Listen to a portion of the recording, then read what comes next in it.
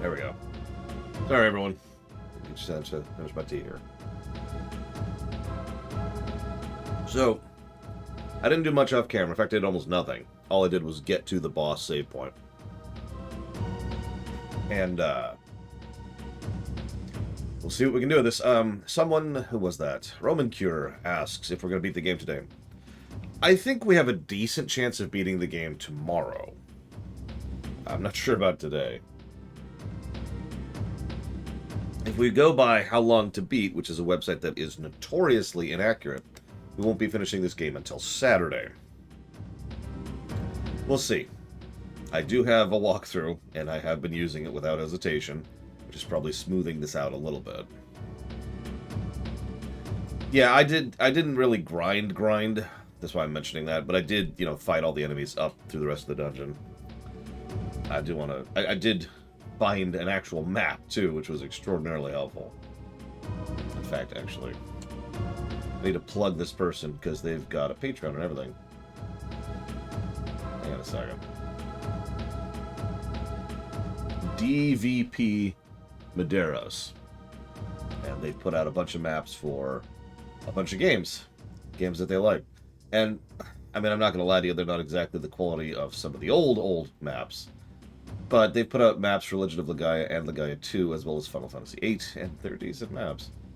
So that's cool. So thank you, even though you'll never watch this VOD. Let's go deal with the boss. So, hang on, that's right, I need to check something.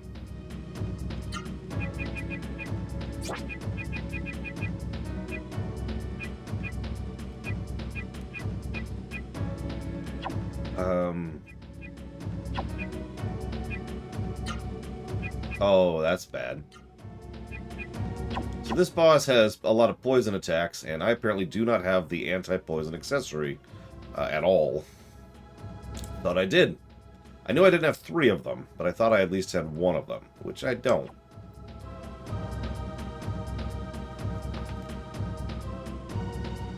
Whatever.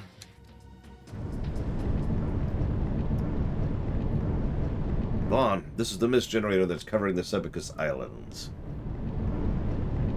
We can destroy this machine by combining our power. Be careful, I sense the presence of evil.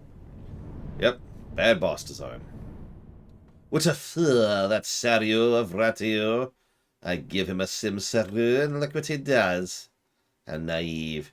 To enlist the powers of a Rasaru in creating Juggernaut. No doubt that is the best he can do with that second-rate Simsaru.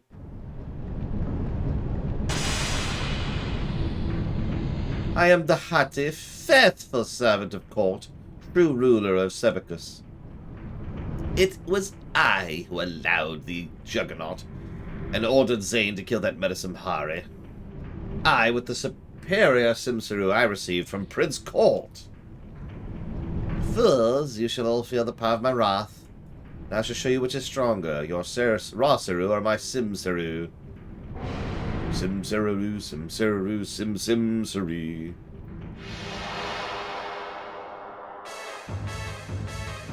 Hold up. Last dude was a crab. This guy's a frog.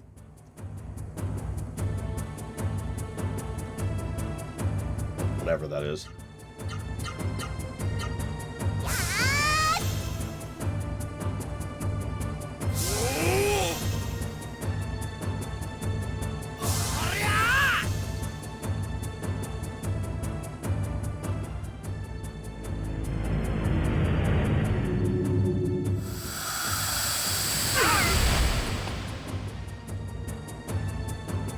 Oh, right.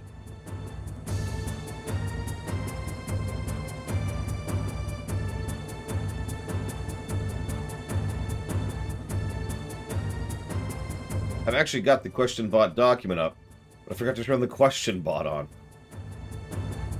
But yeah, it's too late now, Shishki. It's all too late. Afraid everyone's going to be destroyed forever.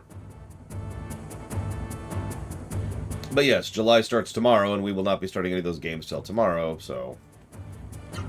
We did it! We waited till July.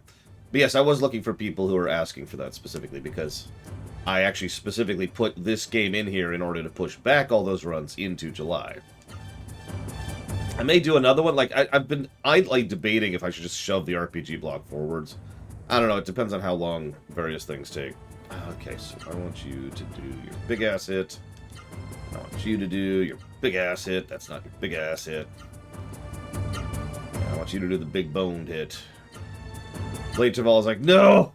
Anything but that. No more RPGs. It's okay. This is the second longest RPG on the block right now.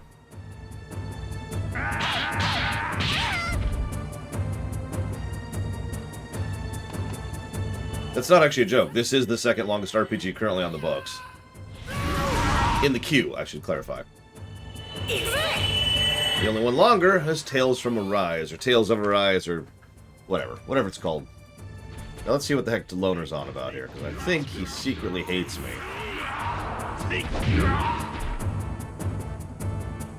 Did it good. It went up to 2218 this month. Love those fluctuations, I gotta tell you. Makes record keeping so much easier. Oh yeah, we got 4th of July weekend. Which is funny, because I'll be streaming partially on Saturday and not on Sunday. There you go, there's your weekend off. Go have fun. Thank you, Loner.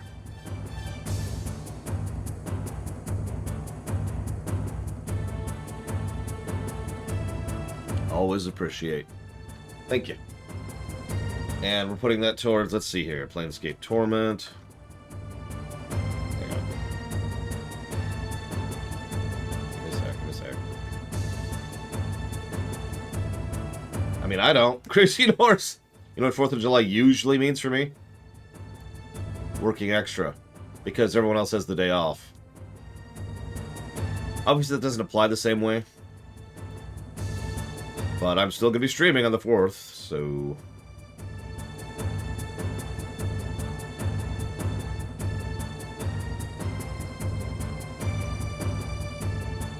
So we've got Planescape Torment, StarCraft, Conqueror's Bad Fur Day, Deus Ex, and Homeworld Block. You got it. Thank you again, Loner. It is the one time of the year where fireworks are usually allowed. I don't know how this works in Europe, but the legality of fireworks varies based on time of year, essentially. Especially in some places where we've got a whole lot of dry season kind of stuff, you know, like in the south. But, yeah, that's what I thought. Okay. Screw it. But even places where fireworks are not allowed, usually they lift that for about 3 days around 4th of July. And yeah, New Year's is sometimes a thing, Memorial Day is sometimes a thing. It actually varies. I've lived in a place where the only time of year they allowed fireworks for 4th of July. I've lived in places where fireworks are legal all year round. You get the idea. It depends. So we're going to go ahead and do this and be stupid. Because I like being stupid. It's my favorite thing to do.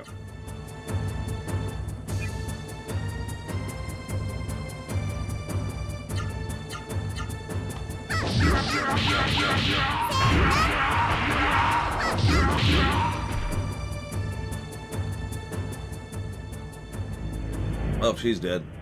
I knew we were being stupid.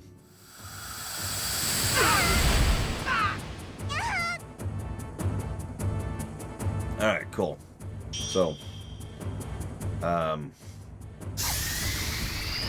than even continue, we're just going to go ahead and reset that.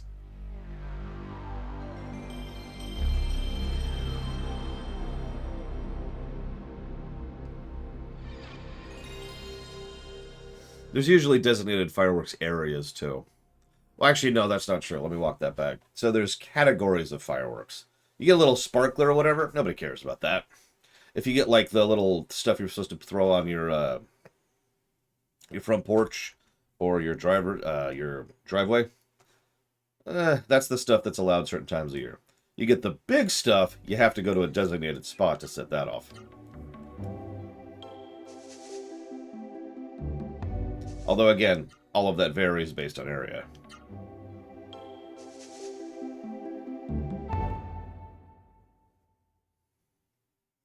And yeah, then there's problems with the fact that it might be legal in one state not legal in another. And some people just hop over the border, and you get the idea.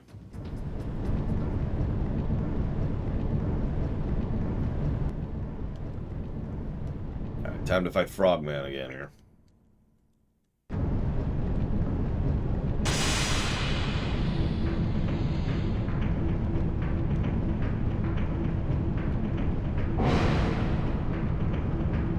Not as bad of a run back as Dark Souls.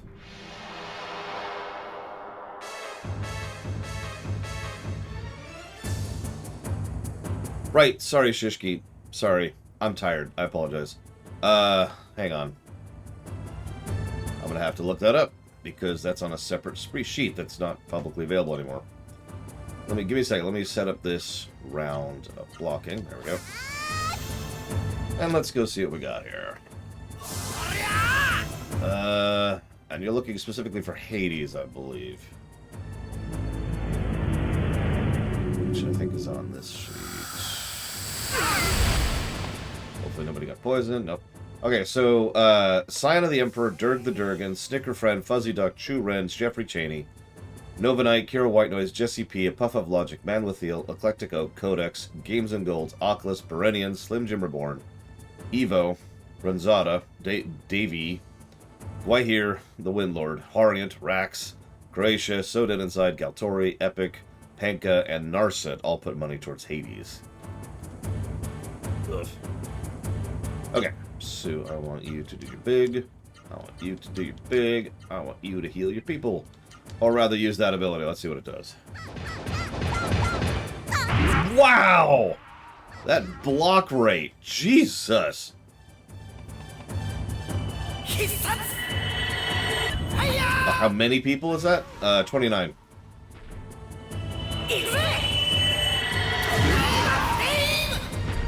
So 9 people put $538 towards Hades.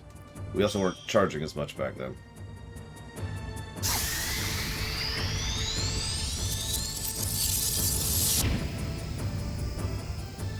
Very alluring attack here.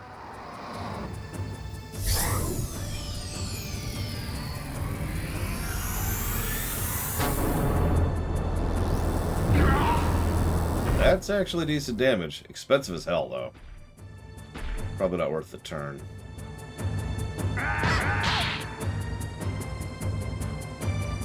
Okay. I want you to defend. I want you to heal. I want you to also heal. Yeah, that was a very expensive attack. Good God.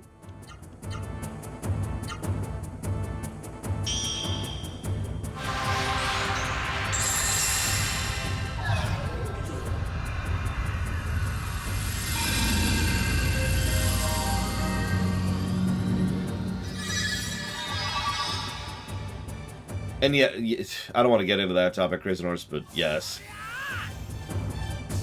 Honestly, most laws in the United States have issues being enforced because most laws are statewide. It's one of the reasons the recent Roe versus Wade thing is such a big thing. And I'm not trying to get into that topic. I'm just explaining from a purely legal reason. The fact that Supreme Court pulling back from Roe versus Wade is a big deal is because that is leaving the realm of federal law and is entering the realm of state law.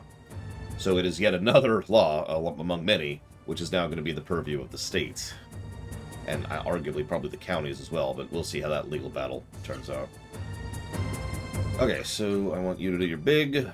I want you to defend, and I want you to defend. Let's go!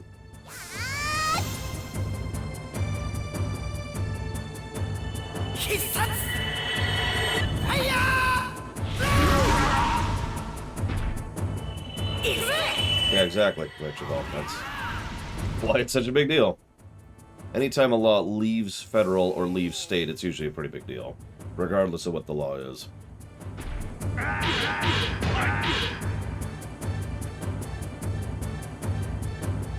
Okay.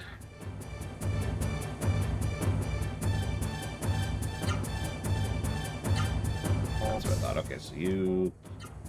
This, you're ready for an attack round, and I want you to heal. I have to start switching to him healing. Hey, Javan. You ever play this game, Javan? Back in the day? If you don't mind asking.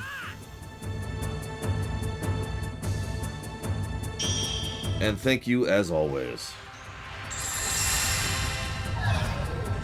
Much appreciate, sir.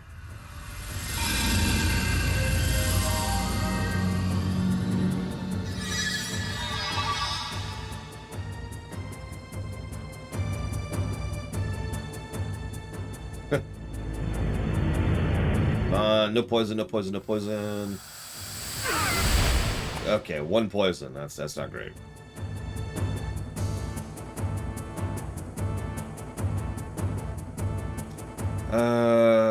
Okay.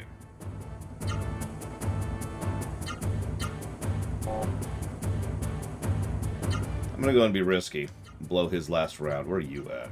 Yeah, that's what I thought. Okay, so you... I want you to do this. Yeah, sorry, I'm not trying to drift into polemic. Again, I was just explaining for the purely structural reason for why this is a big deal, and it was relevant to the fireworks thing, because it's the exact reason why fireworks is such a gray mess.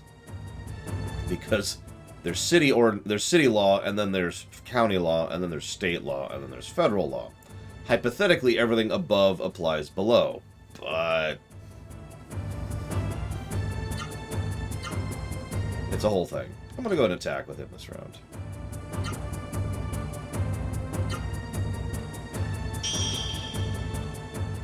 Oh, Jesus, Dr. Winter. I do hope you're going to get recompensated for that. Yay. She does have it leveled enough to actually be healed. Woo! Thank God for that. That's a good question, Valerian. I don't know. See, the really funny thing is, on paper, this, again, isn't polemic. I'm not... Oh, my God, he just hit me for 1,000. I'm actually in favor of the separation of local law versus federal law. I do think some things should be legal at a, grand scale. And I do think most things should be dealt with at a local scale. The problem is in the execution. So let's get you back up. And then let's heal, because holy crap. Yeah, banks tend to take their time. I'm out of tea! This is all Imperial Star Destroyer's fault. He was like, and now I shall get rid of the tea, and with this, he will have no more will to fight.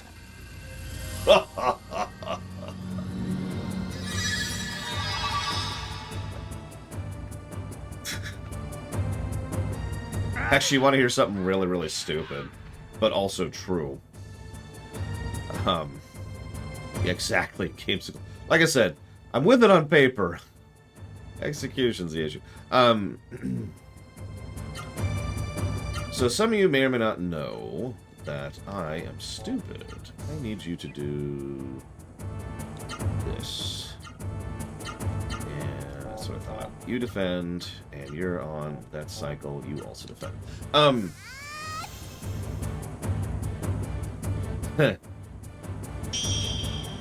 Some of you may know I used to drink Canada Dry, no, not sick coffee! I used to drink Canada Dry seltzer water. Specifically seltzer water. Everyone thinks of the, the ginger ale, obviously, but I used to drink their seltzer water. It was really good.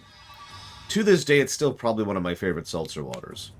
The problem is they stopped carrying it. So I drifted over to a new brand you may have heard of or may not have heard of, called Polar. Because LaCroix is overpriced as hell and doesn't taste good. But I'm like, no problem, no problem. It'll be cool. I'll go ahead and start drinking Polar. So they've stopped carrying Polar. I've actually seen this coming because I know how to predict grocery trends.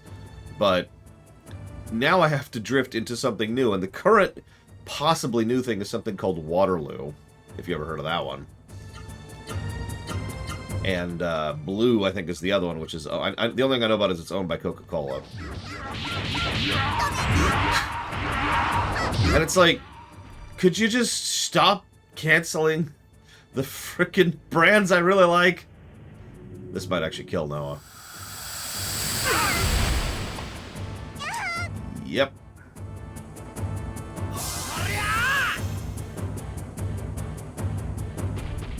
I have one more Phoenix.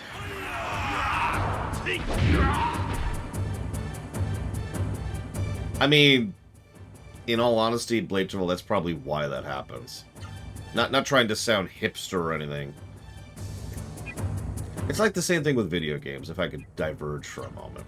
I tend to not like the video games that sell. Well, that's not true. That's a bad way to put it, because I love things like Final Fantasy. But, like, you know, the really big sellers, the really big money grabbers, I tend to not get into.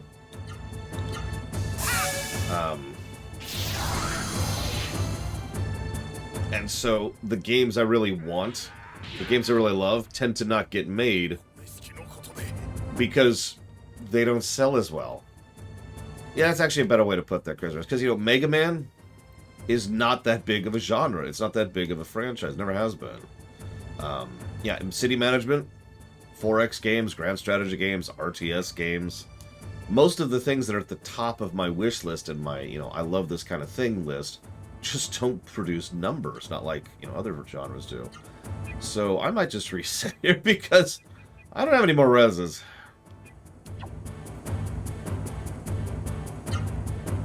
It is admittedly, and it's almost unfair of me to think this way, but I admittedly get frustrated by it because it's like, damn it, I want my StarCraft city management game, damn it.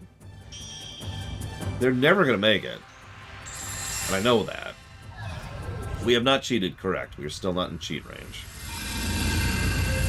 You know, I want my Pokemon gym management game. I want my really good JRPGs while we're on the subject. Jesus Christ, you're hitting me for 1,000.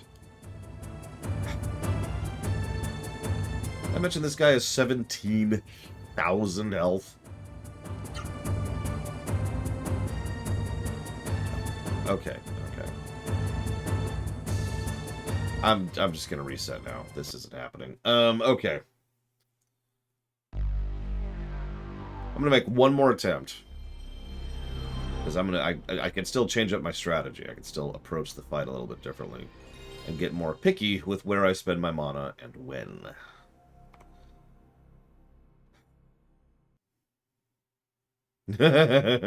I mean, you make fun, Loner, but I would unironically love that. I really would. Yeah, this is an old school JRPG job. I actually have not grinded yet. And I have been managing it because of careful strategy and having a walkthrough to tell me what the bosses do and are weak to. But I think this guy's just a pure stat wall. The only thing that I know about him is that he casts poison, and that's it. So now I haven't been avoiding fights, to be very clear. I have fought almost all the fights. There's like 3 or 4 fights I ran from, and it was all way back towards the beginning when I was on the verge of death. So I haven't been avoiding encounters. I have been using my stat ups. I have been trying to keep my characters equipped. I've been doing all the usual stuff. I just haven't stopped and ran in a circle for a while yet. Noise alert, noise alert, noise alert. There we go. And there's going to be one more, because I didn't realize there were 2 noise alerts. And we're good. I am playing this very, very legally. No, it's extremely legal. It's so legal. You don't even know how legal this is. Here, I'm just going to demonstrate how legal this is. Look at that legality. It's so legal. But I do own this game, so it's whatever. Alright, so we're going to start by having you evolve. That's going to be a slight difference to our current efficiency. Anyways, but yeah, no, so one of the things... Yarr! No, I do own this game. That's always the rule. This is my job. I do want to be legally protected in my job. I do actually own Legend of Legaia. It's just for the purposes of streaming, it is just so much more efficient and easier to just use an emulated copy. And I'm just going to do that from now on. I have no problem doing that with the SNES. I'm going to stop having a problem doing that with anything else. And this is the turnover on that. We're done feeling bad about emulating.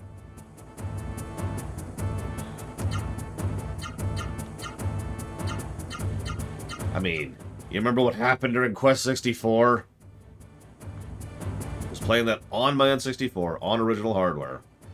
And by God, did I pay for that action. Also, just cover. Ah, yes, I am aware of that bug, Noel. In fact, we actually gave the game a negative for that bug. Because that's the version we're playing.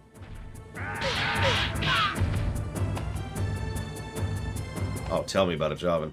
Anyways, but yeah, like, Loner, I wanted to address that because, like, one of the things I really love that I'd only realized I loved until I started seeing it much more recently with games like Frostpunk is the idea of scenarios in management sims, right? Like you say, imagine a particular scenario. You could load, you know, the Golden Jewel of Tarsonis is the name of the scenario, right? And as you fire it up, it's like, all right, got to make sure that we make the best city possible. We've got to make sure that we keep the military happy. The old families need to be happy, and all that fun stuff. You need to make sure I'm managing it all. And at the end of it, the Zerg show up, and you're all dead. But, like, the specifics of how that happened would be relevant. And maybe it would be like a gradient thing rather than just you hit a certain point in time and you're dead. So maybe you could last even longer, and, like, you get a whole bunch of extra achievements for lasting, like, 3 minutes after the Zerg invasion. You know, stuff like that, right? Survive for 3 minutes. I love it. Yeah, no, exactly. And yeah, you're right. SimCity 98 did actually have scenarios as well, and I love the concept. Civilization 2, to go way back into the mid-90s, had scenarios as well, and was one of the reasons why Civ 2 was my favorite Civ game for many, many years. We're on this cycle, right? Yeah, okay. I have to go ahead. Yeah, mine too, Imperial Star Destroyer, which is funny because I pre-ordered my Steam Deck last July. So I have no idea where mine is. But anyways, okay, so I want you... Are you at this phase? No, you're not. Let's go ahead and get that in here. Oh, it was! I loved it, Crazy Norse! The mod scene for Civ 2 was fantastic. And it was so intuitive. It was one of the most intuitive editors I've ever worked with in my life. It was such... I mean, it was very basic, but it was all script. It was all just script-based. If this, then this. But jam! There you go, right? I still love the Master of Orion map for Civ 2. It actually made space travel a thing and made it so that cities, aka planets, would be a thing. All that fun stuff. 2 years! Woo! Anyways. So, okay, we should be on this cycle, which we are. Sorry, having to remember which cycle I'm on is kind of a whole thing here. Okay, so now let's pop this out. Oh yeah, no, absolutely, Loner. You don't control the Confederate military. You can bribe them, you can have, like, a sway with them, you could support them by putting buildings in the city that actually help them or hurt them, if you prefer. There would probably be a benefit to having buildings that actually hurt them.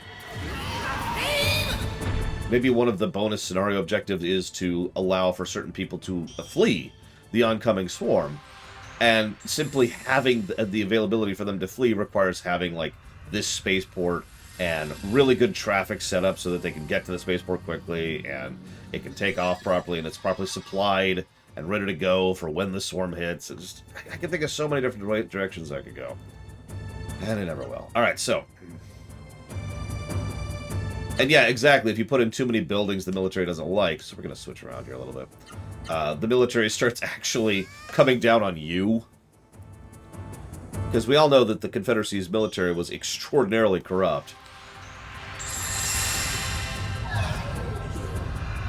There would probably be, like, a benefit to pissing off the military, too. Like, it's a cheaper route to go, or maybe it has more benefits for the immediacy if you go against the military. Stuff like that.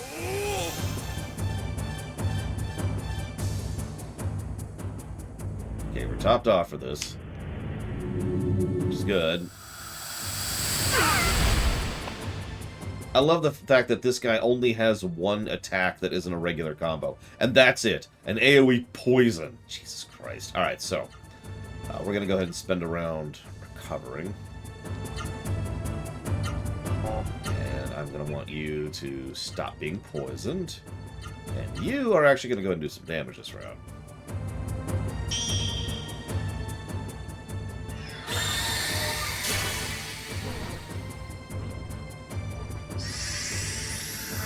Oh, hell yeah. Let's have a civil war in the middle of the twilight era of the Confederacy.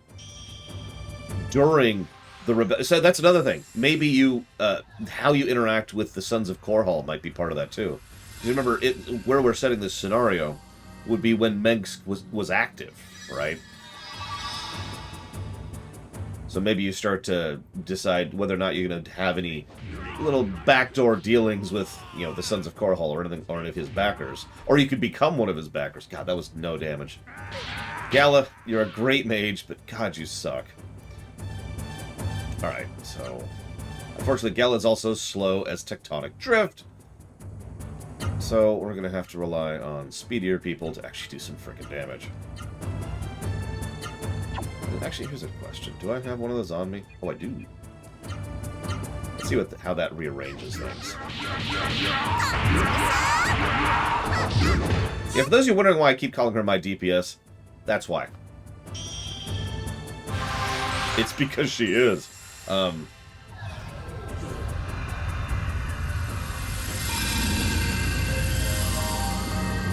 Oh, hey! My Holy Orb actually gets rid of poison now on Vaughn. I need to remember that. It's actually extraordinarily useful. Ow!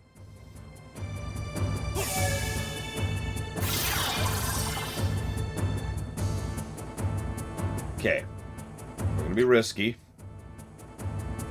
Actually, we're not. We're super not gonna risk anything. We're just gonna be safe. We're gonna be super safe. We're gonna be super duper safe. Let's do it. Safe mode engaged. So she's still first. And he's still second. Boosted his speed. Didn't seem to do anything. Jesus Christ, you're so slow!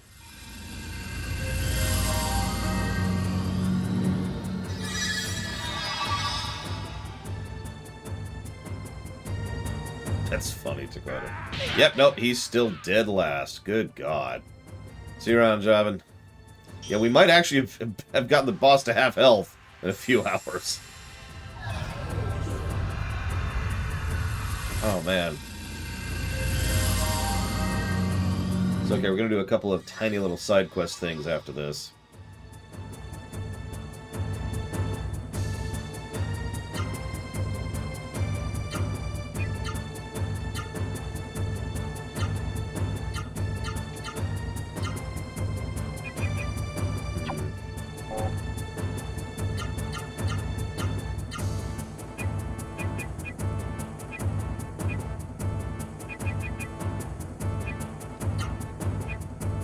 Do more damage.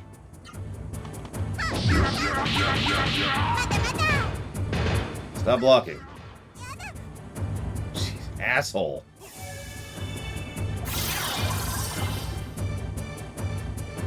Wow. Okay. Vassal victory. Do you vassalize them, or do they vassalize you?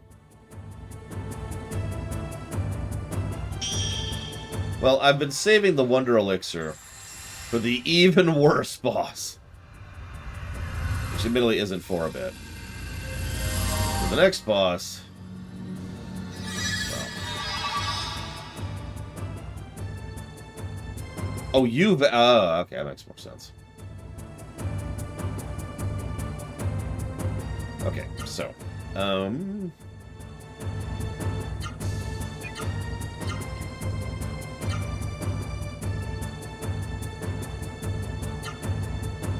I don't have anything else I could do, really. I mean, I could use the Wonder Elixir now. But, again, a waste of everything.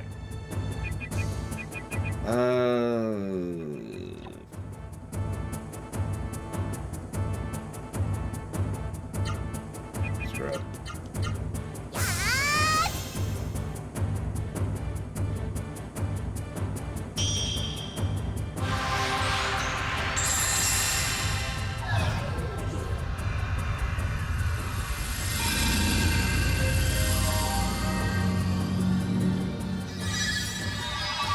Okay, we're topped off. Just an HP.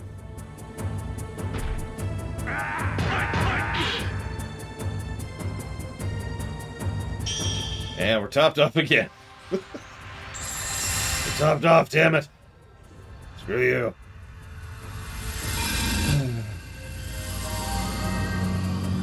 Yeah, I'm gonna go check Noah's bar in a second. Although I think I still can't do, what are they called? Mystic Arts or whatever.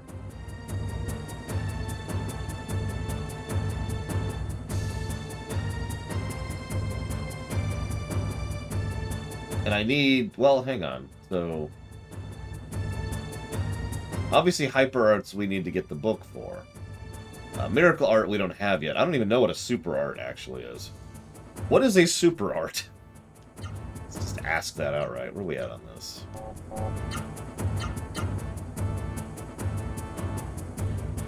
Looks like we're up to 8 there. We need 9 to do some of these Super Arts. Maybe just try it. Let's see here.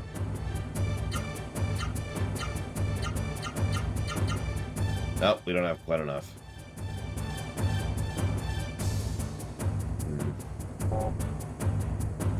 We do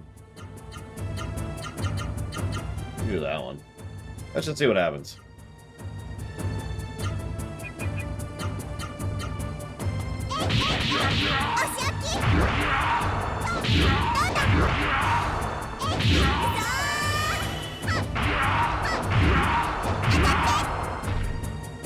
Whatever that was, is what happened. Apparently we can just do Super Arts.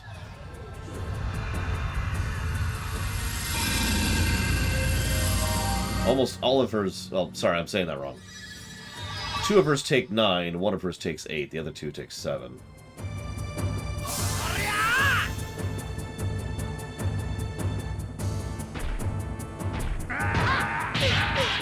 I assume that includes Hyper Arts, no? Because if so, that would be a logical limiter. Because I think she has 2 of her 3 Hyper Arts right now. I can check. What have you do an attack? Before we do anything else, I'm just curious. So we've got Vulture Blade. We got Front. Yep, we don't have Hurricane Kick yet, which is her other Hyper. Although, are these in any kind of order? There's Tempest Break. And then Tough Love. Looks like these actually are in order. That's interesting. Something to think about when we are not fighting a boss that can kill me in 2 hits. But remind me to come back to that. And fill out that list. I didn't realize there was a purpose in filling out the list. Okay, you want to heal. It's funny, in a fully turn-based game like this, there's actually a really good advantage to having your healer go last. And anybody who's played D&D knows what I mean by that. You always want your healer to go last. In fact, a common thing I've seen is where the cleric, if they roll high on the initiative, will just say, I'm going to hold my action. Yeah, you notice he's not even stumbling yet, Crazy North, so we know he's not low on health.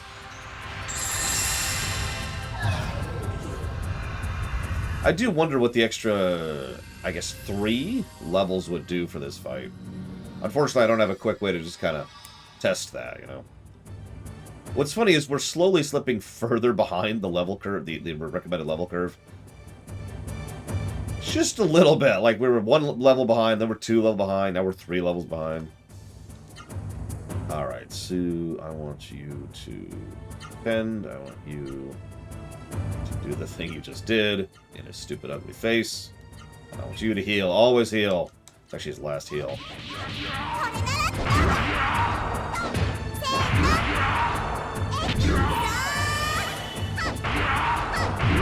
That's true, Blade Travel.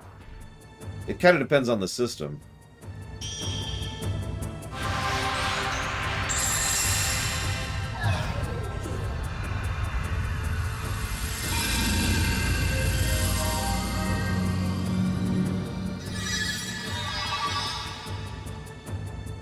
It also depends partially on if your healer is a preventative healer or a restorative healer. Well, that's extremely bad time. That's awful that just happened. I got a full AoE heal, then the enemy went last and hit me all. That sucks. That mega sucks. I have to heal on her now. There is no other way to do that. So, what we're going to do is he is going to use a mana on you. You are going to heal. And you're going to defend. Well, Vaughn's a pretty decent healer. I've just been leaning on Gala because Gala can't do anything else. Vaughn at least can do damage. Gala is a mage, straight up. He can do decent damage with spells, or he can heal. And on bosses like these, it's just better mana efficiency to heal rather than to cast. Thank you, Chemic. Very, very, very much. And welcome to the 3-year club. I don't know what to say. Thank you for 3 years of support, Chemic. If you want to put that anniversary sub towards something, please let me know.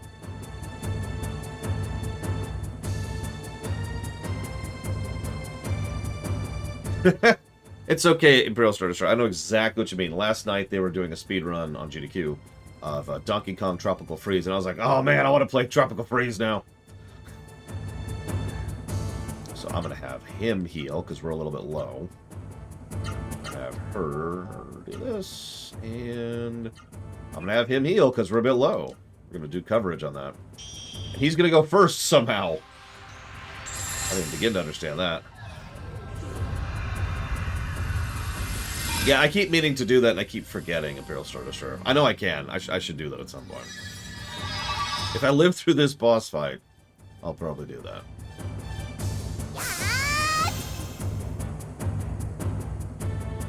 Yeah, the speed... Maybe the speed potion gives you speed every turn. Actually, fun fact. Check this out.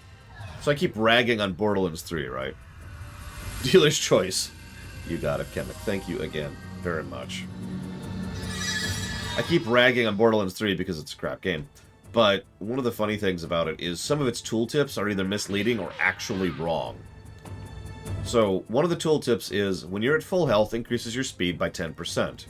That is a lie. What it actually is when you're out of combat, increases your speed by 10% every second. You can see how these are two very different things.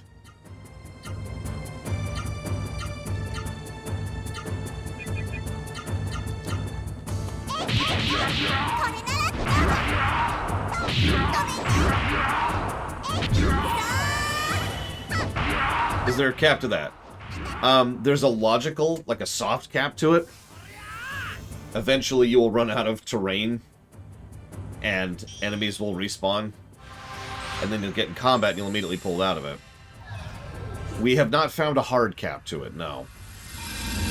I actually haven't upgraded, it's a shield specifically, I believe, and I haven't upgraded that item and never will at this point because that is just so useful from getting to point A to point B in that game.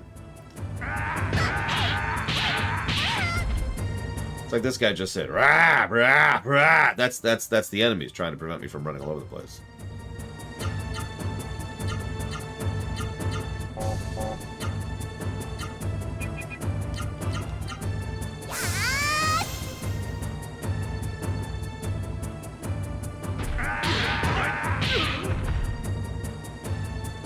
I mean, you could have just not said the spoiler, Chemic.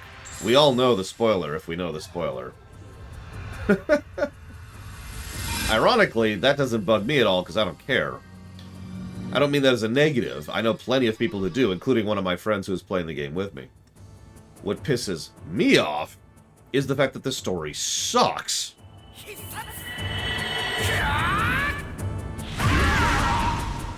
Like, it's hard to even properly explain how bad the story of Borderlands 3 is. And remember, when I say this phrase, story, I don't just mean plot, like most people do. I mean, every aspect of the story is just crap in that game. Hang on a second. I have played Borderlands 2. I even streamed it. But I don't remember it that well, to be completely honest.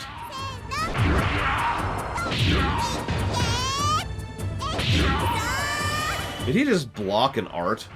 I didn't know an art was a thing you could block.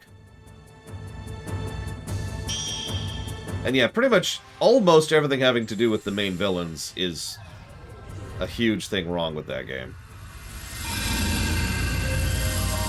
You know how I've said many, many times that deliberately irritating is still irritating? That's the main villains of Borderlands 3, just in a nutshell. I really dislike that he's going last.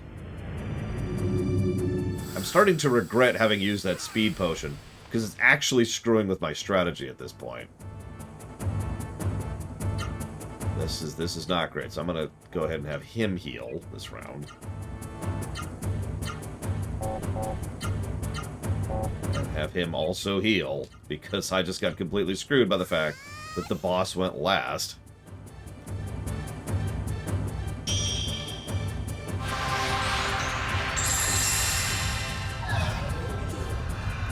Anyways, I don't blame you, Chemic. Even the gameplay has issues in Borderlands 3. It's got some good elements, don't mistake me. I honestly think the gun design in Borderlands 3 is some of the best the series has ever had. And I do think the classes are fun and varied and interesting. But, yeah, there's issues. Even the quests are WoW vanilla quests for the most part. Like, not the main quest, the side quests, right? It's like, alright, I want you to go to this other zone, run up to a spot, hear a bit of dialogue, come all the way back, and then go to a third zone, go to this one spot, and then come all the way back. And it's like, we're literally going all the way back to quest design from the early aughts. What the hell?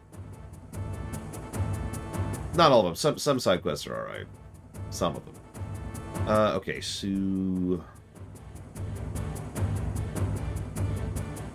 let's do this.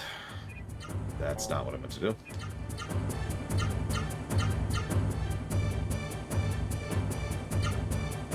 I'm actually going to do this. I'm going to gamble slightly. One thing that irritates me from the gameplay axis is how the game is very, very GTA 4. And I'm going to have to explain that. So you remember how we gave GTA 4 a very rare triple negative for the tutorialization because it's some of the worst tutorialization in gaming? Borderlands 3 follows the same design philosophy. Not with tutorials per se, just for unlocks. He is still not staggering. Jesus Christ. So, let me use a specific example. Let's say you're going through a corridor to get through a spot. And as you're going through, you look up and you see a vent. And you're like, oh, okay, we have to go through the vent. But you can't interact with the vent. You could shoot it, you could hit yes on it, you could do whatever you want with it. But you cannot interact with that vent. A few seconds later, the NPC you're escorting shows up and says, oh no, there's no way to go forwards. Gosh, what can we do about this? Okay, I've got an idea. It's a little crazy, but hear me out. What if we try to go through the vents instead of trying to keep going through the corridor? Okay. Vault Hunter, you go ahead and go through the vent, and once you do that, we'll go circle around and try to meet you up ahead. And the moment the conversation finally freaking finishes, like 2 minutes later, all of a sudden you can interact with the vent.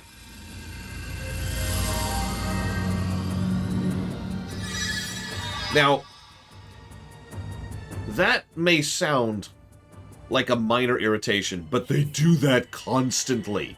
You cannot do anything until you reach a specific point in the dialogue. And there's no skipping or fast-forwarding dialogue. That's just, oh hey, he's finally staggering. That's true in, like, every quest, and every mission, and every zone, and everything. It is a non-stop irritation.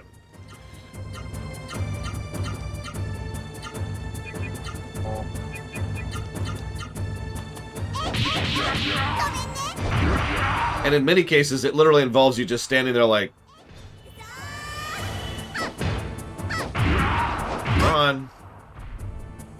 One of my personal favorites, I'm going to talk around this because there's spoilers, but one of my personal favorite iterations of this is there's this very, very obvious, like the old style pulley to set off a detonator for TNT or something.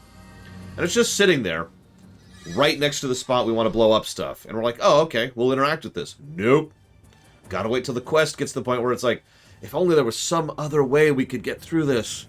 Aha! Why don't we try to blow our way through? We'll explode it. Hey, that's a great idea. Yay. Let's do it. It's like, God damn it. We figured this out 10 minutes ago. Sorry, I'm done. I'm done. I know I rant about Borderlands 3 a lot. It's because we're still playing it. We haven't actually finished Borderlands 3 yet. We're still pushing through it.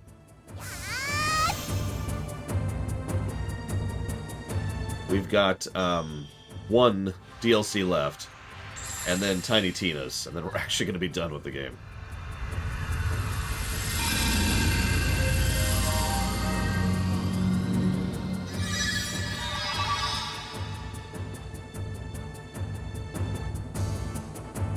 Hey.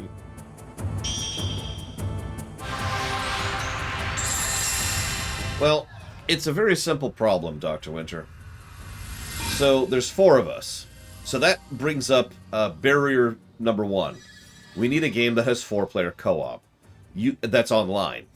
You would be surprised how few games have online co-op for 4 players. It is not the norm. So that's barrier number 1. Barrier number 2 is it has to be a game all 4 of us actually want to play. And all 4 of us obviously have different interests and different such and such. So that's kind of limiting it even more. Now, I could stop there, because that's all I need to explain about why we're still going through Borderlands 3. Because it's a 4-player co-op game that we all enjoy playing with each other. Now, it's funny you bring up Deep Rock Galactic. That's actually on my list. In fact, I actually have a list over here. I keep track of games that are potential for this. We've got The Ascent, which is actually a bit on the gameplay axis, but at least it's interesting. Dying Light 2, which we'll get to someday. Back for Blood, whenever that gets some more content. And Deep Rock Galactic. There's a couple others. TMNT Shredder's Revenge is an obvious one. And Shoot His Blood and Teeth, which isn't out yet, will also have that. But that's about it. That's the whole list right there of everything that meets those 2 requirements. We actually already beat Left 4 Dead 2 in its entirety, along with Vermintide and Vermintide 2. So, where am I at in the cycle? Are you... Yep, you're due damage range, which means you're not. So, DOS 2 is a game one of our players has absolutely no interest in. So, that's in the 3-player bundle. Strangers of Paradise will be in the 2-player bundle, for obvious reasons. God, stay down.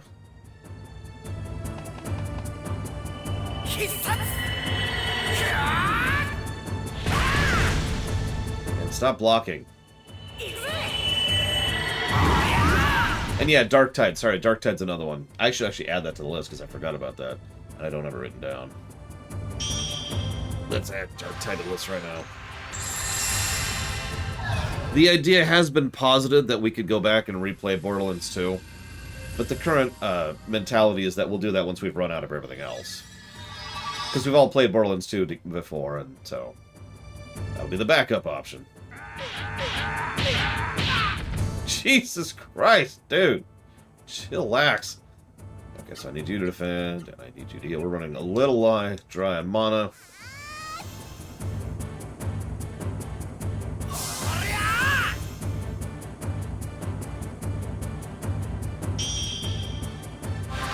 There's a couple other games I'm kind of looking into.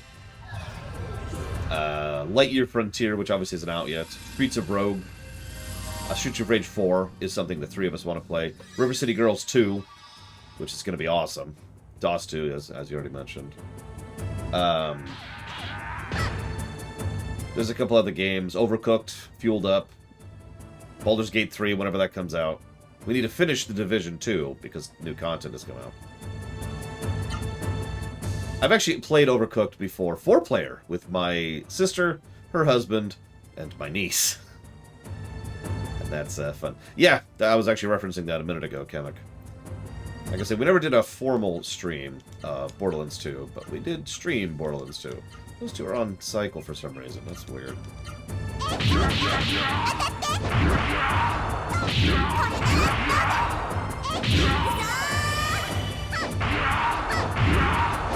Please die. Oh, God, how much HP do you frickin' have? 17,000. Yes, I know he has 17,000 health. Thank you, game.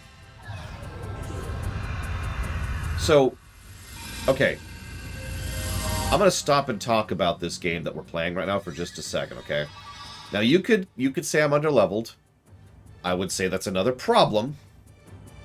But the reason I want to bring this up is that, remember, I got up to the save point before the boss today. And we did die a couple of times. But I have been fighting this boss for 50 minutes. 56 minutes, actually.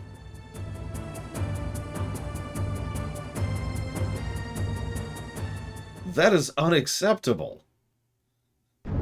56 minutes on a boss fight is insanity. And granted, that's 3 attempts, but still. I need to look at the VOD at some point, figure out how long I spent on that successful attempt we just did when I changed up my turn order a bit, because that's ludicrous. That's Octopath Traveler levels of boss padding. How can my Sim-Saru, infused with the wisdom of the mist, be defeated by a Ra-Saru? However, my creation, Juggernaut, has already been set free! Rimelm, that wretched cave, the Byron Monastery, all those foolish humans who think they've escaped the mist. Juggernaut has unleashed the hand of destruction on them all! And Juggernaut continues to grow under the protection of the mighty Prince Colt. Though I may die, Juggernaut will live. Bye! Butterflies. I make fun, but that's actually a cool effect, especially for the PS1. Oh, Noah, Gala, are you ready to destroy the mist generator? Let's friggin' do it then. Oh, excuse me.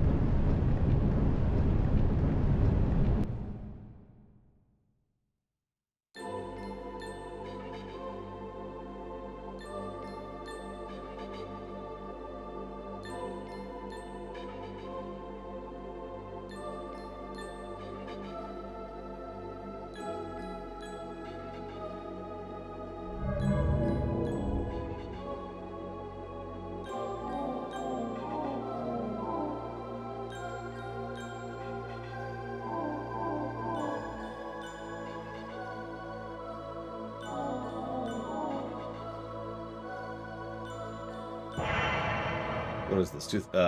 Encounters of the Third Kind? Ozma, that thing disappeared. Wasn't that a Ra-Saru? Silence. Tara, something's wrong. You're talking to it in a language I don't understand. Sorry, no, there's something I still can't tell you about. Oh, and I promise someday I'll tell you who I was talking to. So please don't ask us to tell you now. No, there's no use crying about it. All you can do is believe in that promise. I am sorry, Gala. At least the mist is gone from Vinda and Octa. Right, by the time we reach outside, both towns should be back to normal. And hopefully, not too bothered by the whole lack of heat thing. No, that is actually a good thing, Cordoon. I would probably... I know this isn't, damning with faint praise. But this goes back to the whole, this game should rate worse than it has been problem. I can think of plenty of other PS1 RPGs. Or even just JRPGs in general, from the older eras, like SNES as well, or the NES era, where you couldn't tactics your way through a boss fight like I just did. It would just be a straight stat wall, the end, go level, and that's the solution. Dragon Quest 1, Dragon Quest 2, Dragon Quest 3, oh, excuse me. Anyways,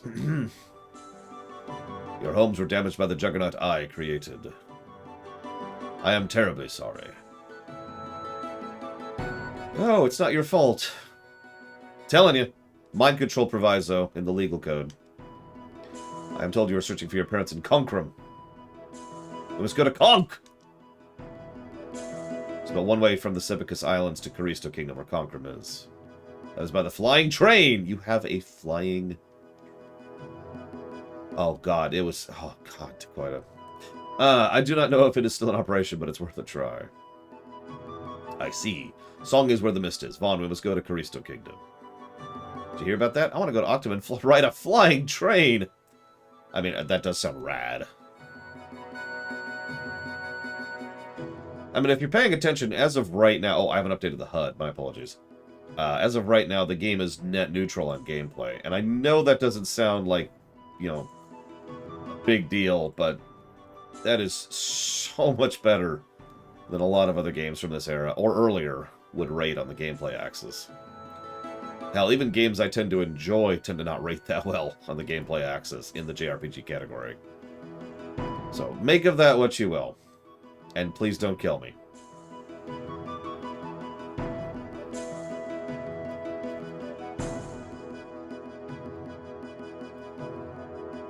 I wonder if we still get free stays at the end. We're about to find out. It's the first freaking thing I'm doing. Whoops, too early. One of the things I plan to say in the rumination, spoilers, is this is a... I'm not sure of the exact number. I'll figure out a number. But this is X amount of a good game in like a 40-hour game. I was talking to Pax about this just last night. I really legitimately feel that if you chopped out a huge amount of the fat, like 3/4 of the fat of this game, this would be an awesome game. Pull down the HP of bosses and enemies. Pull down the damage of some of the enemies. Increase the amount of gold you get after encounter. The experience curve is actually pretty good. I don't think that really needs adjustment. Shrink the number of encounters in general. Shrink the size of the dungeons.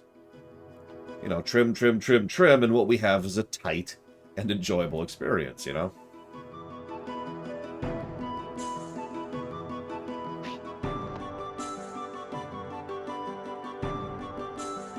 Okay, so now we're going to do a couple side questy things before we progress.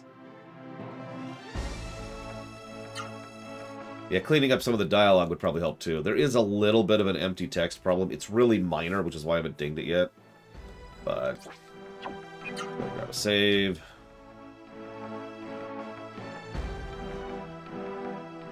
Oh my god, Dakota. That's...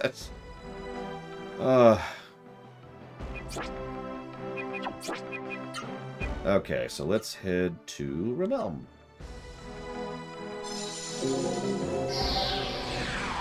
Step 1.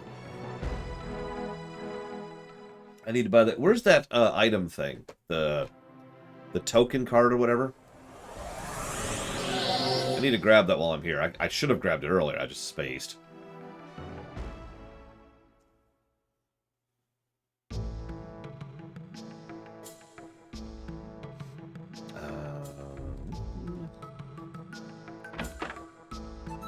I'll get back to that. Nope. There it is, there it is. Pay attention more.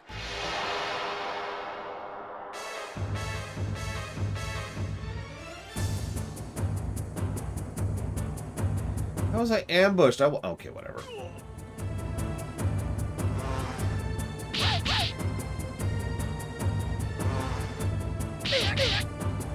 I was also going to say, the combat in many ways reminds me of the Bravely Default series, in a good way.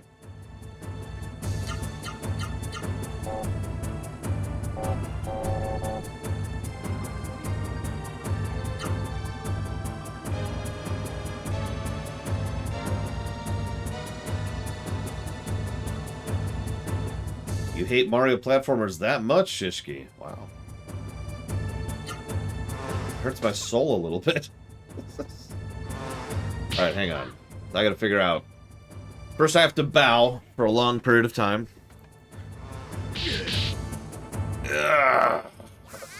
Okay, hang on. I know you hate it when I bow, but I have an alternative. We have a system in place. People who don't like bows get shark hugs. Do I have to hug the shark for like a minute? Whatever. Hug! Hug, so squishy. She's so squishy, she's so squishy. Look at how squishy she is. I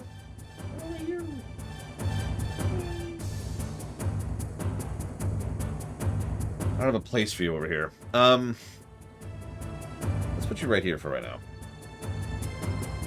Need a new thing for you at this rate. The Elvira? But my boobs aren't that big. Alright, so... why can't I cast here? I'm actually kind of curious about... Oh, no, I don't want to auto. I do want to absolutely obliterate that thing. Let's go.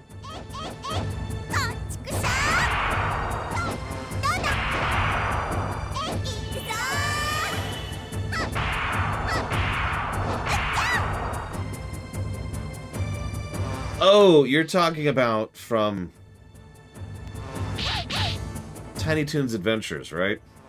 I haven't seen that since it was live.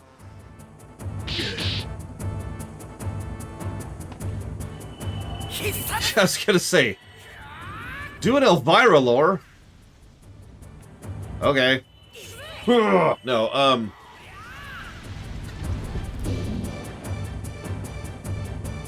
okay, so hang on. So I have to... Oh my god, I'm not sure I'm physically capable of doing that, Shishki. Let me figure this out here. So, I gotta figure out how to notate this, too. Okay, I know what I'm gonna do. So, let's do it this way.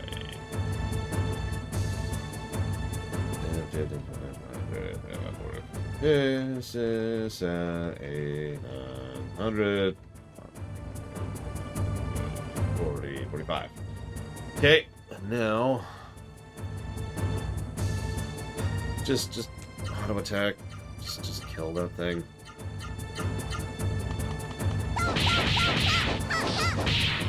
Well, not quite, Shishki. Since when I refund a run, what I do is I just write down them and how much they put towards something.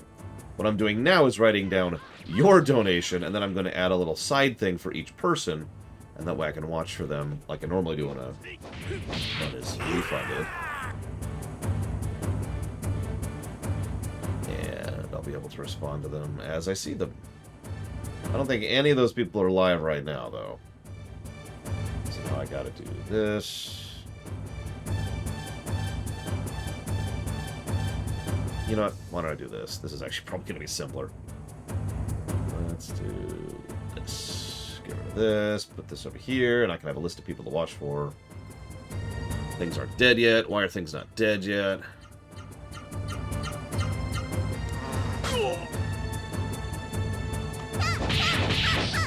And the dealer's choice cannot be for an MMO, which is fine, because there's only one MMO left unfunded. Exactly, prisoners. And it can't be for Mario Platformer, which at this point would just be an Odyssey or the Two Galaxies, I think.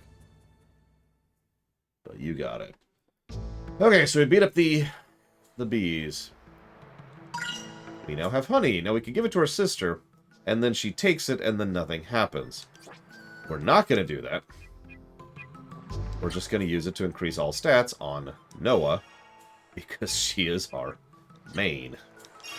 In every way that matters. Okay. Side quest 1 done. See if we can figure out where this card tag thing is. You need to talk to me from around the corner. Okay.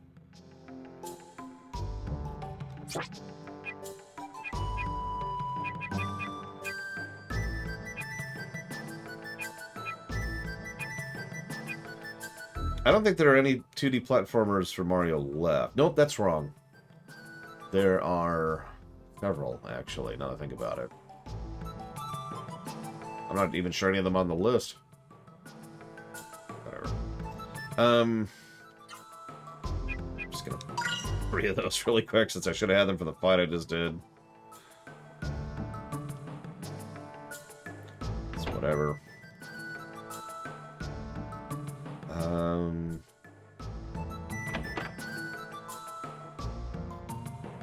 Meh, whatever. Moving on. Let's go to... actually, does he sell Doors of Wind? That's a good question.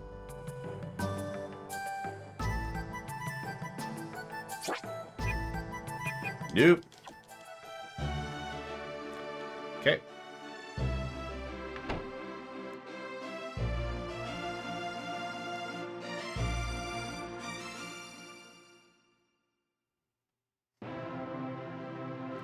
Just because I'm curious, Shishki. I'm very appreciative, don't mistake me. Thank you very, very much for the donation. And for your unique way of doing it. But do you mind answering why? I hate to say it. Why are you giving me money? But, I am curious. I'd be lying if I said I wasn't. I'm not going to say thank you to Von Falkenstein. For about 10 more days.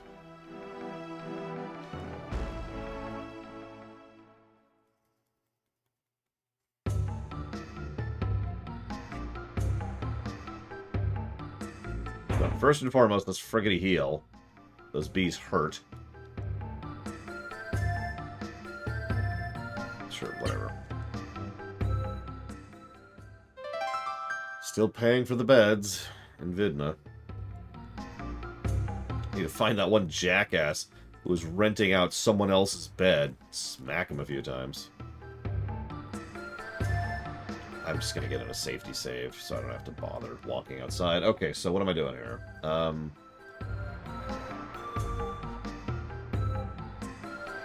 Let's head here. Why yes, basically. I want to know why you donated. I want to know why you want me to do the pseudo refund thing. And I want to know why not putting it towards Mario games of any type or MMOs. God, those are expensive.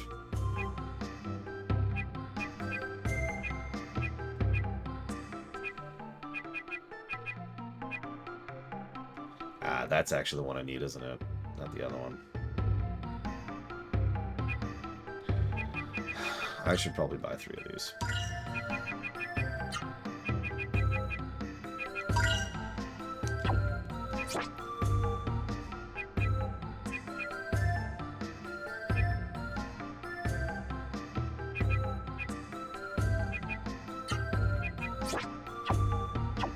No kidding, Cordoon. Again, very Dragon Questy. The wings, which are pretty damn cheap, if memory serves. And then you get access to the spell, Zoom, I believe, which is also a very cheap spell. Speaking of which.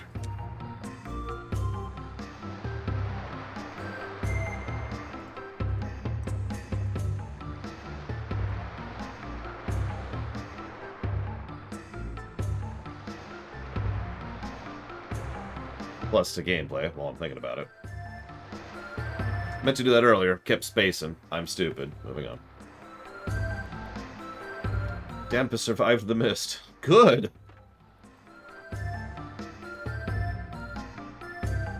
Mrs. Dampus. Dampus is alive! Okay.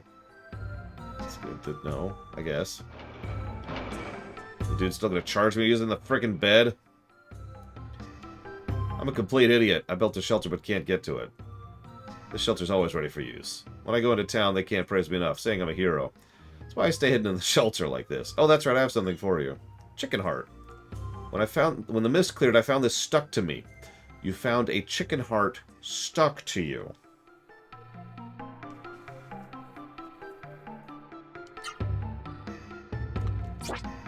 Let's say that out loud one more time. You what? Alright, it's apparently an accessory that makes it easier to escape. Ah, yes, thank you, Imperial Starster. So... I don't remember how to do it. Status? There we go. And I want...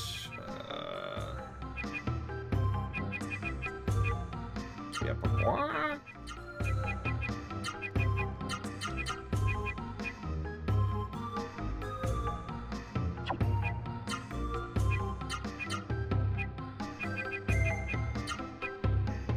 I love how she has so much magic just because she keeps getting all the killing blows on everyone. You know, the non-mage.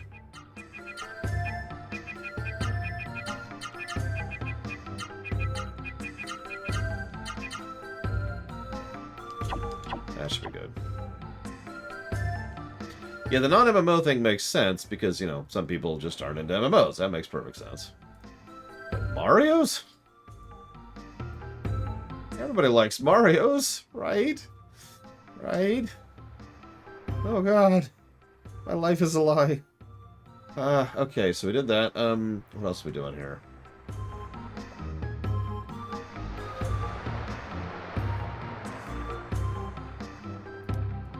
Wow.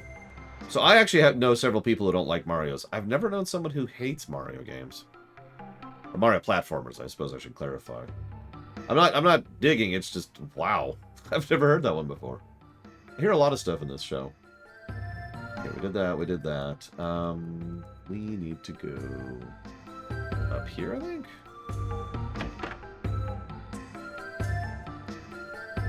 Ah, gotcha.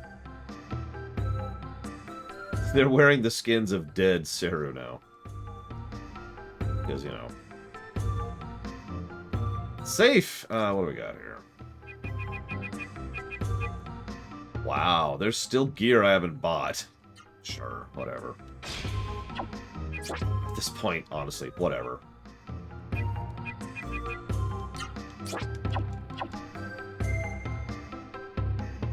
So, hate Mario games? Check. Hate group wall games? Check. And didn't get to donate for it. Now, yeah, I do notice you're not on the list for 80s. Check.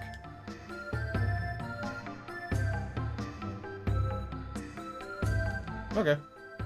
I suppose that answers me. And now to bow! No, when the mist disappeared, he turned this house over to me and said he was going home. Oh, Pepe went home. Yay.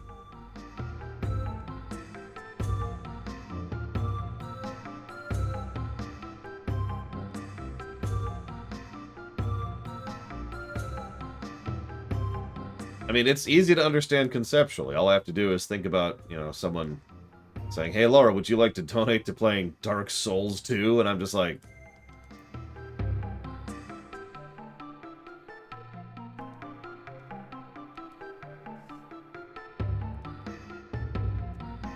You just hear this voice of anguish coming out of me. So, what do we got here? Where is this guy? Is this... No, I already checked him. The item vendor. Yeah, you know what? Yeah, Frambo. There you go. No offense to anybody who liked Frambo. Again, obviously, but the thought of playing Frambo again makes my skin crawl. So, I get it. Understand. You do not have that item. Whatever. Honestly, I should probably buy some Phoenixes. I've been living off of the Phoenixes I find, so let's get one more for right now, so we actually have enough for the whole party at least. Because that's totally how that works. Okay. Next stop. Scroll down. So we go talk to our resident jewelsmith. See how he's doing.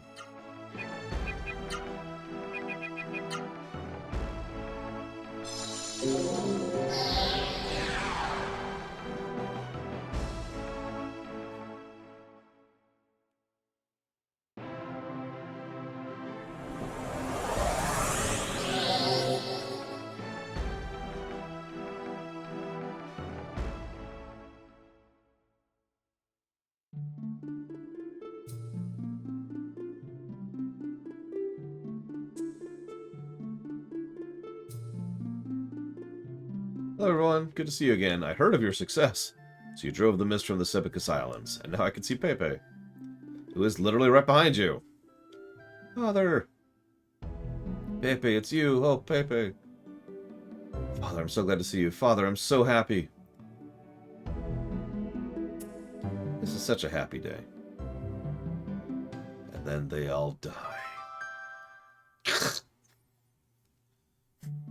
I must preserve this moment in my memory forever. My wife is gone, but I'm happy you reunited me with my son. Please take this, found it during the trip. Excuse me. It is a miracle water, which I don't know what that is. Yeah, the Caristo Kingdom is still covered by the mist. I'll be praying for your safety. I want to make it up to Pepe, make up for those lost 10 years. New memories. I am a jeweler. I will appraise jewels for you. Only my deceased mother could have been here. Then everything would be perfect. I want to be a first-rate jeweler like my father. So be it. Jeweler. All stats plus 4. Boop. That's just going right on Noah. I forget what that's called. It's the multiplier. It's the multiplier theory of progression. In other words, it's building tall rather than building wide. You can put all your multipliers and all your bonuses on one character and have them just Shrek. Or you can spread it out. And we are dumping it all on one character. Actually, you know what? While we're here... let's do this. By the way, good morning, Ectotronics. I'm not sure what you're doing up this early. Might I suggest not being up this early? Yeah, exactly. In a game where you have one character that's pretty much always with you, cough, cough, Dragon Quest, you always dump all the stat-ups on the main character. That is the build tall.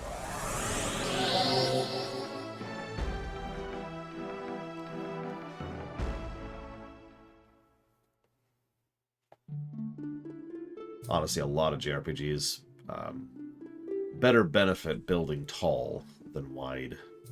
There are some exceptions. Ironically, FF6 is a good example of a game where it's much better to build wide and spread out your damage and equipment than to build tall. But that's just because of the nature of how FF6 is built in general. And its itemization is one of the best in the franchise, so... What is going on with it? Are you seeing this? Is that just the zone? Look at that.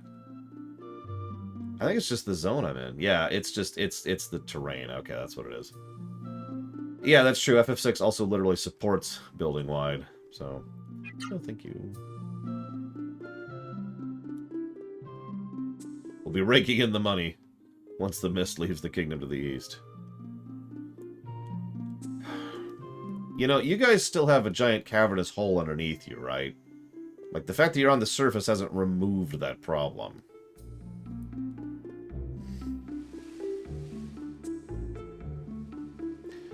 Whatever. Anyways. Don't mind me, I'm no structurologist.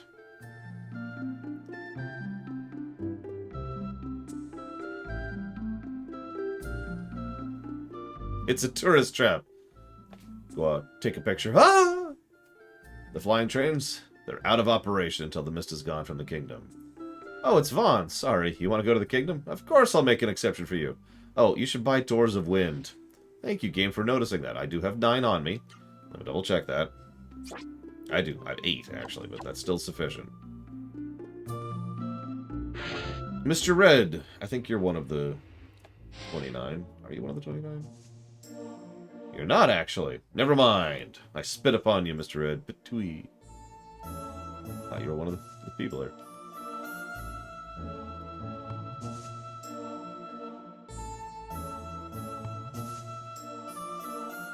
What is going on with this person? We can leave anytime you want. Hang on. Give me a second. Not quite, Mr. Red. Something didn't get canned, but we're treating it like it was for the sake of a donation. It's a thing. The gondola's good and ready, but we can only take you halfway there because the mist. Don't worry, we'll unhook midway, and the momentum will carry you the rest of the way. That sounds extraordinarily dangerous. Thank you for what you did in Octum. I just knew you'd be heading to Cristo next. That's why I was waiting here. Thanks. Leave anytime you want. Okay, let's do it. I guess that makes sense to why it's a one-way trip. And why they want us to buy Doors of Wind, because otherwise we would literally be stuck in the 3rd zone and unable to get back.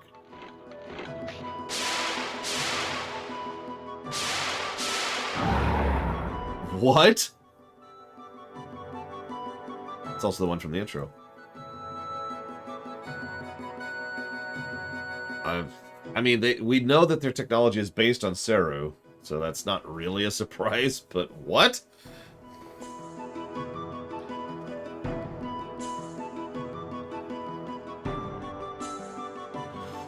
Flying Seru ready. Now stop stalling and get on board.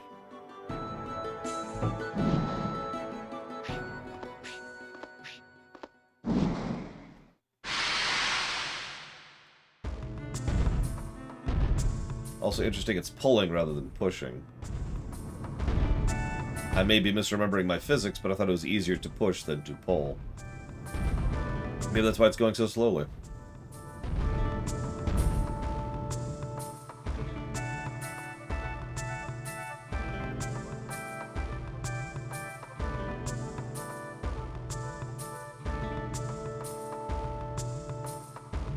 So I've been wondering what these peak things are this whole time, and I guess this is the answer. It makes more sense than the golden saucer.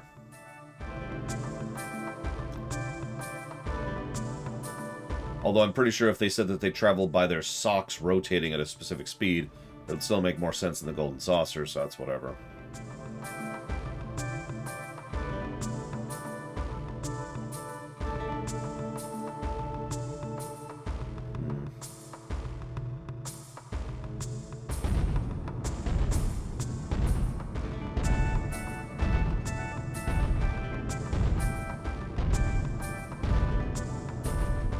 Man, Gala, this flying train is great. We're breezing across the ocean.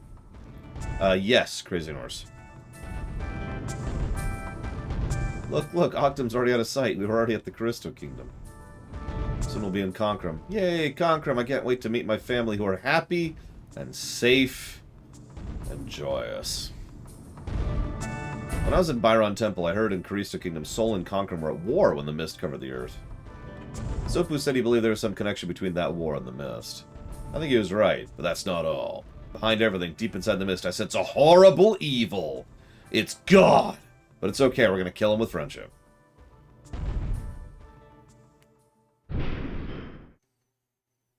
Thought something's wrong. The train stopped. You know what's happening.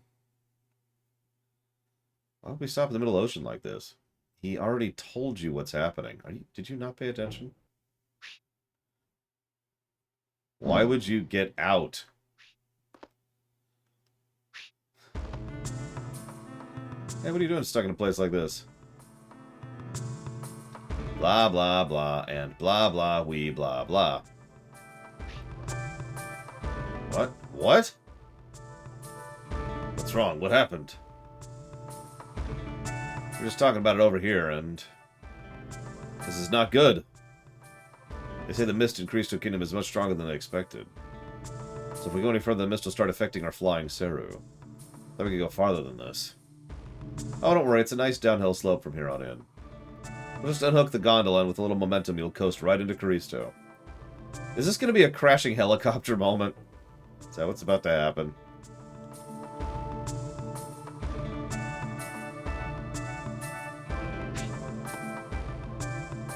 Yeah, that seems safe.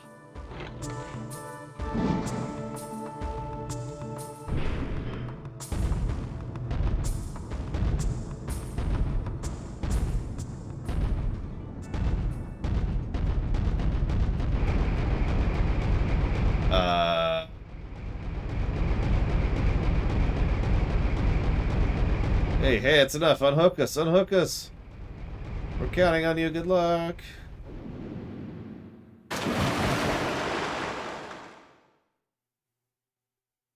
Narrator. Unfortunately, that Seru did not know how to swim. Hey, are you alright? Mist disappears. Next thing I know, we're swimming in the ocean. Are they gone? They're gone. Well, time to swim back to shore in the middle of the ocean. Too bad the gondola doesn't have any brakes, but hey, those guys have raw Seru. You said it, nothing can beat a raw Seru by your side. I wish flying Seru could swim. Oh my god. You are stuck in the middle of the ocean, swimming by arm to get... Have you ever swum 1 mile? Just one. Hell, 1 kilometer.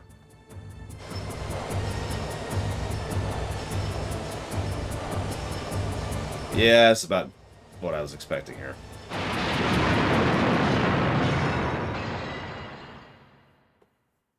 I have managed that once in my life. And I stress the way I say, managed that. It was literally a mile run. And that was in calm seas, like right off the coast. Not the middle of the freaking ocean. Well. First you're wandering all over the place, and now you're napping here. Sexy lady.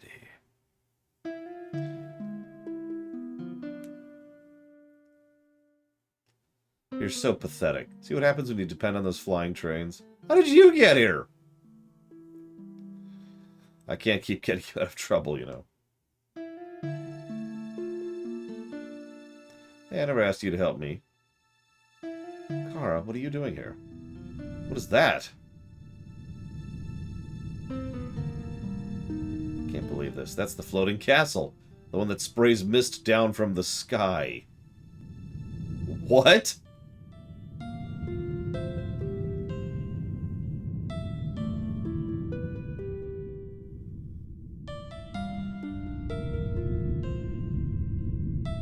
That's horrific. And yeah, there's our mist generator. Just pours mist out. Wherever.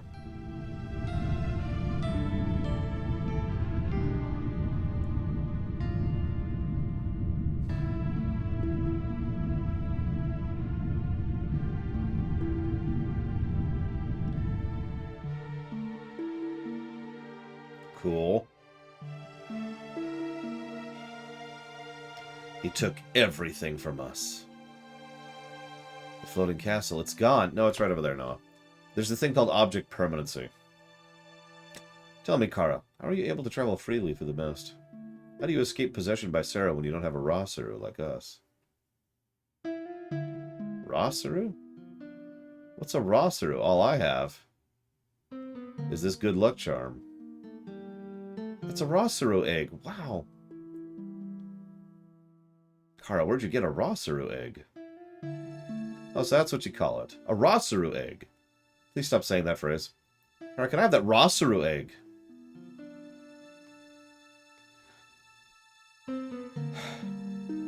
It was the mist first. The mist specifically caused the Seru to rampage. You can't have it. It's mine. Why should I give it to you? I have pink hair. Wait, Kara, where are you going? Sorry. That's a secret. Oh, that woman. But I wonder where she got that Rosaru egg. Please stop saying that. Kara might really be a nice person. After all, she helped us up. With her Rosaru... okay, so... welcome to Area 3. Of 3, I believe. Oh, hello. There's a doll. Honest person store. Unattended kiosk. Please insert 3,000 gold for each kit. What's in the kit? 5 healing blooms, 1 door of wind, 1 door of light. I don't need it, but thanks. Of course, we're an honest person, so we wouldn't just steal it. I like my eggs Rosaru myself. Oh, that does not bode well, Imperial Star Destroyer. I'm guessing that's the last dungeon.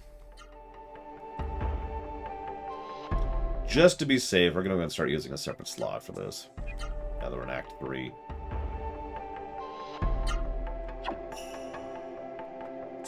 Ah, so there's something after Act 3. That's good to know.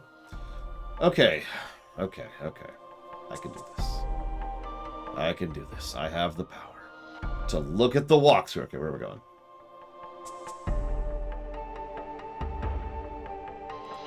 Hold up. I've been told by the walkthrough I should buy the Traveler's Kit.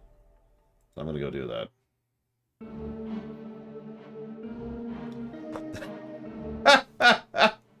God, she was so cute. She was so cute. Yes, I have Crazy Norse, although not for a really long time. Do you wish to pay? Yes.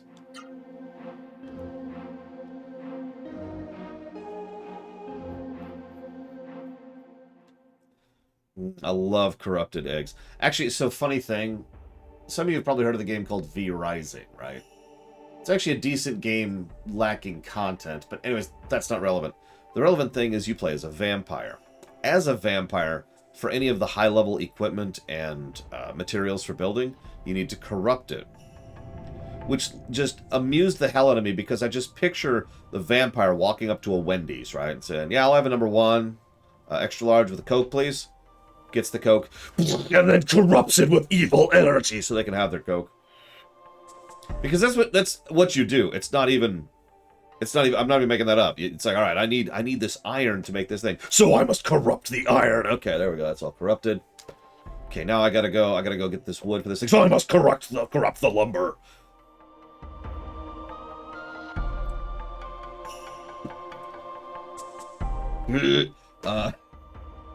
I'm probably the only one that actually amuses, but whatever. So we need to go to, let's see. Let's look at our map. What do we got? So we've got a big old tower in the ground, it looks like.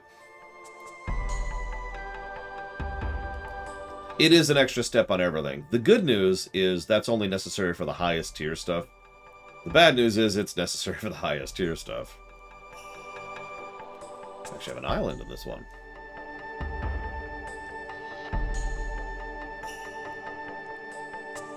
There's the railway.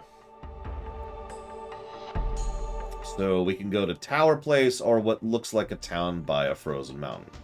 Probably wants us to go that way.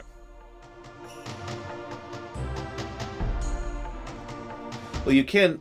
So what you do is you can put up a workstation which works in real time to corrupt it. It's one of the gimmicks of the game, is stuff takes real time to work. Because you're supposed to be able to like set something up and then go to bed. And then wake up in the morning and it's done.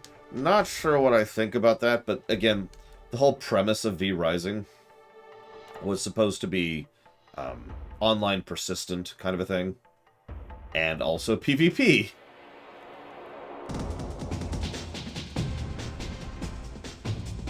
There's some good stuff under there, I swear. It's just, you know, it's... Anyways.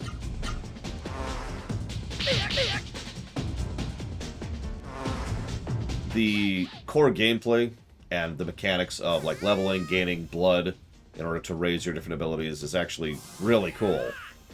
And just navigating, looting, building, like all the core mechanics are fantastic. The biggest problem V Rising has, in my opinion, right this moment, is it doesn't really have anything to do.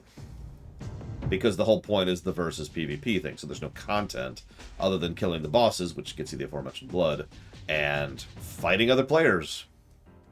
And that's kind of it. Oh, right. So, hang on. Let's start going down the list. I said I was going to do this. What do we got here? Okay, so... What are you missing? You need all kinds of stuff. So there's Cyclone. There's Hurricane. There's Cross Kick. Oh, we're missing one. So let's do... And then do we have... We do not. Oh, we don't have any of that stuff. Oh, my goodness. Exactly. You get it. So you go to Wendy's and it's just PvP. That's how it works. We know the rules. We walked into this. Alright, so that was... that. So now I want... Oh, I don't have enough for it. Oh, whatever. And then you... Let's scroll down a little bit here. So you have Tempest Break. You do not have Rushing Gale. So let's get... that in. Now we have Tough Love, there's Swan Diver, there's Bird Step, there's Dolphin Attack, there's Mirage Lancer, Blizzard, Sonic, Acrobatic, and Lizard Test. So the only one she's actually missing of her basics is this attack. So just eat something up there. And you, I haven't really been doing much with you because you're not an attacker, so you're probably missing a ton of crap. What do we got here? We got Neo Raising, which is... oh, Jesus. I guess let's do that, and then just that.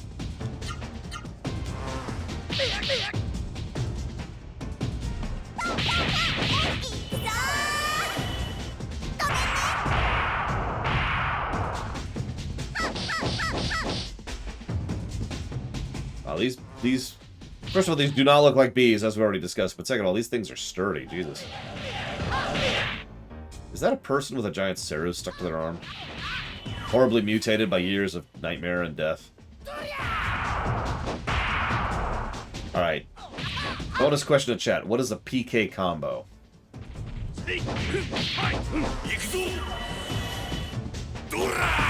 Hey, bullhorns. Which continues to not have anything to do with horns. Ah, punch kick. That honestly didn't even occur to me. See, I'm stupid. That's why I think for a living. See, my first thought was psychokinetic. Which shows how stupid I am. I know, right, Crazy Norse? We're gonna murder this guy, and then the mist is gonna go away. He's gonna be like, I'm fine! I was perfectly preserved for the last 10 years. Oh god, I've been murdered! Who murdered me while I was this? Yeah, okay, anyway, so. Back up to him. So let's see. So we've done... So there's Cyclone, Hurricane, PK. Looks like we need Spin. And that. So let's do... I don't have enough for the other one, do I? Nope. Whatever.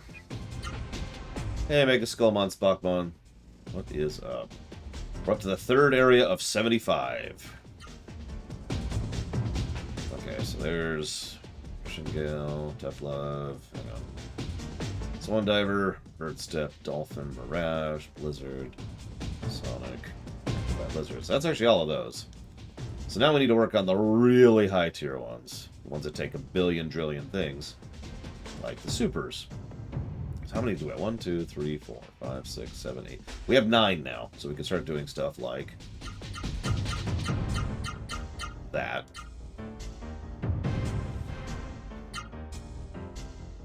Oh my god, we didn't cheat. Mega Skullmon Spockmon, we didn't cheat. Okay, so you... so we got Bullhorns, which is what we just did. I guess we immediately go into Electro Thrash.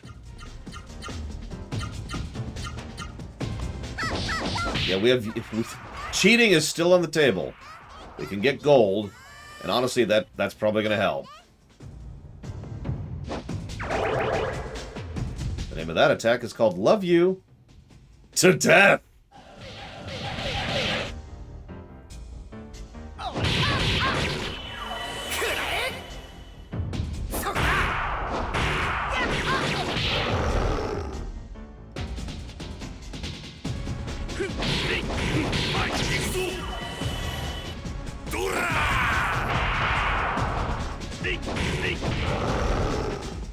Is it to death, Crazy Norse? Please tell me it's to death.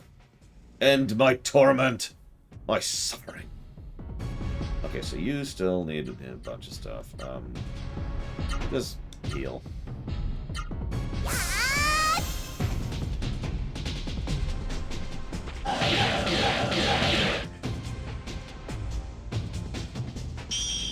Remind me to check to make sure I have the AP accrual item on Noah. Because she burns through AP pretty fast.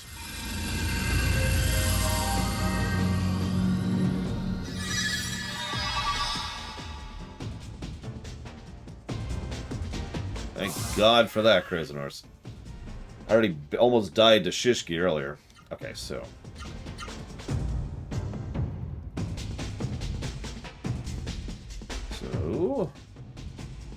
got PK combo, spin combo. So we need to do that. Then we've got cross kick, power punch, slash kick, somersault, charge, scorch. So that's all of those. So all that's left for him is his supers, which I don't think he even has enough to do yet. 1, 2, 3, 4, 5, 6, 7, 8, 9. Yeah, he needs 9 for those, and he's up to 7.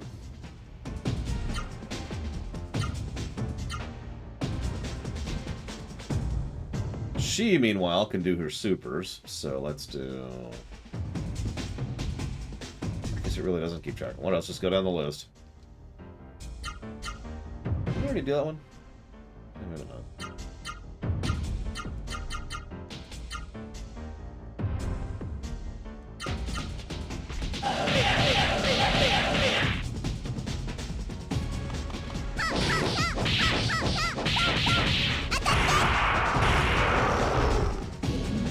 That didn't work for some reason.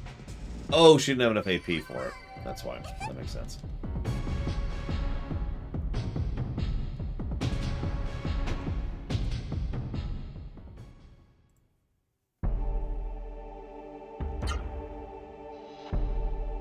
Yeah, her AP is really low.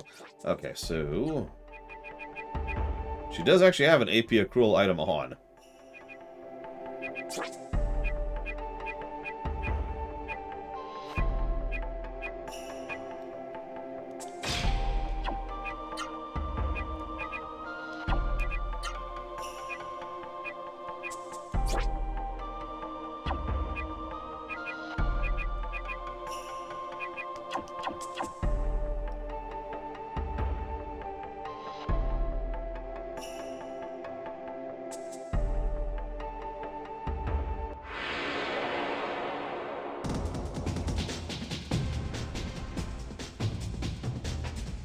Moldy worm.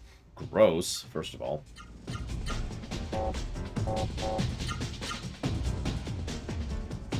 He's on the point where he needs to start doing supers, I think. Yeah. Because he's... I think. Let me double check that. Did he do... Oh, I didn't do Pyro yet. Pyro is 4, so we can do that right now.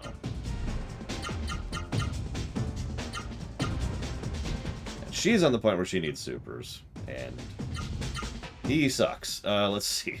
What are you missing? There's Neo Ray. Hang on. So there's Bullhorns, Electro Thrash, Neo Raising, Black Rain, Sidekick, Head Splitter, which we don't have. So Head Splitter.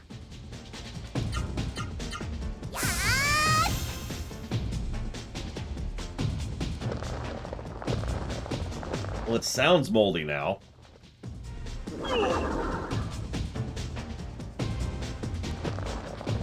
Oh my god.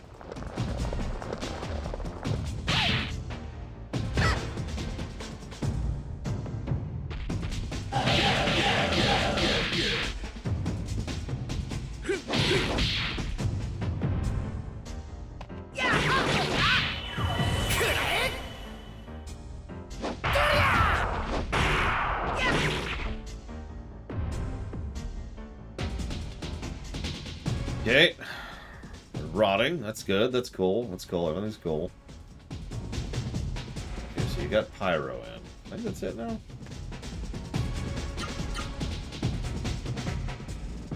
Cross kick, power punch, slash kick, somersault, charging elbow, hyper elbow. Yep. Okay.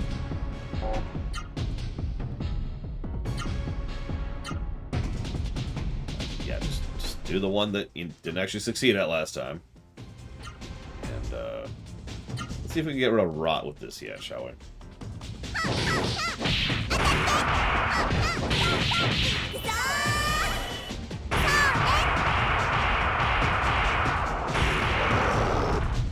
Oh, it does some decent damage.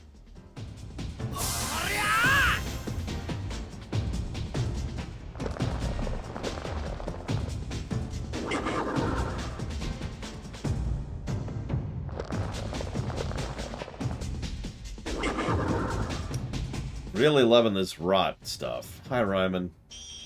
I'm being rotted by moldy worms.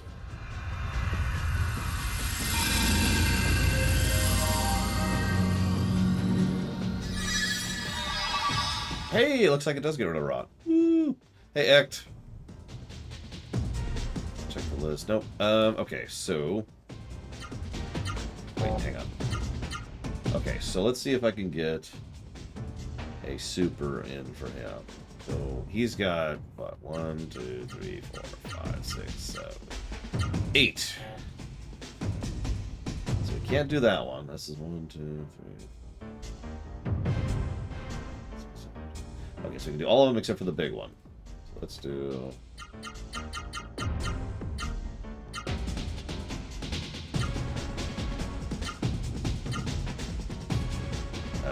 God, where are you at?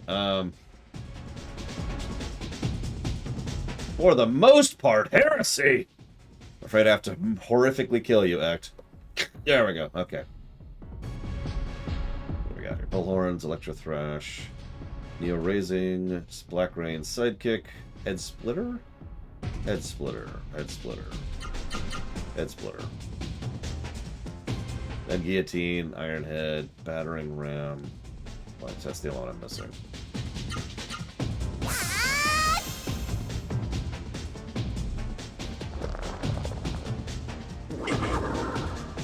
Please stop rotting me. Oh my god. That's probably why it didn't go through earlier, because rot prevents you from using certain limbs.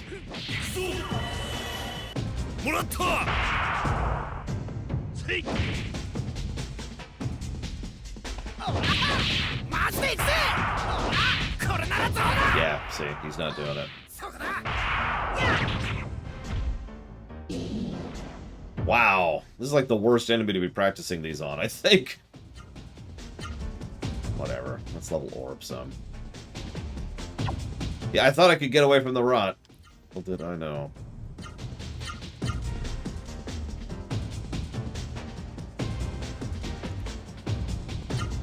I wonder if that's a new bug, or it's a bug with the remaster version, or what, Act? Because, yeah, you mentioned that the other day, too.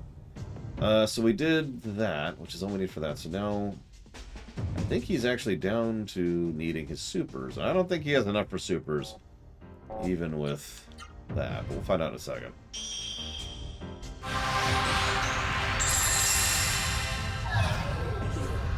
Jesus Christ, I just noticed the miracles cost 99 AP. So hers doesn't clear raw yet.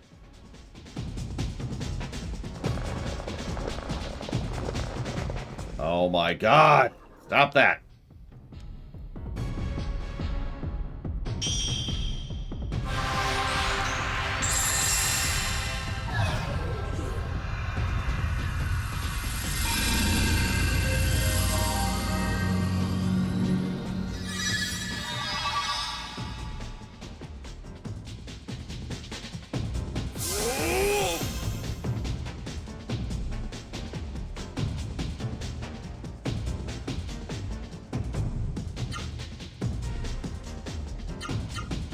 Yeah, of course he doesn't have enough to even do it yet. Sure, where was I with her? Okay, so she did Love You, and did I ever see Super Tempest? I don't think I saw Super Tempest, so let's do that one. Yes, Act, not exaggerating, non-memeing, non-joking. 56 minutes, or whatever it was. I wrote it down.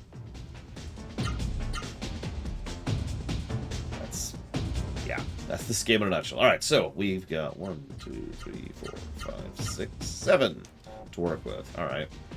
3, 4, 5, 6, 7. Okay, so let's do...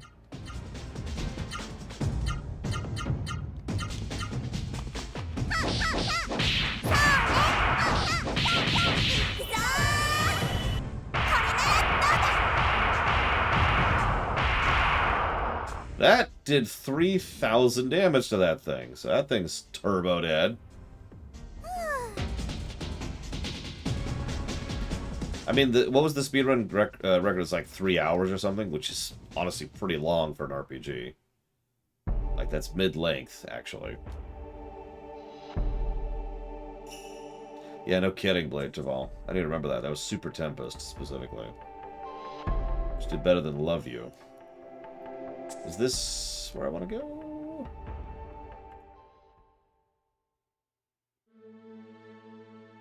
Nope, this is Booma.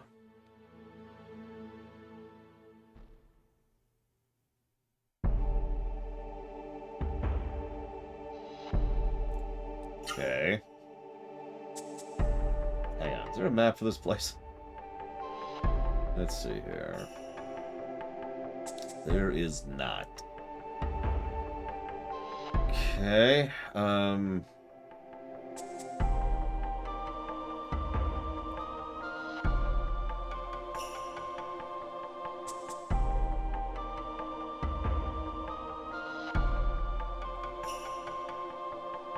gotta be that one then, by definition. So I just went completely the wrong way. Alright, whatever.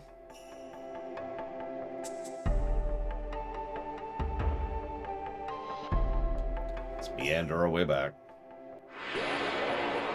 Get 110 bits from Ryman. Very important part of the process. So that's going to seed our RNG for this upcoming fight. So the first thing we're going to do is this. Actually, yeah, we'll still do that. We're going to say thank you, Ryman, as always. I suppose you know the question. No! Whatever. Okay, didn't rob her. God for that.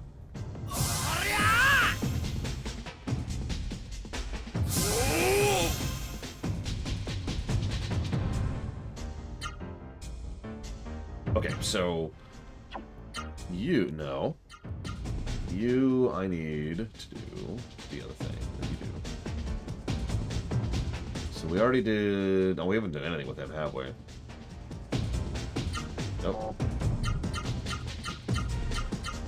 Oh, that's too many. Do that one. And then she just did Tempest, so we'll do... Whoop! The wrong button. That. And he will do the only one he can, I think, actually. Yep, that one.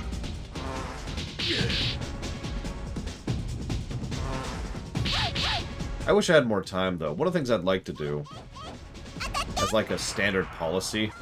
Why is she not doing her... Oh, there we go. Is actually watch a speedrun of the games I run after I finish them. Just to see the difference, you know. Of course, I don't have time for that. And I am now rotted on the one... okay, well, that sucks. So now he can't do the combo that he's trying to do. Max Payne 3... Well, see, the problem is I tend to forget things like Ryman. Like that, Ryman. And I don't like to assume, either. But still, I appreciate you reminding me.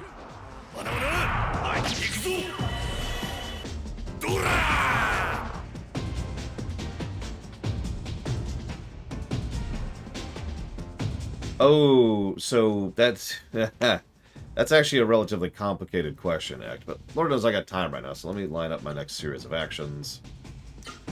And let's do that and that. So the Galactic Council, which is comprised of exactly what it sounds like, wasn't exactly fond of... Let me actually walk this back for a second. So quite a while ago, the Higarans were a really oppressive, to the point of being evil, galactic empire, right? Now, everyone kind of united against them. And we're like, alright, look, y'all need to quit it. And that led to the Higarans being kind of smashed down quite a bit, until finally they were so smashed down that the council was like, hold up. Let's pull it back a little bit. Rather than literally genociding the species... Yeah, exactly, Jacob. A lot of the lore is not actually in the game. Rather than genociding the species, let's just exile them, okay? And there were a couple of provisos of that, one of which was you can never establish hyperdrive. You can never be an FTL race again.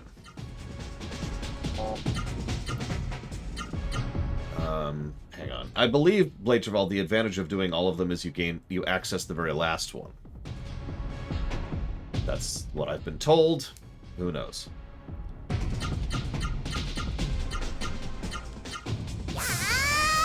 The Bentusi are obviously involved in this, and the Bentusi were definitely pushing for this. That's kind of due to unrelated reasons, and arguably retconned reasons at this point.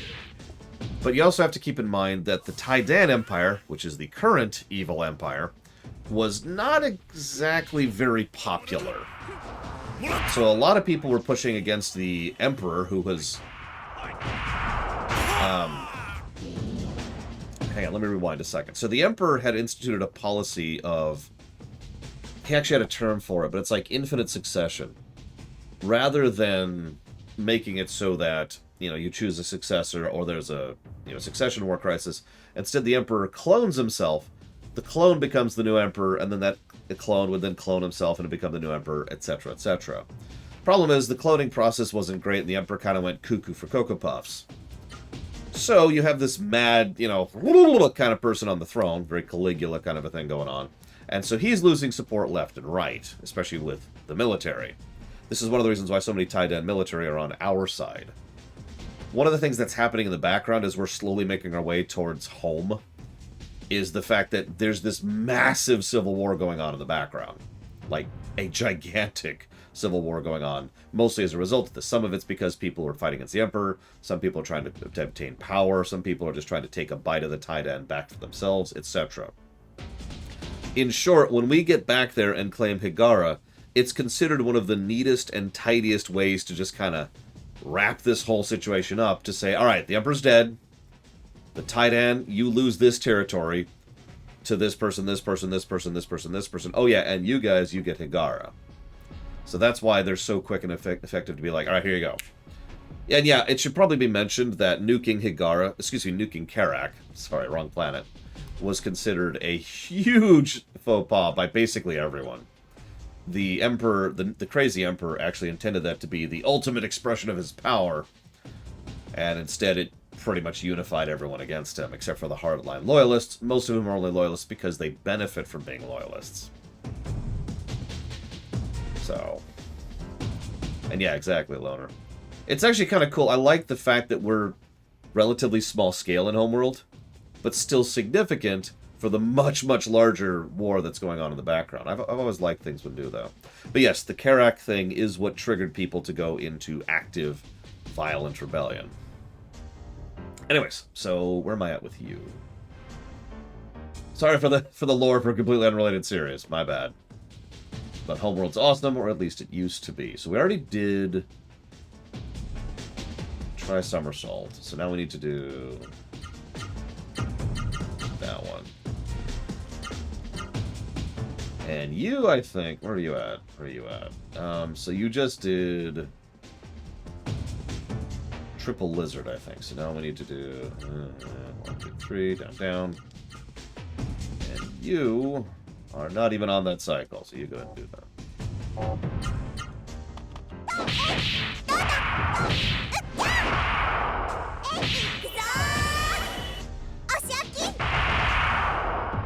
I'm allowed to be harsh, Loner.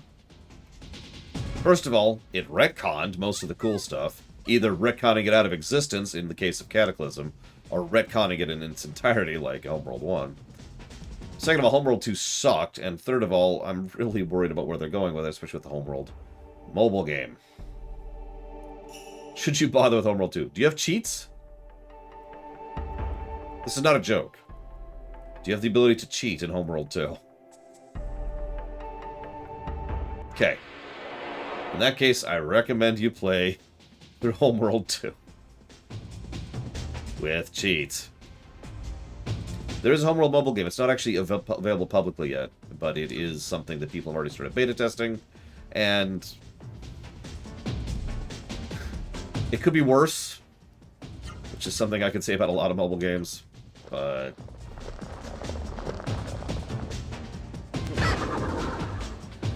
you'll notice that if I do still recommend you play through Homeworld 2, there's still some good elements to it. The ship design is fantastic. The music is still legit, as it always is. The visuals are great. The sound design is excellent, as always. And there are some cool concepts in the campaign missions. It also has probably the worst mission in Homeworld history. That is actually the very last mission, by the way. Correct. I mean, nothing's played tomorrow. Mortal bad.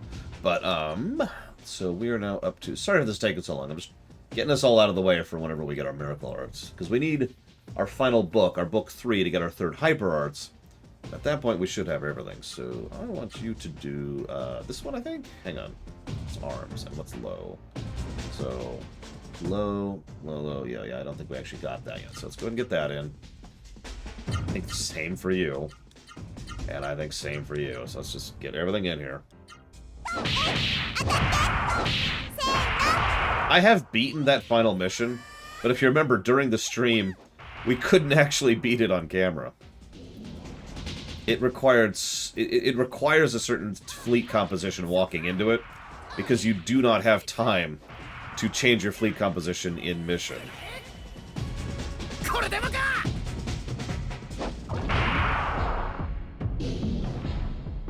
Like, the response time that's required for that mission, and the specific strategy, the one strategy that's required for that last mission is just whatever.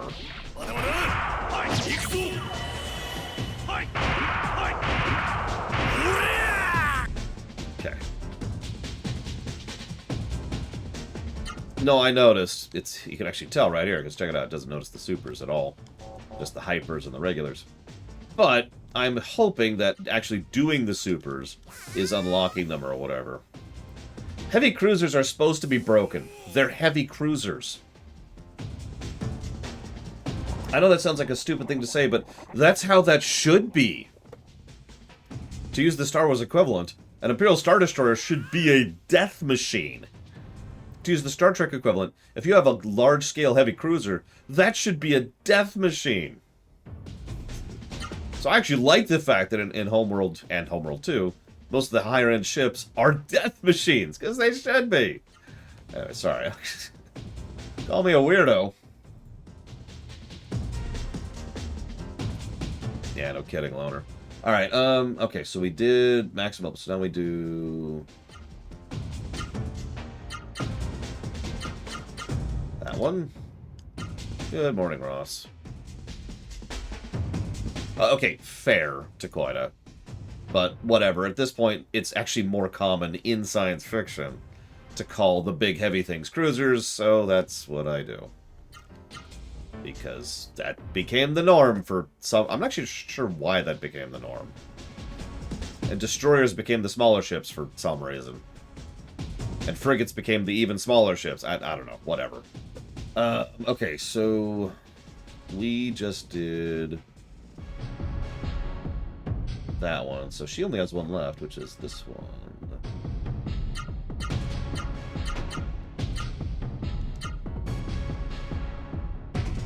Yeah, destroyers were nice in one, really. But heavy cruisers were just... oh, those are so good. And then you, so you just did... what did you just... you just backhand, so you need to do...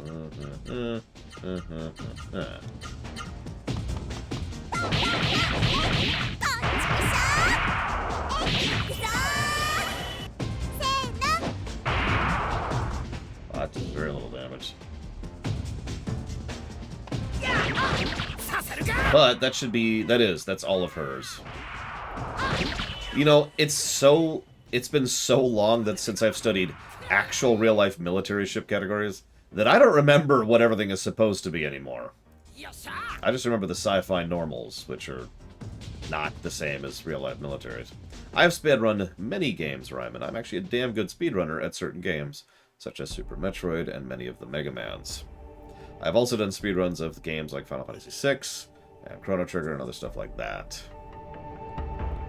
I would consider myself a bronze-level speedrunner, overall. Hey, Yoda. Okay, so... Spirit. I mean, that's true, Loner. Honestly, I have a tendency to just kind of use the sci-fi norms, right? So we've got Corvettes down at the bottom. It's like Corvette. It's mostly based on Homeworld. Most settings do this. You got Corvettes, you got frigates, which are multi-purpose, and then you've got above that destroyers, which are usually more focused, and then you've got the different types of cruisers, and then you got heavy cruisers, and then above that you've got the dreadnoughts, and that's kind of the normal progression in most science fiction. Okay, so I think you didn't get your attack off? Hang on, what did we just do last time? Where are we at? Where are we at? I think we're at fire tackle? God, I'm actually losing track here. I know she's done, so she can just do whatever here. Just do whatever. You... where are you at? I think you didn't get your last in, so let's get your last in. Oh, right, there's also battleships. Where battleship sits tends to vary heavily based on the setting. Sometimes battleships are below cruisers. Sometimes they're above cruisers.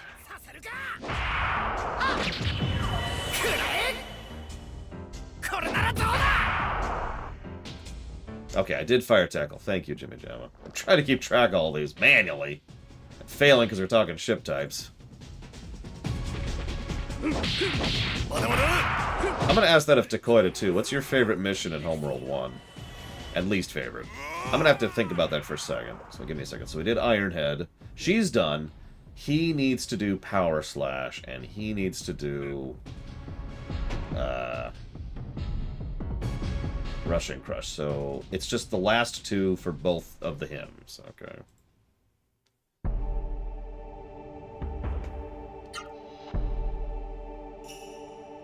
And then there's carriers, which are whatever, honestly. His orb is level 6, his is level 6, hers is level 2. Let's get hers up. Oh, Lord. Actually, I agree with that.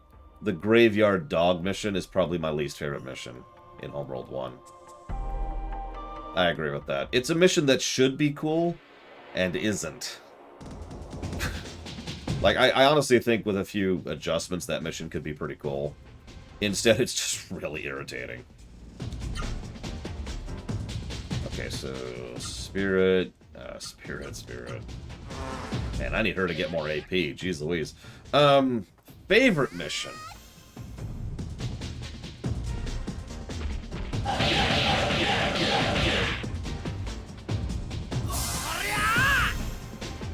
There is Loner, although that's true for most missions in any Homeworld game.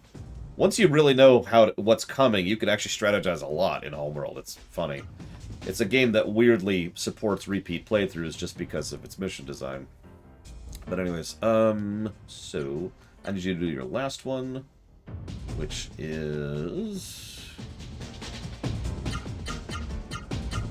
that one. And then you can do, honestly, just get some more AP back. You're getting really low on AP. And you can do your last one, which is this one.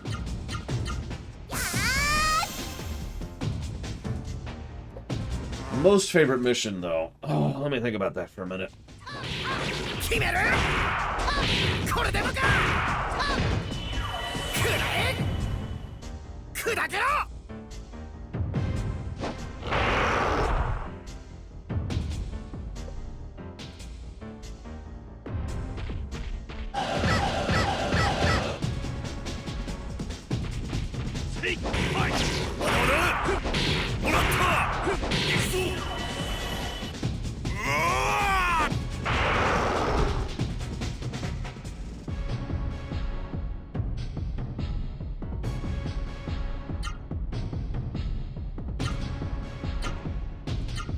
Level up orb while we're here.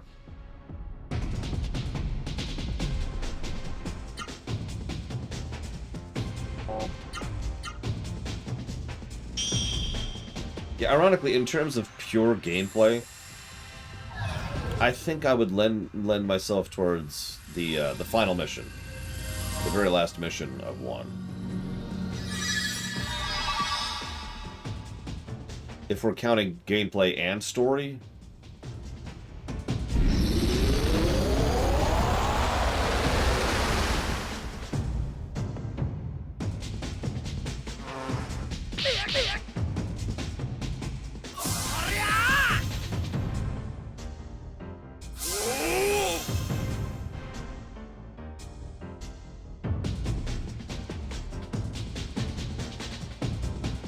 Honestly, I know this is such a dumb way to go with it, but I honestly think the third mission might be my favorite pick, if we consider both axes.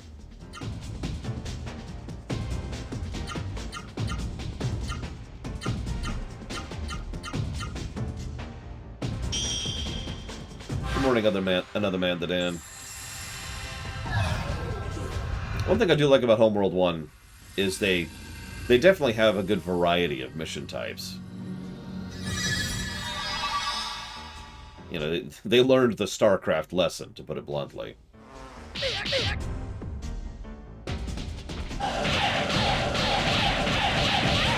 Jesus! Chill out there, buddy.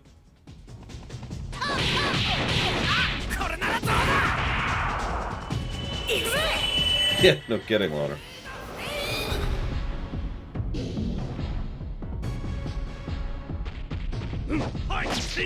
Yeah, we talked about that during our Cataclysm run. How to hypothetically keep all ship types relevant throughout the course of a run. And the consensus was basically very, very careful design is how you make that happen.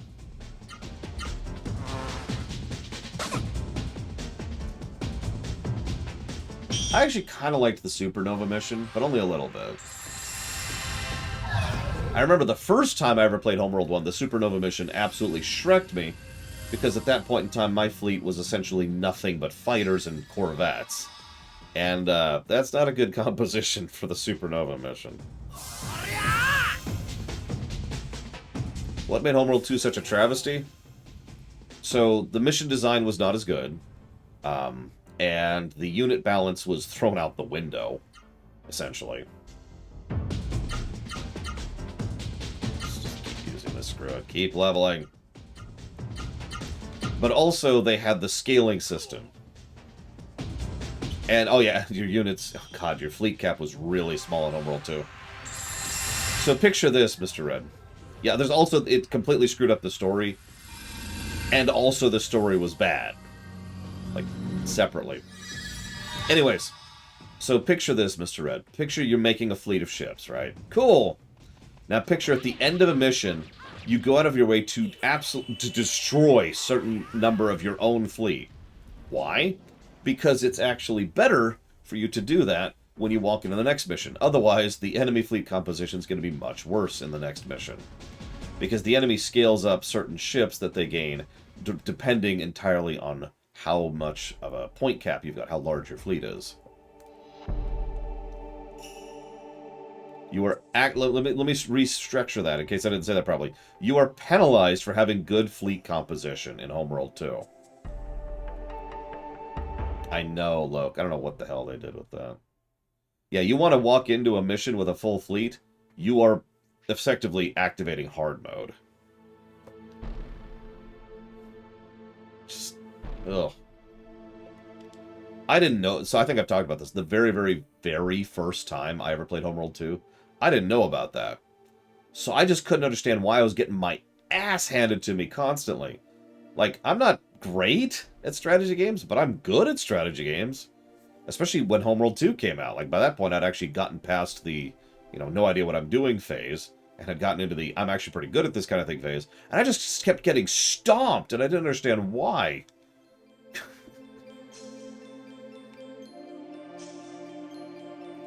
Anyways, so this is Seoul. I never imagined such a huge city could be built by human hands. This must have been built with the power of the serial long ago. Flying trains, the city, this is a pre-mist civilization. Let's see what it's like inside. Oh, wait, don't go alone. And she's captured. Well, come on, let's go. What's a shame is there were some cool ideas in Homeworld 2. One of the things I like about the Vaegir is that their ships are hyper-specialized. Like, to an extent that none of the other factions are. So, that's cool. That has some potential. They don't really do a lot with that, though. Oh, hey, it's Hong Kong.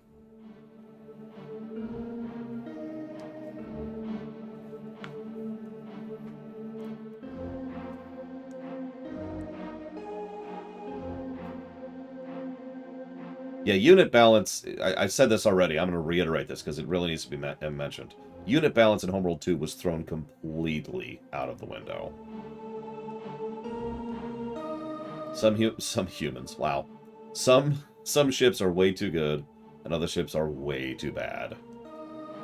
Takoida isn't really joking when he mentions that bomber fleets are a legitimate and valid way to just push through Homeworld 2.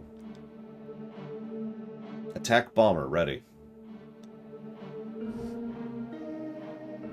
Yes, his name is Ozma. Listen, y'all just... I don't even know how y'all work, Crazy Norse. I'm trying to figure it out. I've been here for a few years now, trying to figure out how this whole thing works. It's weird. Alright, so... There's actually a lot of loot here, but the walkthrough is telling me not to get it right now.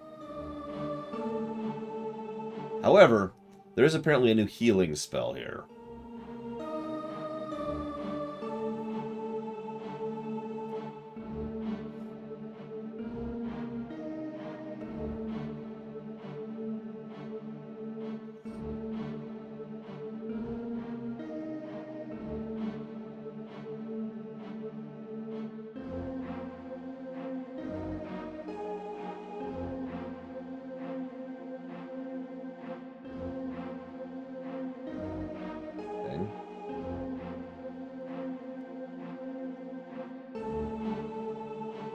Wow, we actually have to do the casino? Am I reading this correctly?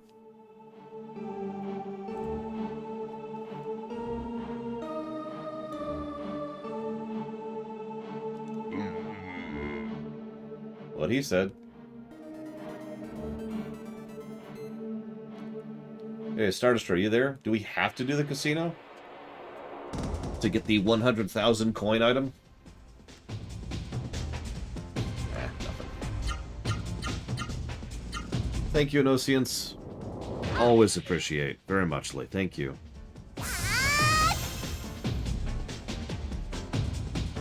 I will jot that down for Wargroove. There's a game I'm looking forward to. Especially since I still want to go ahead and see around another Man the Dan. I'm still looking forward to doing like a group map build thing for the 5 people who are interested in it.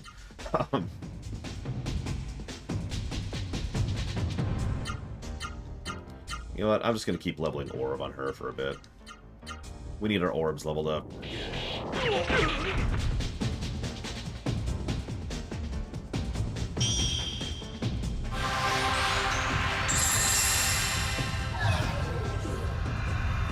So it looks like that we need 100,850 of the gambling coins.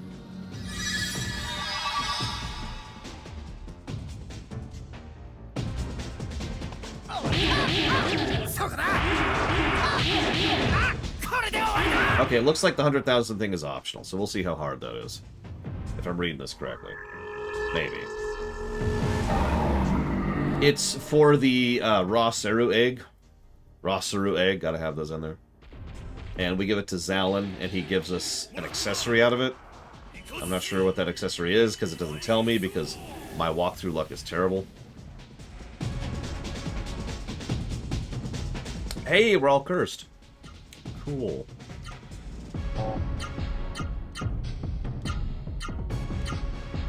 Okay. Well, we'll see how hard it is to...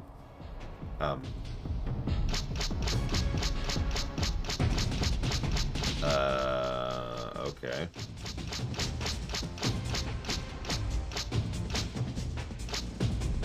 And we're dead. Or poisoned. Cool. That's cool.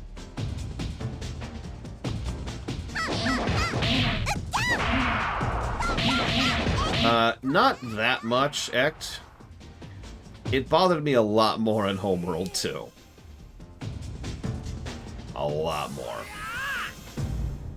By the way, Homeworld 2, the other reason Homeworld 2 bothers me so much on the story axis is because of the fact that that's the canon they're going to be using going forward into Homeworld 3 and the mobile game.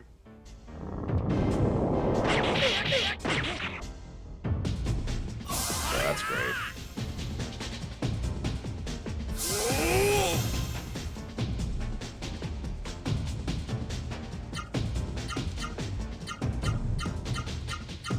Like, I'm not going to spoil it for you. Because you still might play through it someday. But...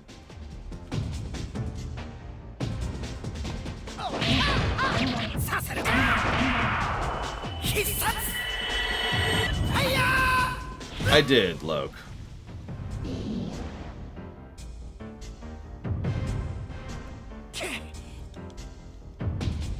I will also admit that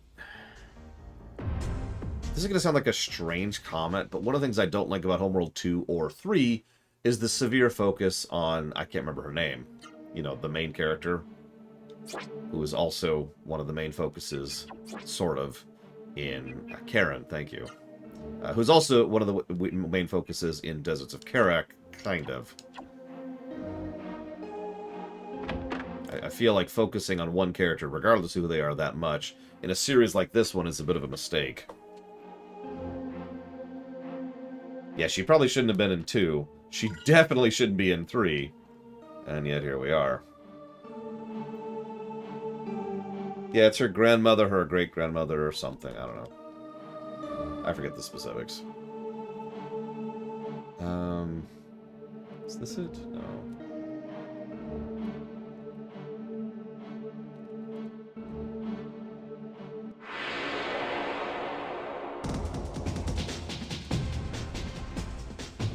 Well, you see, Act.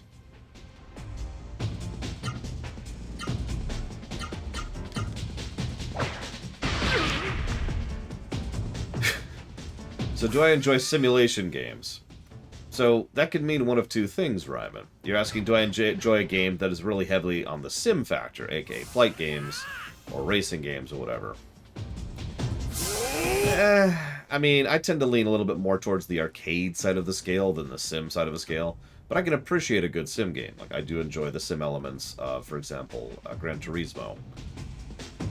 If you mean sim games as in, like, Sim City, or management sims, those are my bag. One of my favorite genres in general. I absolutely love a good management sim.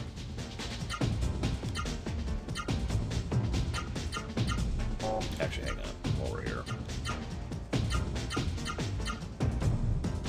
Now, dating sims is when I pull out the knife. Yeah, good city builders. Let's see. So there are several sim cities that qualify. There's City Skylines. There's Frostpunk. And that's it. So, no, there's actually probably others. I've mentioned a few times I have my own list of games I want to try out. I'll pull it up on my phone over here really quick.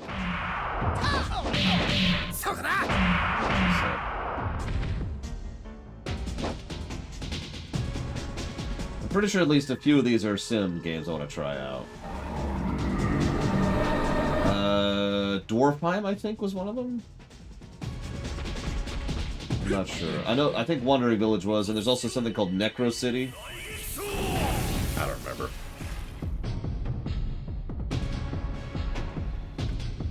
And we're all cursed. Yeah, I'd say Surviving Mars would qualify. If we're counting Surviving Mars, that would also qualify RimWorld. Anyo? I've never liked the Anyo series. I've always wanted to, but I never have. Oxygen not included. I'm looking forward to that one. I am also looking forward to Factorio, although that is drifting into... There's actually a term for that. Supply chain sims. There is a term for that. I can't think of what that is, but that's a whole genre, subgenre.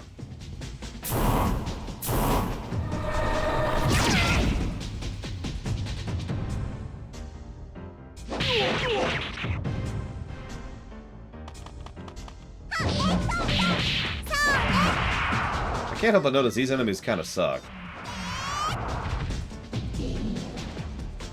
That sucks.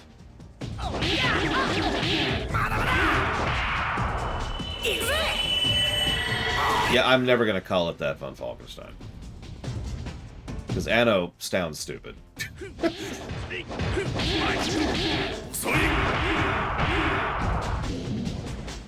Also, I hate the series, so I spit venom about it. Patui. I've actually tried 3 Anyo games at this point. Haven't liked any of them. Wanted to. Didn't.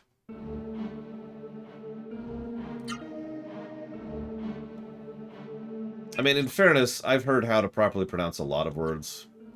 Most notably, Latin words. And... I mean, the pronunciation's crap, so what do you want from me?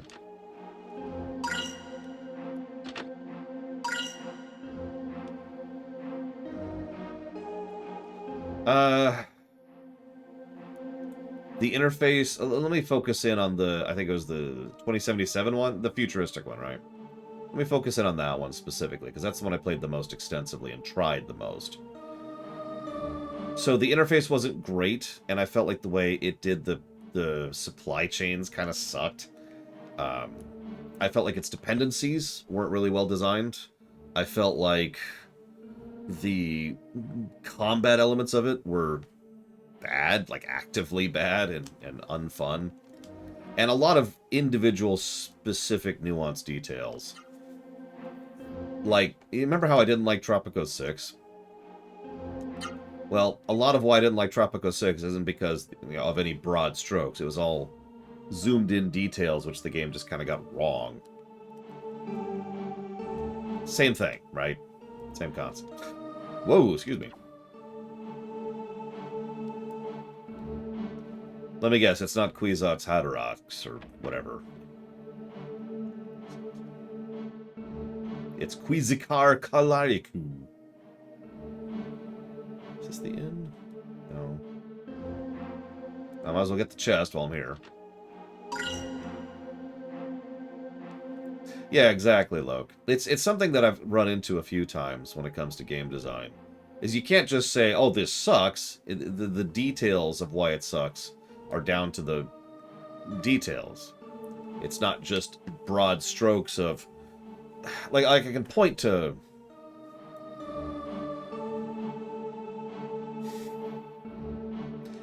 I'm trying to think of a specific... I could point to Quest 64 and say that Quest 64's broad strokes suck. But if I point to something like Mega Man X7, I can't just tell you that it sucks. I have to zoom in the camera to really explain the suckitude on display here. Anyways, I hear someone fighting! Oh. The sound of a monster roaring.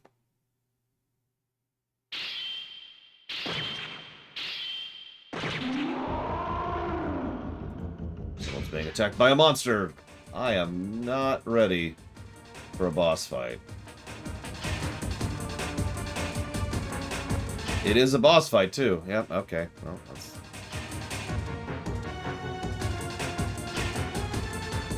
Yeah, Tropico 6, I wanted to like Tropico 6 so much. It seemed like it's a genre that I love. It's a franchise I've always wanted to get into. And I love the aesthetic, you know, the conceit, or whatever. And it was just whatever. Surprise! Villain, so thou art trying to ambush me. Grotesque beast from hell, pack of Siru demons, prepare to meet thy doom. Thou shalt die by my astral sword. Hold it. Old man, calm down. We're not Siru monsters. Yeah, we're human beings. Forgive me, I apologize. Been 10 years. Thou art indeed human, as I detect no madness in thine eyes. I don't know. Noah likes the sequel trilogy. I am Gaza, an old man who walks the path of carnage and bloodshed. Forgive me in my incivility, as I live in such a defiled land. But this demon's lair is no place for woman nor child. Mar. No, of course not. Mine eyes just deceive me. Mar is no longer of this world.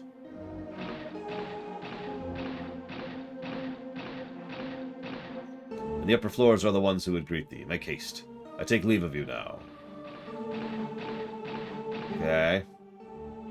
That old man, Gaza? Now there is a true swordsman. He does not drop his guard for an instant. But in his eyes showed no emotion at all. They were lifeless, cold eyes. Very disturbing. Yeah, he's the next boss, by the way. I'm just going to give that away. That old man talks so funny. I couldn't understand him. When he looked at me and called me Mar, he seemed so nice. Right.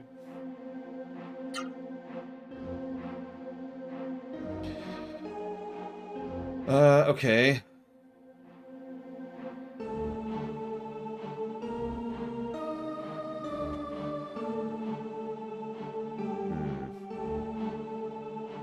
Okay, so hold up.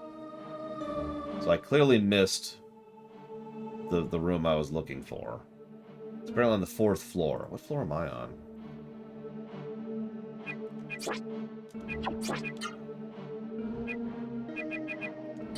Increase speed. I mean, might as well. Increase int. Yep. Is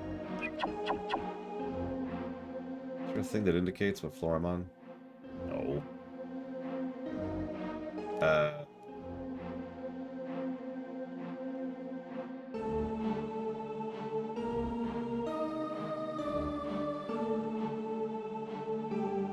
Okay.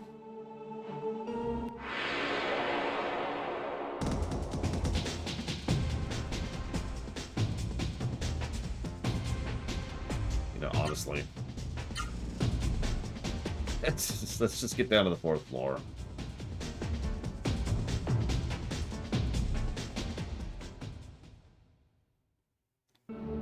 Whichever floor that is. Maybe this is it. I don't know. What do we got here?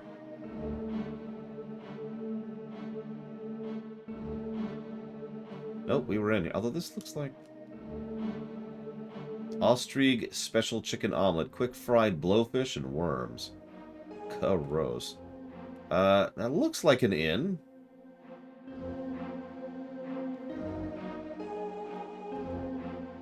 We can't do anything there. Maybe this is going to be the inn? No, that's a thing. Maybe this is... No, that's the weapon shop. How about here?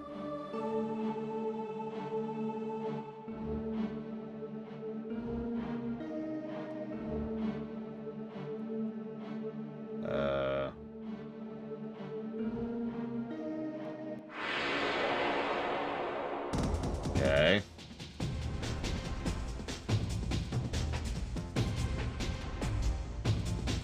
Alright, fine, whatever.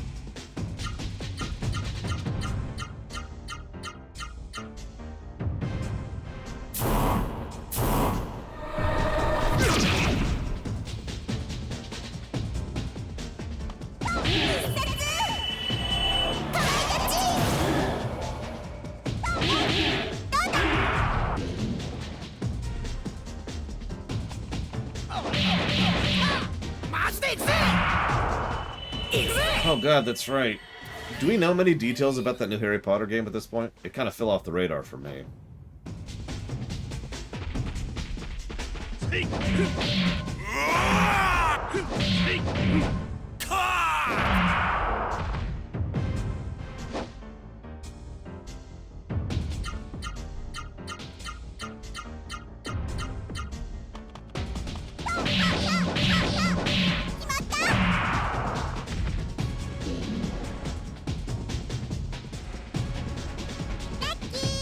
I'd say it'd be nice to have a good Harry Potter game, but I'm told there are several good ones, so I know nothing.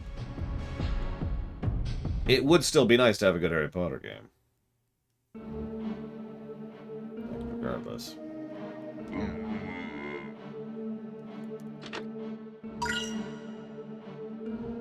Okay.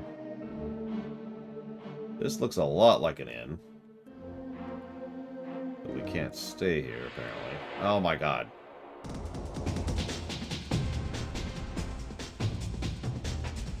Oh, hey, it's a spoon. Yeah, exactly, Blade Triple. It's, whether we have a good game or not, it's always nice to have a good game, right? Alright, so here's what we're gonna do. I'm gonna have you attack the spoon.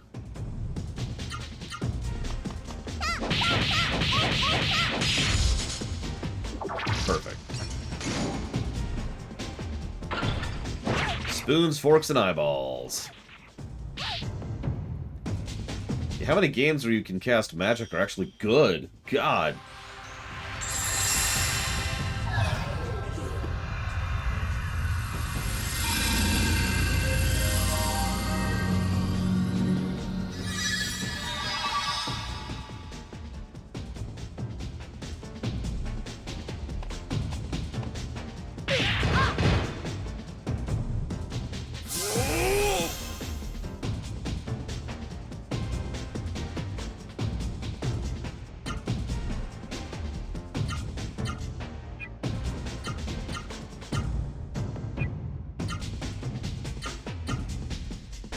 Okay, so his attack that did the most damage, I think, was this one.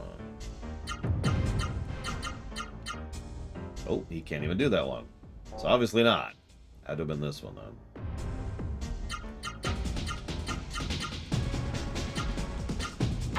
Come on, give me my spoon. Very few Blade Triple. I was obviously being facetious. But at the same time, yeah, there's not a lot of games where casting, like the act of casting, is a mechanic.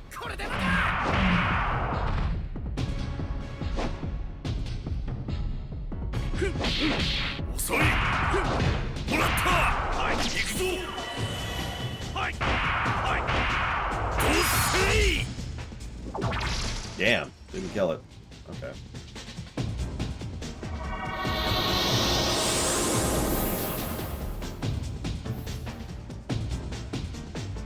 I suppose you could argue Magica has that.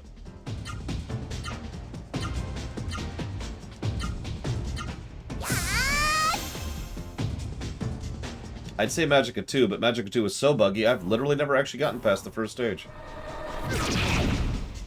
Ever. Both on stream and with friends.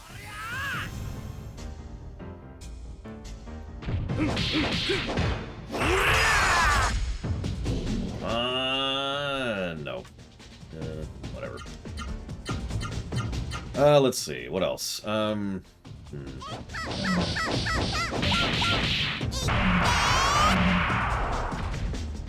Magic is a lot of fun to play with a friend, as long as that friend knows that you're both going to kill each other a lot, whether you mean to or not. Like, you walk into it with the proper mentality, you're fine. Ross, I have been flying since I was like 3, if you mean like airplanes, so yeah, no, I enjoy flying. I am long since accustomed to the concept.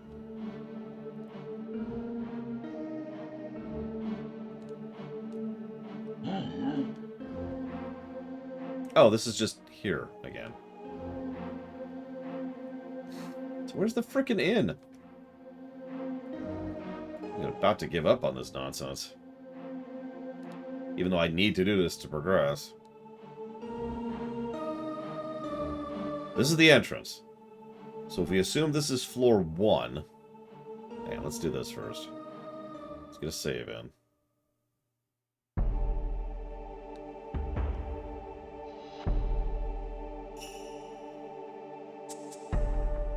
Well, first of all, don't think about the plane crash and Lost.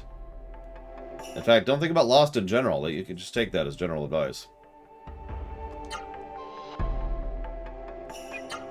Second of all, I'm going to share you 2 pieces of advice.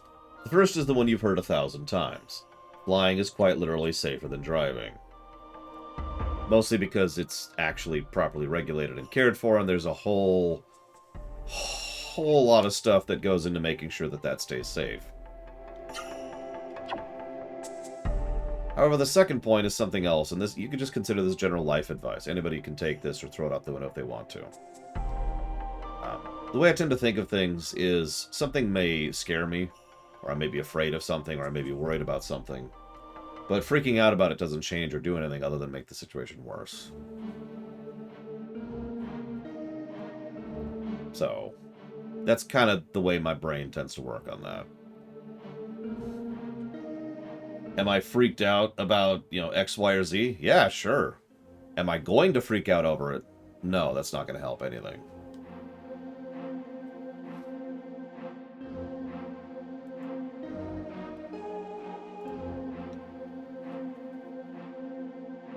Oh yeah, also, let's just be real for a second, Ross. The biggest problem on modern planes is how extremely uncomfortable the seating is. So, be ready for that. If you've got a layover, I strongly recommend stretching during that layover. For literal health reasons.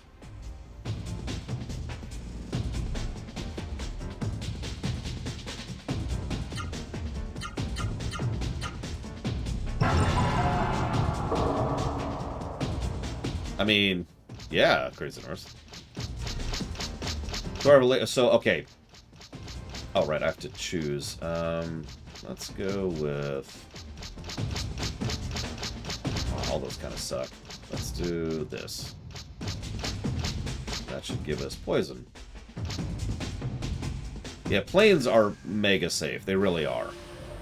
I'm not trying to say that to make you say you're stupid or whatever. I get it. Planes are mega safe. They really are. On every metric. Lots and lots of people do lots and lots of work to have lots and lots of backups to make sure that flying is extremely safe. There's a reason why it is such a ridiculous business and has been for decades. if I could use a parallel, it's like Formula One. They're probably thinking, but Formula One was extremely unsafe. Yeah, was. Formula One has done nothing but get safer every year it's been out. And that's kind of human progression in a nutshell, right? Organizations and procedures and practices have built up over the last probably about a century or so at this point, and have made a lot of things a lot safer than they used to be. Filmmaking, right? Do you ever read the behind the scenes of films made back in the 40s and 50s? Because holy schmoly.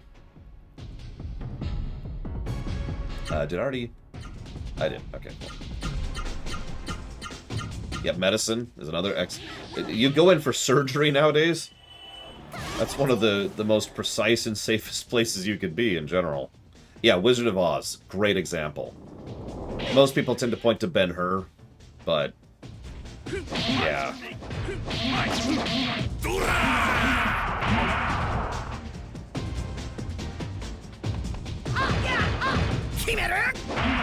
I'm not trying to tell you you're stupid for being scared, Ross. I'll never tell you that.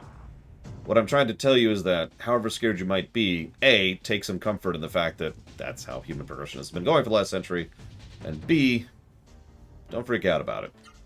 You can be scared and not freak out. It's something a lot of people tend to miss.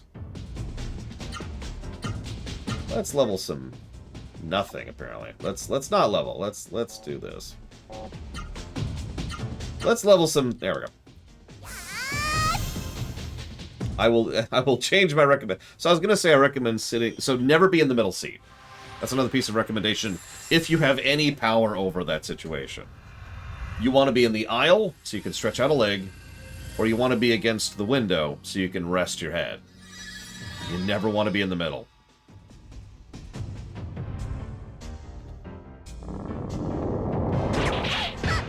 No, yeah, exactly, Crazy Nurse. You're right. You're absolutely right. I'll never forget one of the earlier things I learned about old surgery, which was the chloroform 99 hope you wake up method of anesthesia, back before anesthesiology was a thing. What is the best shark movie in my opinion? Let's see.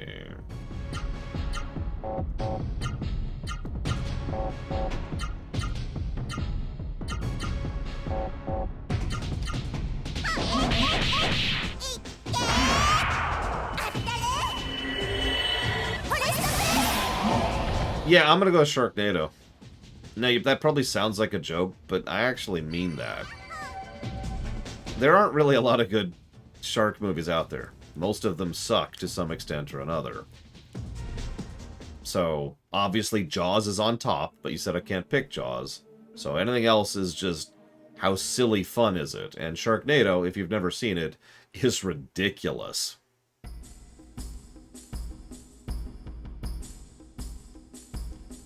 Below is hell, above is heaven. That's the town of Seoul. This is a fun town. Oh yeah, even Jaws 2 was bad, and then Jaws just kind of got worse the further on it went. Ooh. Oh, you must have come from below, just like Gaza. Yeah. Daddy, Mama told you not go below the 3rd floor. Oh, so this is the 4th floor. Hey, look, it's the inn. Just trying to find this. Whatever. Whatever. Oh yeah, that's another thing. Wear a mask in the airport. It's not gonna be 100%. It's not going to protect you from everything. It's actually more for protecting other people. But it can help, and trust me, even like a 5% increase in defense against illness on an airplane or an airport is probably worth the irritation. Also, wash your hands a bunch. Like, you ever been to a convention? Same rules, same general rules. Wash your hands a lot. You know, try not to be too near other people, etc., etc.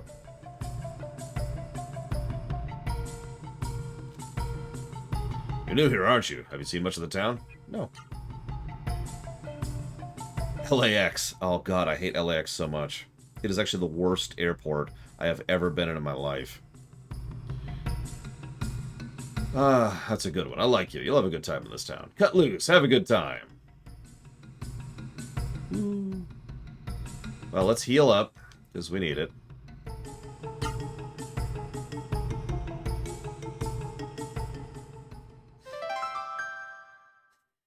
So Ect did ask a question. I wasn't ignoring it. I was just sitting on it. What I feel about it is I haven't done enough research on it to have an informed opinion on it, Crazy Norse.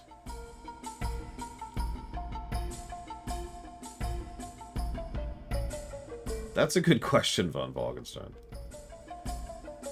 When the town was attacked by the mist, people were crying and screaming. It was utter chaos, but within a year the people began indulging in debauchery as a diversion, they said. Drinking, fighting, dancing, but after a few years they became bored with those diversions.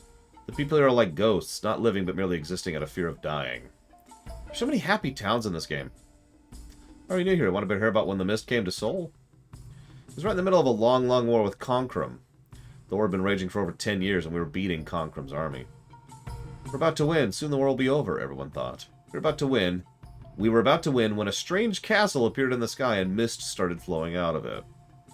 As long as the mist is here, my family and friends will be possessed by Seru. Victory was close, yet too far to grasp. That's the real tragedy of Seoul.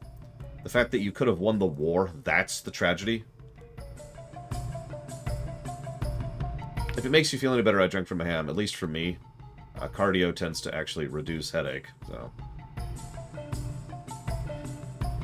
So Ect says, one thing I didn't enjoy about Homeworld's gameplay, even though I absolutely understand why it is it takes a long time for a unit to move from one map to the end of the map to the other. How do you feel about this, Lore? I think I dinged Cataclysm for that. Because while there's a fast-forward feature in some of the Homeworld games, the fact that you have to lean on it as heavily as you do is a little bit...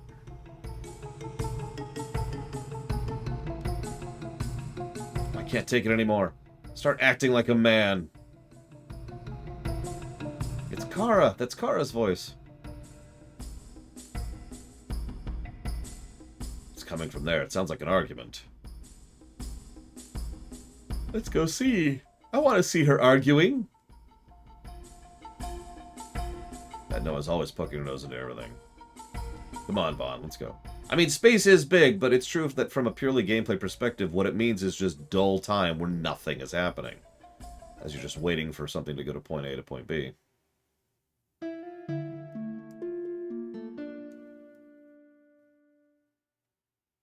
Who's this loser? The man next to Kara. It's Grantes. I'm not saying this because I hate you. I just want you to get back on your feet. I want the Grants? Of 10 years ago, before the mist. Silence. Everything I did them hoping that someday you would get back on your feet. I was a no-good thief. I used the confusion to steal from people. Which I'm confessing in an open area. I did things that would make my parents cry if they knew. Me, a woman. I did all those things. Don't you feel anything? What does your gender have to do with that thing? I'm grateful. I'm sorry. Well, I'm Vaughn. This is Noah. This is Gala. Grant, you're a sorry excuse for a man. Living off a woman. You're no better than a pimp. Vaughn, what's a pimp?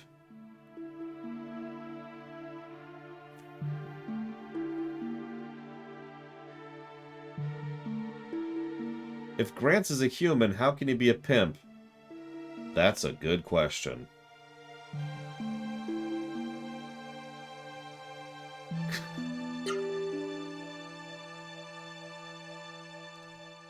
I'm just gonna say, Gala, can you tell me what a pimp is? Well, I'm a monk and know not of such things very well. Clearly you do, since you're embarrassed by it. Seems to be what one calls a bad man who doesn't work and has a woman to support him. Wow, that is a terrible definition. I get it. Grants is bad. I hate people who are bad. If you can't tell, she's in a fighting stance right now. Wait, Noah, don't be so hasty. I'm gonna get Grants because he's bad.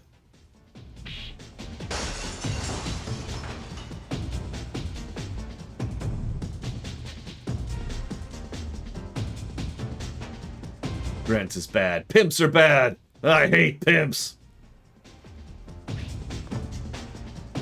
That's why I won't let Grants get away with that. No, don't. Stop, please.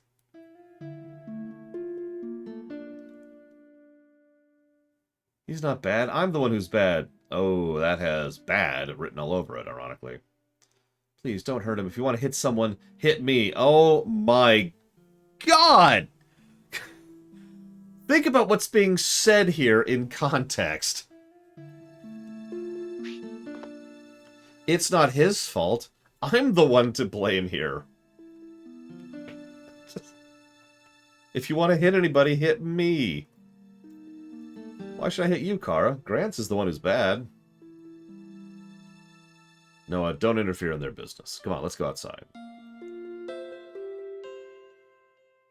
But I didn't do anything wrong. Grants is the one who's bad.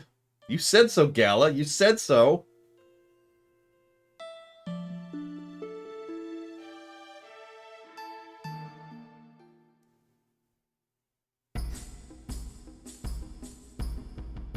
That's getting applause, by the way.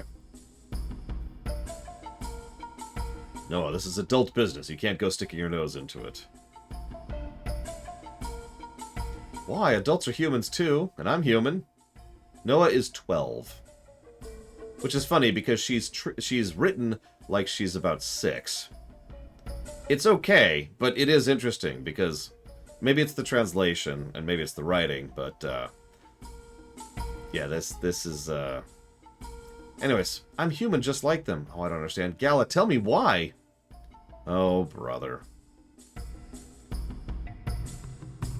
Yeah, no kidding. I mean, all of them look older than they are. She's 12, he's 14, and he's 18. You're so strange. Come on, Noah, you want to go to Conquerum, right? You want to see your parents in Conquerum, right? Yeah, I do. Okay, I'll take care of Grants later. She wasn't raised in a monastery.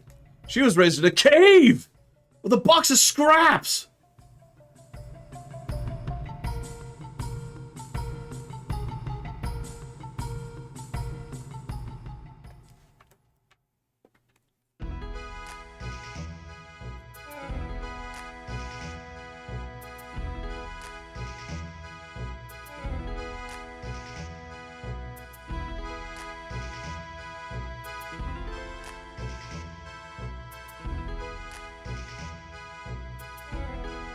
I have, actually, Trihexia. It was okay. I actually do like Obadiah Stane in Iron Man 1. As I think I talked about during the rumination.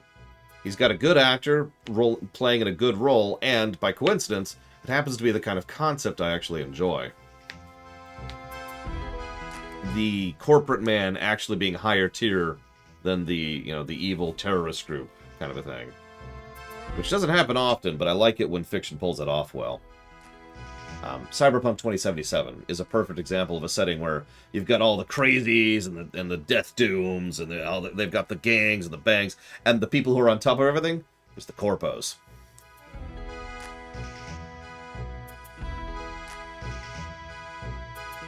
I didn't know they changed the scenario, Trihexia, but it's also one of the only scenes that's memorable in the whole film, so I suppose that works.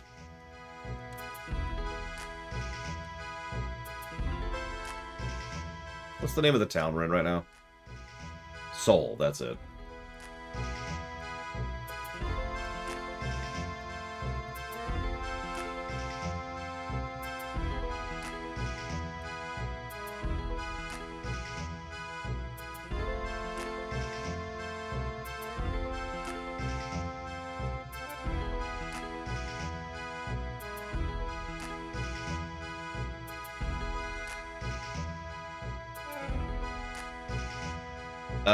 Is Deep Impact the bad Armageddon clone? That came out, like, within a month of Armageddon? If so, the answer to that question is yes.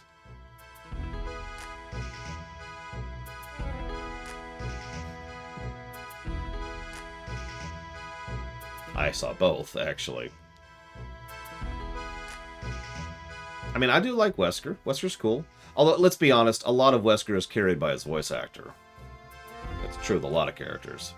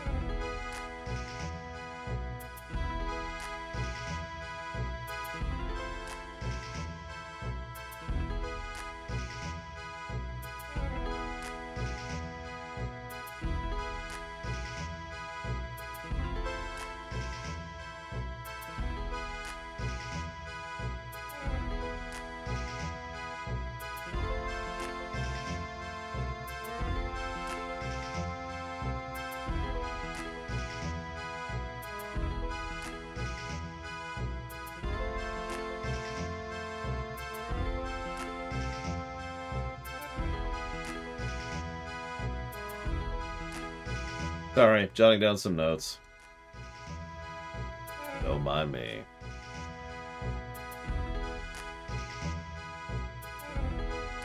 Make sure we're up to date on that. Yep, okay, cool. Armageddon is actually a weirdly good movie. I know that sounds like an insult, but it's true. Armageddon is a better movie than it really should be. That guy Grant's over there, he never talks about himself, and he's always sighing. All he does is argue with some girl named Cara who brings him money sometimes. That foxy lady at the counter knows some pretty important things, they say, but it takes a lot of cash to find out everything she knows. Silence. The drinks are 30 gold a glass. Yeah, sure, I'll have a drink. Oh yeah, you act tough, but you're still a miner, aren't you? I'll give you some milk. Thanks. Oh, you must have been thirsty. Do you want another glass of milk? Nope. Thanks. You'll never find anything as good for you as this. I bet. Love is born and dies too soon, but there's no need to cry. Because they're all dead and we're all gonna die. Do-do-do-do-do-do. I know it's a fairy tale, but will you keep me company? Yes. Good, you'll keep me company. Why don't you buy me a drink? No. Okay. Genesis tree? Yeah, the Genesis tree. I remember some guys on the roof having one of those. Now I think you should never ever forget dreams or hope no matter what happens. People can dream anywhere they want and find hope wherever they want. I dream here and I find hope. That's what I do. Dreams and hope? I barely remember the words. Clearly. Yeah, I have a term for that, Zactaft. Vampire ego syndrome. Oh, the decadence, the depravity. Good children should stay clear of the cafe. Careful when you go to the cafe. I heard a rumor a crafty thief goes there sometimes. You know the mist is heavier there, so it can't get up this high. That's surprisingly logical. I also assumed that, but, you know, it's good to know that I was right.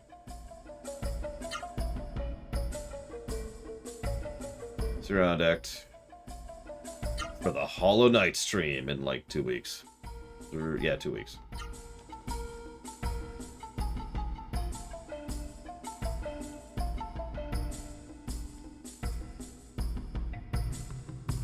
I am fighting at the Colosseum, for I am very stupid.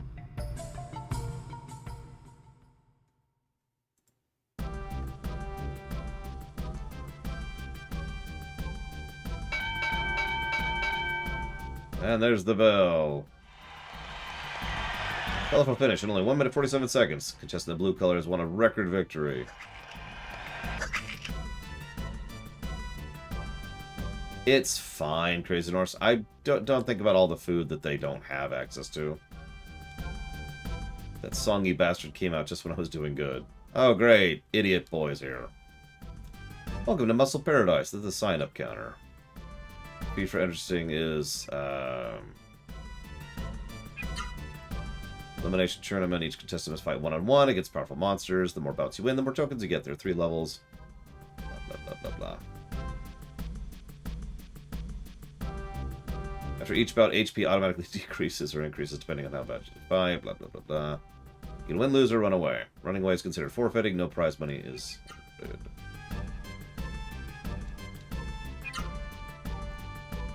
Okay.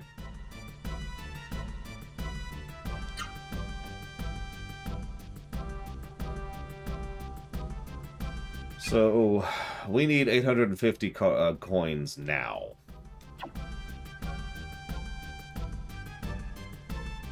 Can we get those without fighting?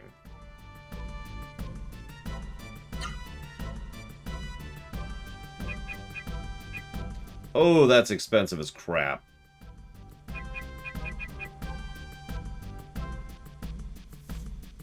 Alright. I just saved, but for simplicity, I'm going to save state here. Let's see how we do here. Of course, Ross. What's the alternative exactly? I mean, I could probably hook up my SNES to my capture card, but god, that'd be a pain. I'm not even sure if it works anymore. So. Obviously, our best character will be entering. I don't want to enter. Why don't you enter, Vaughn? Because you're better than me.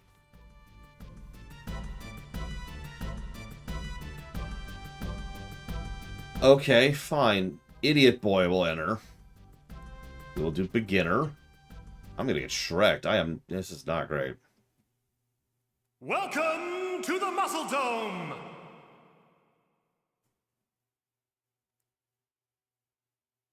Round 1.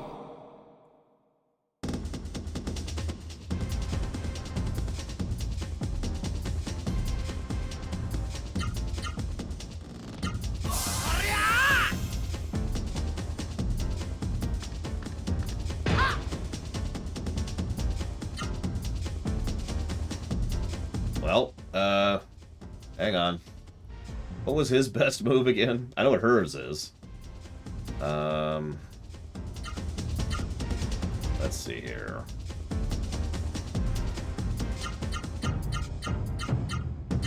We have 8 to work with, so...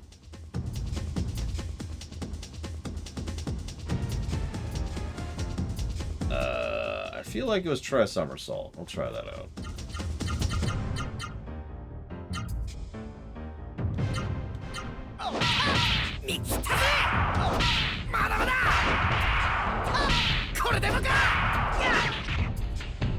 Cool. God, that laugh is terrible. I actually like the voice acting of this overall, but every now and again it's just like, Round 2. Punch out!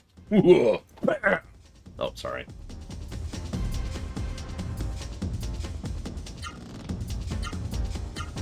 Of course, Gallo would be the coach. Who else would do it? So we're not gonna screw around at all. We're just gonna base nuke.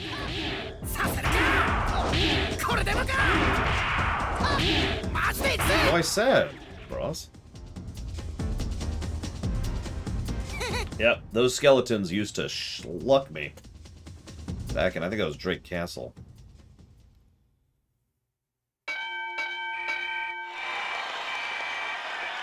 We're up to 3 coins so far. We need 850, by the way.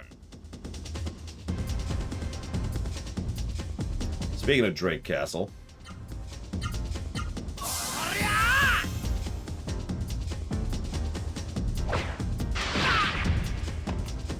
You know what? Let's just do this over here. Let's just refill our AP completely.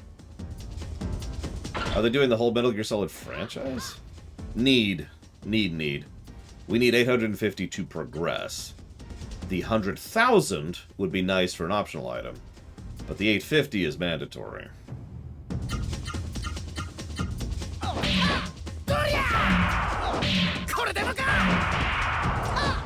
So we'll see how much we get for this particular thing. Yeah, we'll see how bad this goes. So far we're getting an absolute pittance of coins, but FF7's thing went that way too, if you remember. Anybody who's ever done the battle square knows that you start off getting like absolutely nothing, and then the multipliers stack up. So it's like you get 5, then you get 10, and then you get 100, and then you get 1,000, and then you get 50,000, and it just absolutely exponentially increases. However, the battle square also sucks because a huge amount of it is random, if you remember. There's those frickin' slots. So remember this guy? This is our first actual boss in the game.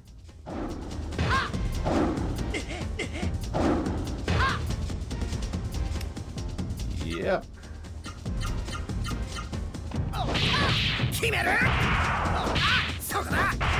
I spent a lot of time in the battle square, but I honestly feel like the point system needed a bit of an overhaul.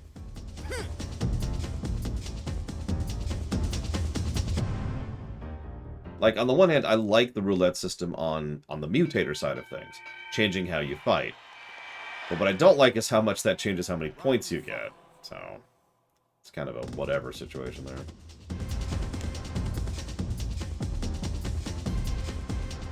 I don't know the term off the top of my head, Zach Tap. No, sorry.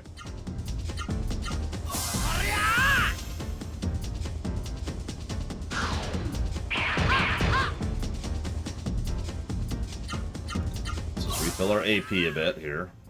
We're in it. Jason. Is Von Falkenstein on the list? No. You know, what's really funny, not that Shishki's gonna hear this, most of these people are not regulars on stream, so I think most of this is gonna go towards Stealer's Choice. I'm gonna sit on it. I'm gonna sit on it for a while, try to see how many of these I can get. I am unironically looking forward to the remix version of the Gold Saucer. I think they could do a lot with that. I usually get something specific, Ross. Of course, I don't remember what it is. But, like, there's a specific amount of points I usually get right off the bat. Oh, right. I get enough to make sure that I get Cyclone on Chrono. And I make sure that I also have enough points to be able to buy the Beckler doll at the halfway point of the game. So however long that takes. I think I make sure to get Aura on Marl, too, but don't quote me on that. There's other ways and times to do that, but it's efficient, so...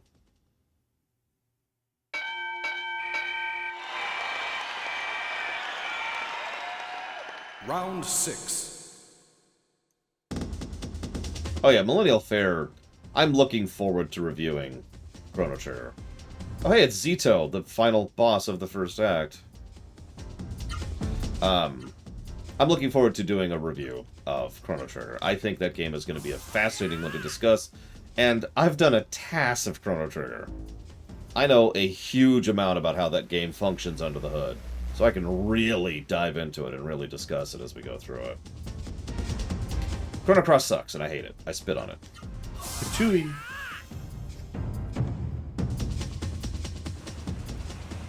Oh, reviewing Chrono... Right, so... One of the things I actually want to do is I want to review Chrono Cross to see if it's as bad as I remember.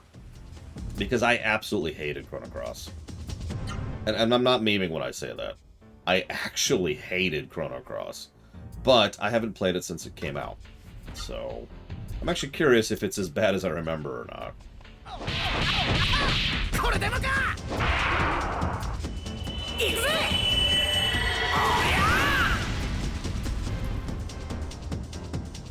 We might be here in a minute. Forcing this to be 1v1 just makes it even worse. Anyways, yes I did, Zach Taft. It may surprise me. It is entirely possible. There have been several games I remember being bad, and then I reviewed them, and they turned out better than I remembered. That is not an uncommon thing. And then there are some games I remember being bad, and then they're Quest 64. I don't think Chrono Cross is going to be as bad as Quest 64. Let's be honest. I'm not sure any RPG is going to score worse than Quest 64 does. I mean, holy shkamoli, right?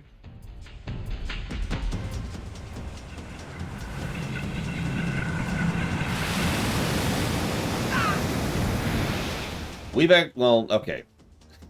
Fair. We reviewed FF2 and FF3 before the Oblivion line. But I'm pretty sure Quest 64 is worse than FF2. I feel firm in saying that.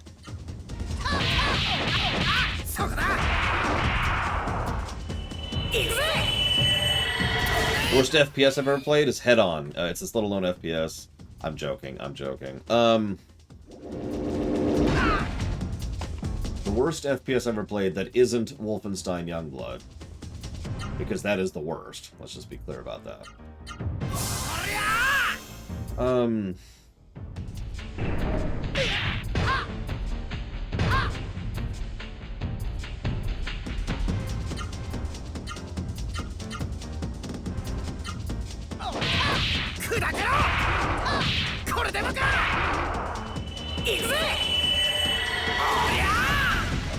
pretty sure I know what Von Falkenstein is referring to, too, and it's...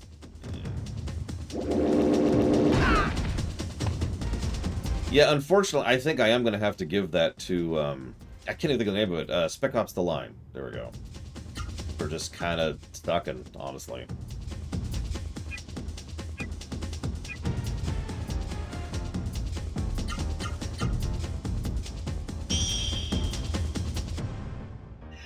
That's true, it's a third-person I tend to think of those as the same thing in my brain, since so many of the design choices between the two are the same. But fair enough. Fair enough. So if we ignore Spec Ops The Line...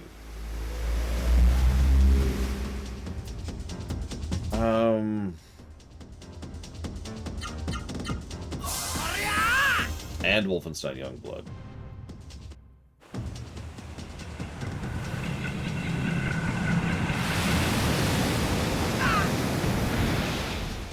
Actually, I was honestly going to say Wolfenstein 3D, the original. Now, I know that sounds weird because I liked it better than Doom, but if I'm being completely honest with myself, Wolfenstein 3D is not a good game.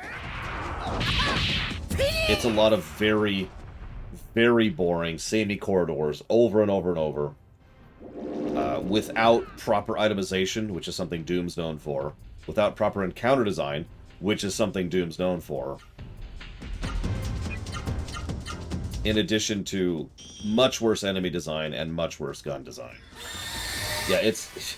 I know it's kind of cheating, because, yeah, it's in many ways one of the original FPSs, but it still sucks, so there it is.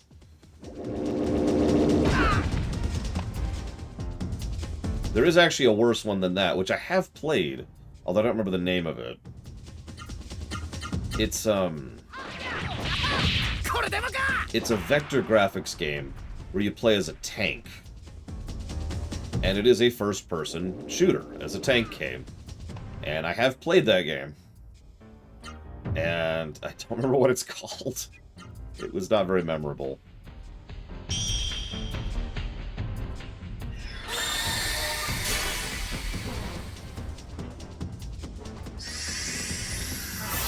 Really boring game. So, Loner asks a valid question. Haven't you ever played Daikatana? Believe it or not, no. I've never actually played Big Sword. And before you ask, no.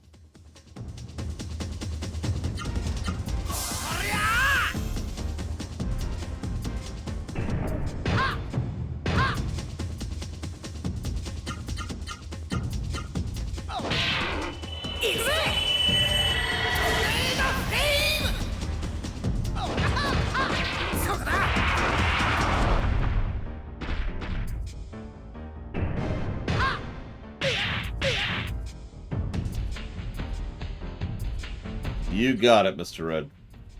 I'd like to call in Base Delta Zero on England. Yeah, the whole thing. So get some on your way out. Oh my god. Just blow up the damn country. Jesus Christ.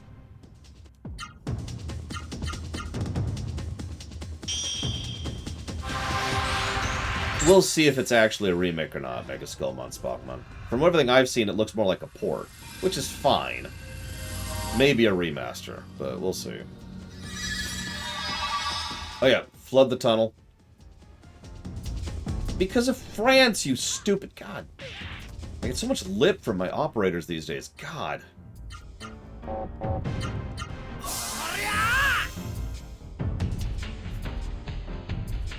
I actually did a lore run on Crisis Core. Never reviewed it. The problem, yeah, Crisis Core was a very, very problematic game that honestly needs a proper remake in order to enter the realm of good.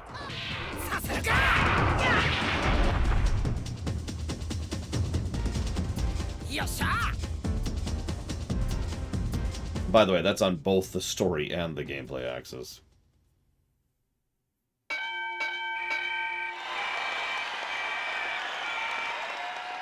We haven't even made our coins back yet. You notice that?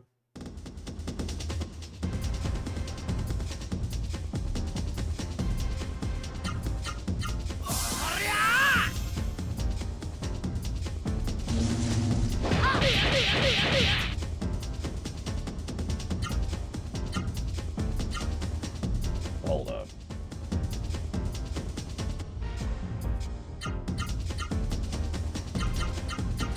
Oh, well, right, we can't do that.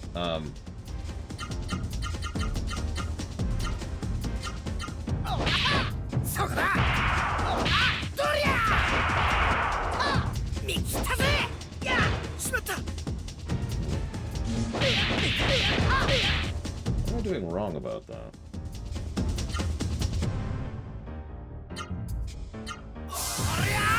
That's a good question, Bladetool. I'm not sure. I keep waiting to see if one will go through. But uncertain so far. Okay, so since that's obviously not working, let's just do this. Hang on.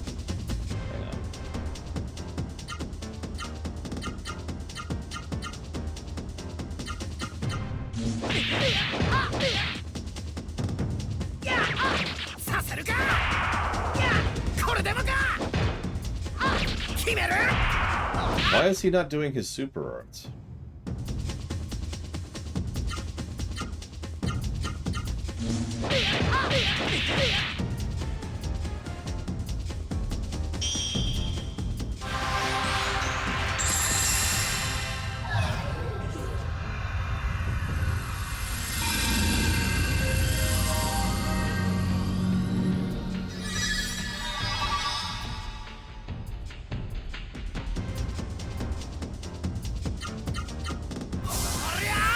I mean, we've got the AP for it.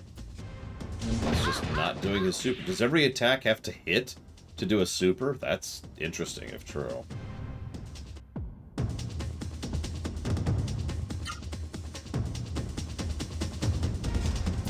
Hold on, let's try something. Whoops. Nope, that also includes a down. All of his include a down, so all of his will miss something. Whatever. Auto.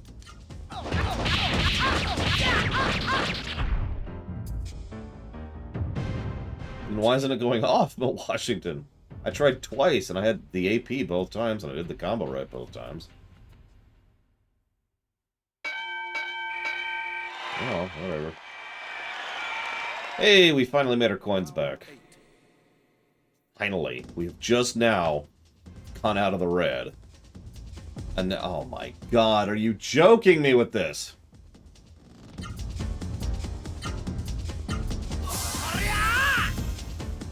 Okay.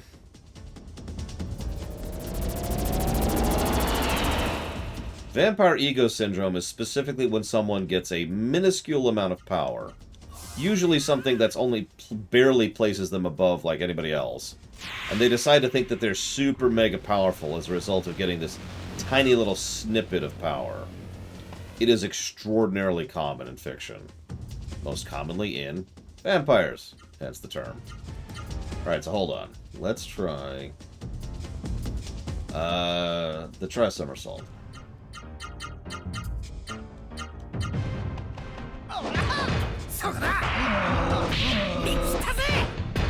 I love those blocks. Look at that. No super art. Why did no super art go off?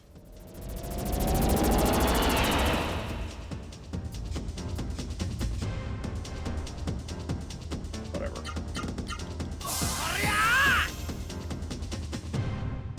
If.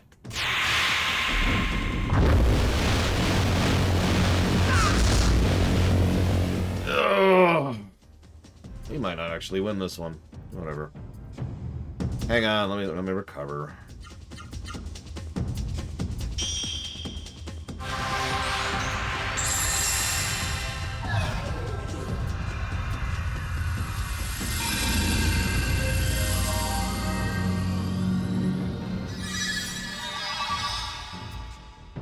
It's really sad that my AoE heal literally heals for more than my single target heal. You know, whatever. I mean, at least he's chain bowl charging. That's actually good.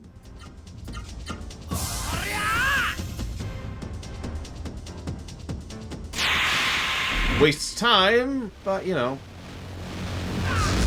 Dagger's better. Okay, so here's the input.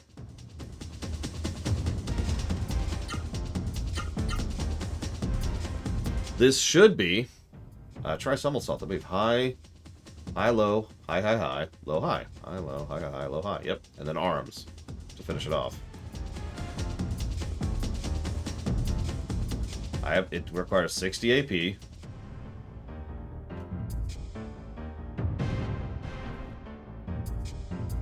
Alright. It's apparently the wrong input. Up, down, up, down, up. Up, down, up, up, up, down, up. Explain to me what I'm doing wrong here exactly, my Washington. Because I have a suspicion of what it is, and it's going to piss me off if it's true.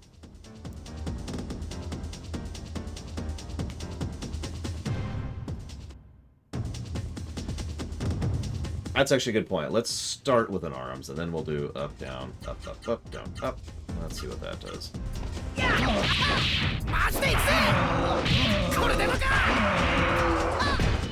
Okay, so apparently that's actually new. So every other art, you can mix and match and have it be wherever in the combo. It doesn't matter. Apparently with super arts, I have to specifically end on the combo. That sucks.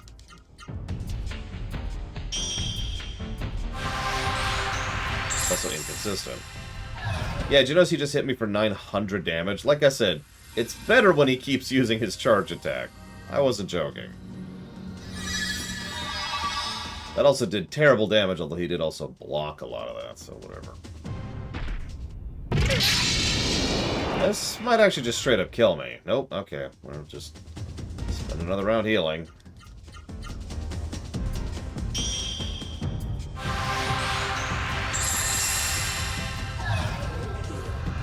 Good morning, Savacom.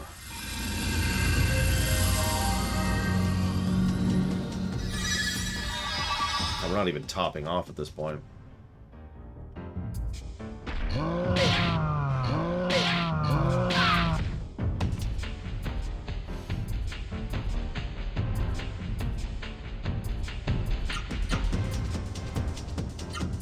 Okay. At least we're leveling orb. It's the only positive I could pull out of this scenario.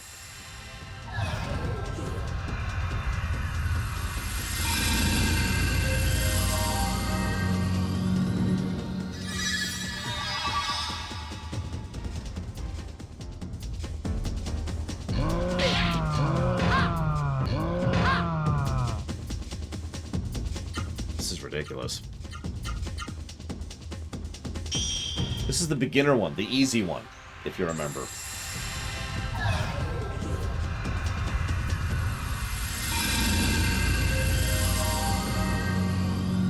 What's funny is the walkthrough said, you can breeze through the easy one, you might have trouble with the middle one, and you definitely shouldn't do the hard one yet. And I'm like, oh yeah, sure.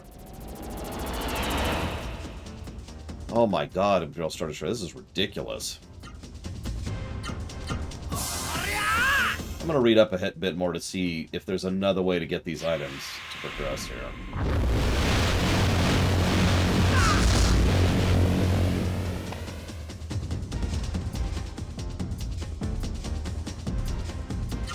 We have not cheated yet. We may be seconds, well, okay, minutes away from cheating. So hang on. That command sucked. That didn't do much. So let's try that one. Of course, his block chance doesn't help anything.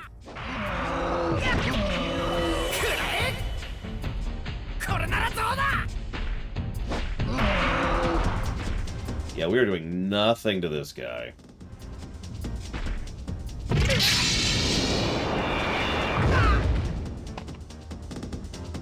Nice, Ross. Honestly, just whatever. I'm just gonna accept the lot. This is not worth my time.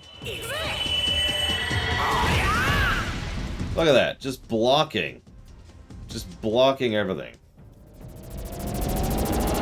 What a goddamn piece of bullcrap this is.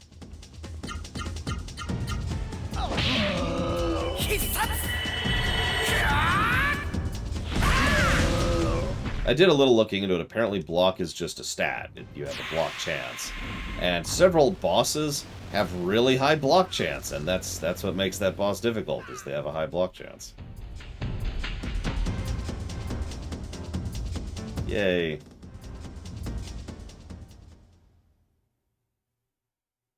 I'm glad you got the all clear at the dentist, Savacom. It's always a good thing. Are you on the list? You are not on the list.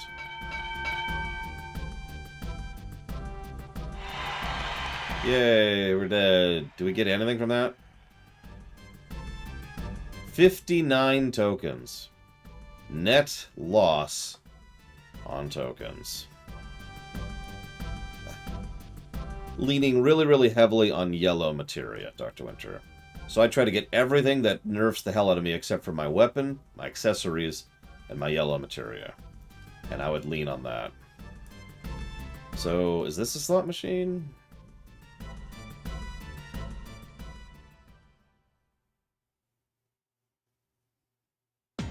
Bob Fighter! That still looks like a no, but whatever, let's poke at it. Obviously we'll play as her. Duh. Round 1. Fight! Oh my god.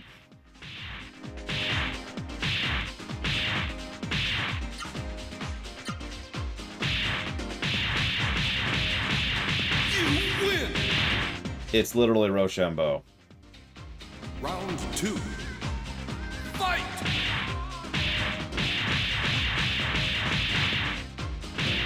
You win!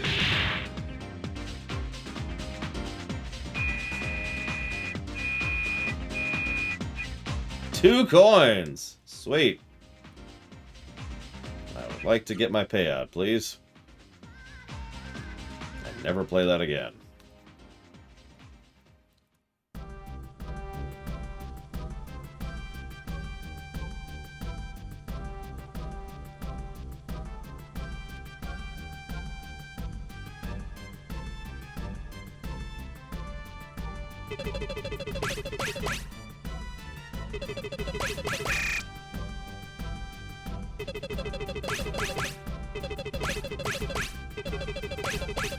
Yep, this is what slot machines are like. Pretty much just in real life. About this exciting and punishing.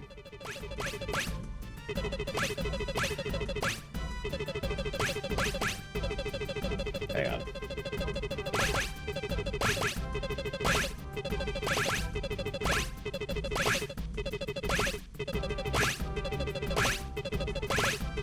One more!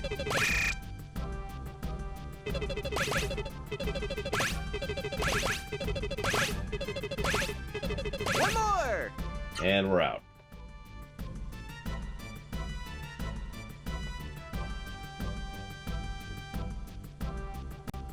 So anyways, let's go back here before we wasted all our money on all that nonsense.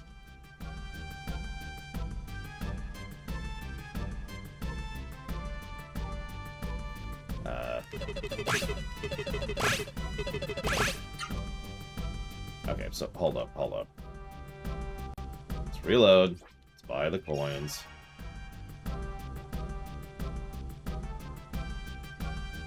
What's funny, I actually talked about this in several video games. Cough, cough. Dragon Quest. The games are actually slanted in the player's favor. What I mean by that is, thanks to how it does probability, the longer the play, the more likely you are to win. So, as long as you walk in with enough coins, you're pretty much guaranteed to win all the coins you need to get all those optional items that are usually in the casinos.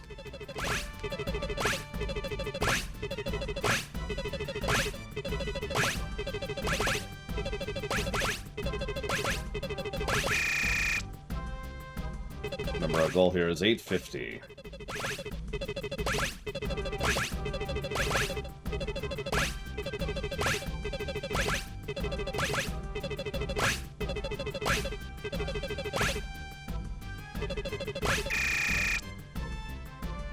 So if we're at a net loss, it is the opposite of real life. But if you're paying any kind of attention, you're noticing that the mere fact that you can stagger the game in order to slant the game towards one side or the other says a lot about real-life casinos.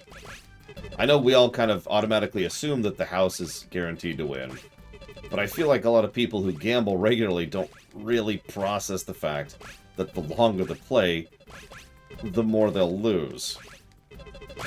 In real life, casinos are actually much worse than that. Much, much, much more insidious in how they're designed. One more! And we lost. I'm gonna give this like 3 more shots. And then I'm going to cheat. I will finally pull the cheat flag up to skip gambling. Yeah, no, the long term, it's this really messed up thing. Like, if you see a chart of likelihood of winning and how much, you know, the gradient of winning, it's like this.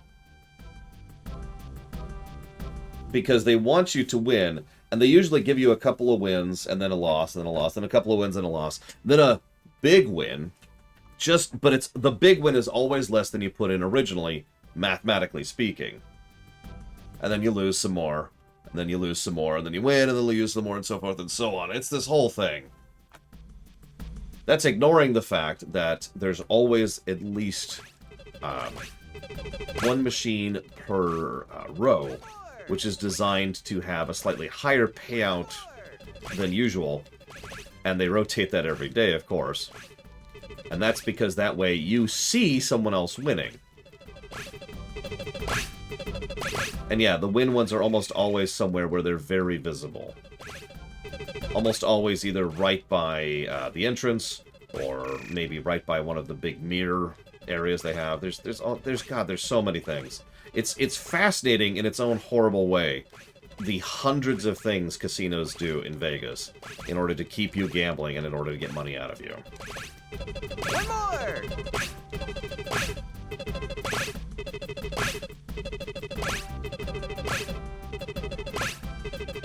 I admittedly was sort of assuming there was no timing this because there's a delay on me hitting the button and it going through. So I sort of assumed it was just pure math and there was no skill possible in doing this. Clearly I'm at a losing machine.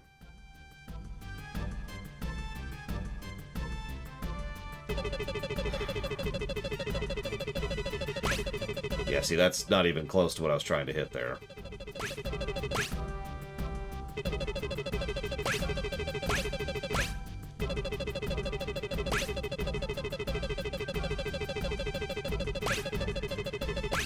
Nope.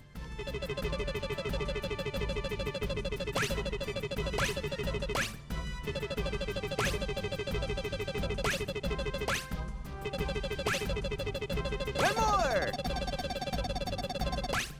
Nope. That's... okay.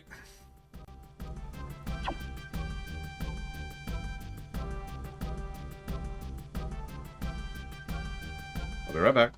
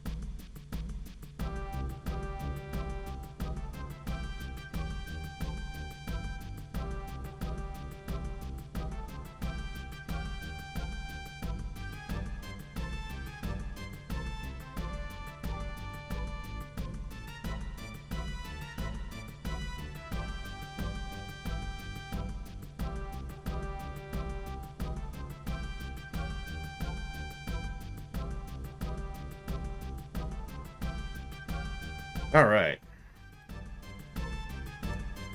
Also, you're funny, loner.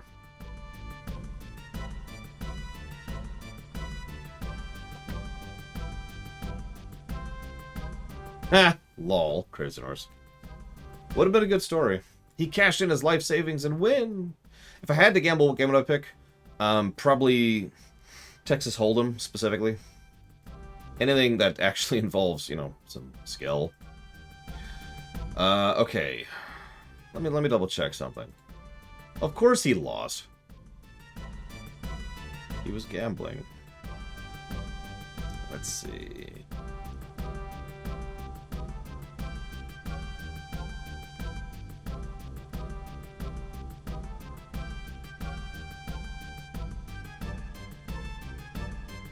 I love this. It actually mentions you should buy a bunch of stuff here.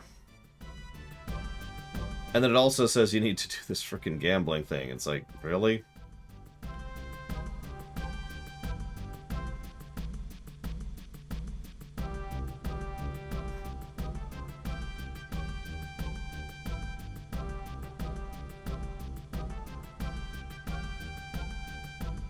Nope, yep, we absolutely have to have 8 Soru breads in order to progress.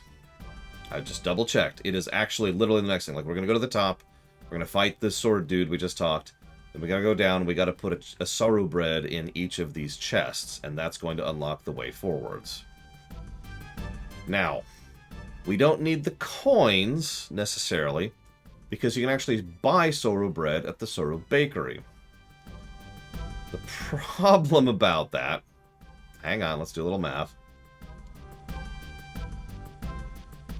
The problem is buying them at the Soru Bakery would require 48,000 gold. This is mandatory grind to progress. This is the first time in the entire game that grind has straight up been mandatory.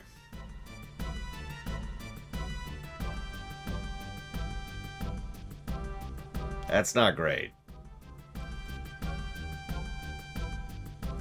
Hang on, I'm looking something up here.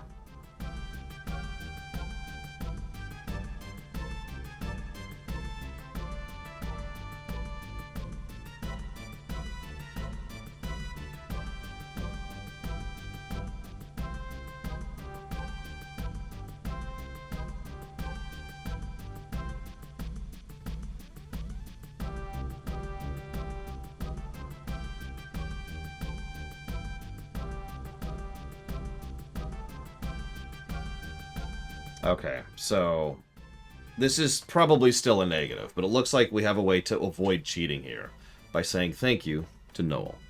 Thank you very, very much for the support. I do appreciate it. Thank you. If you want to put that towards something specific, do please let me know. Okay. Are you on the list? No. I'm not going to see any of these people. Alright, so we're going to go back to the fighting game.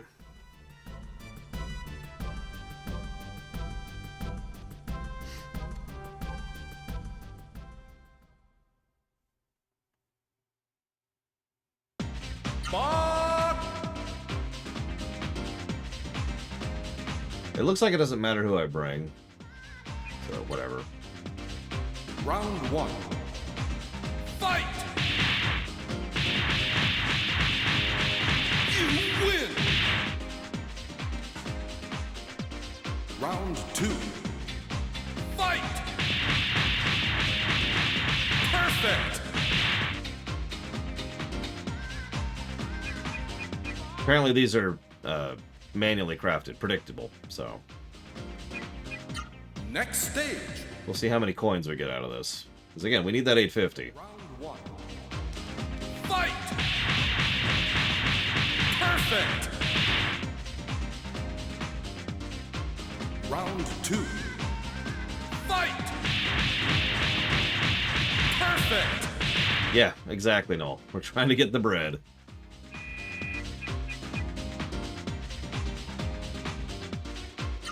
Next stage. Round 1. Fight! Perfect! Round 2. Fight! Perfect!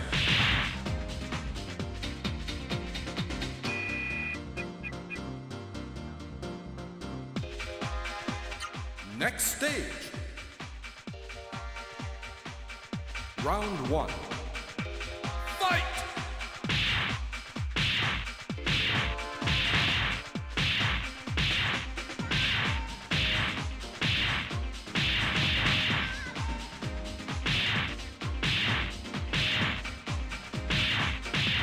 You win!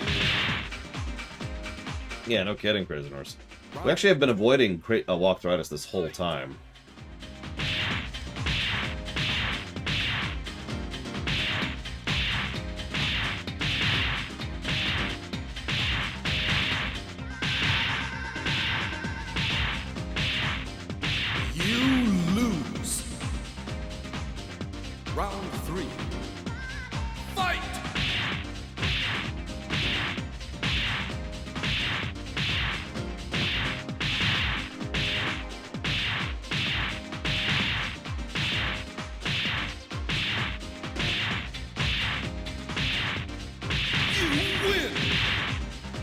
Not looking great.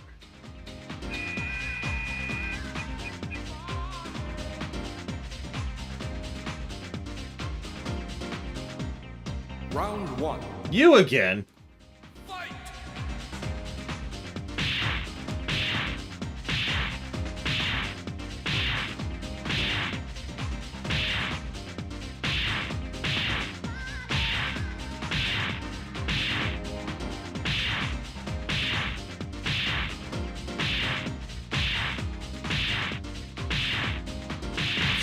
I am looking up the pattern. It's just apparently not 100% consistent. Round 2.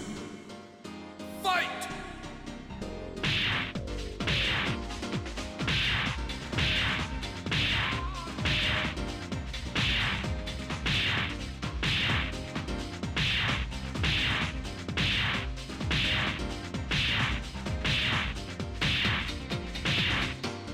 You win! There we go.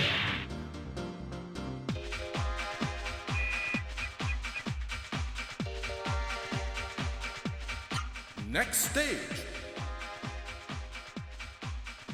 Round 1. Fight!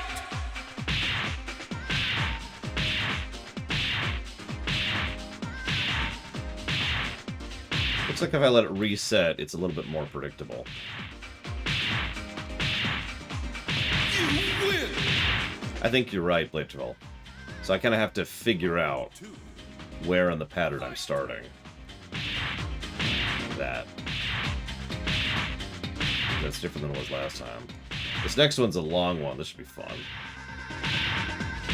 Looks like they can reset the pattern too, like he just did. You win!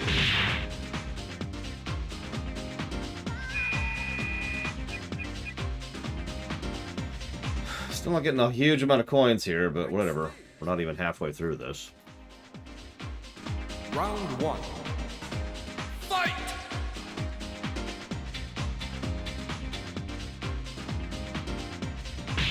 Nope.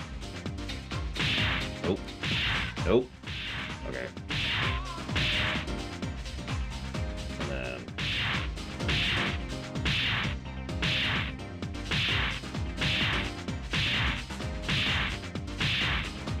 Nope, I'm not cheating. Still haven't put up the cheat flag. You win! If I'm putting up the cheat flag, I'm just gonna give myself infinite gold, you know what I mean? Round 2. Just say screw it. Fight!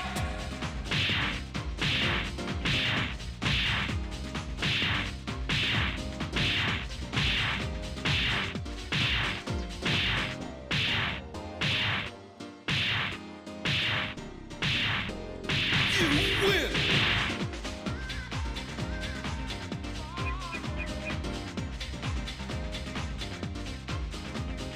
I mean, I'm not giving Rochambeau a positive, because it's Rochambeau.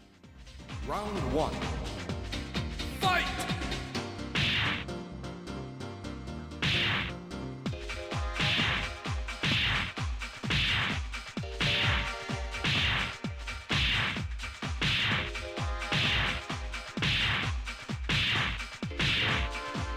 You win! Round 2. Fight!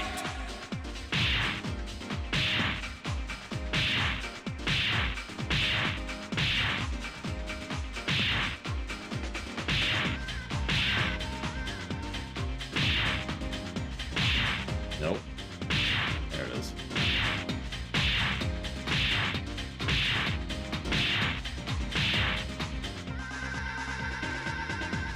You win! Sorry. Lost my position twice on that one. I know, Star Destroyer, but you know me, or rather you don't at all. I do like to avoid cheating if I can do it. Next stage. So we'll see. We're gonna push this as far as we can. Fight! Have a good day at work.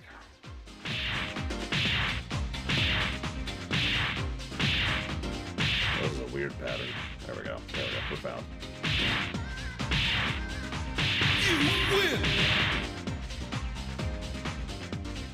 Round 2. Fight!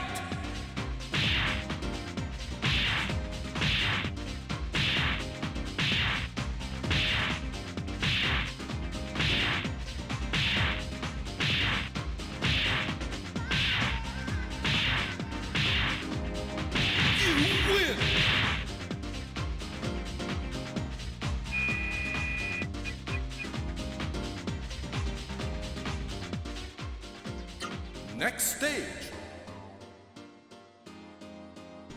Round 1. Fight!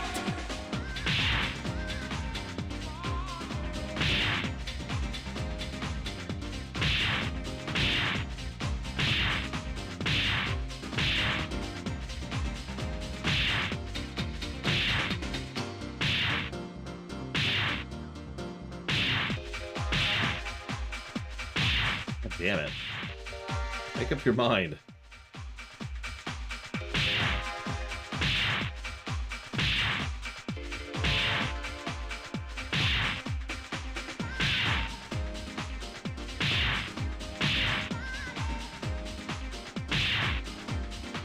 You lose. He changed his pattern 3 times there. Round 2. Fight! I couldn't get back on it.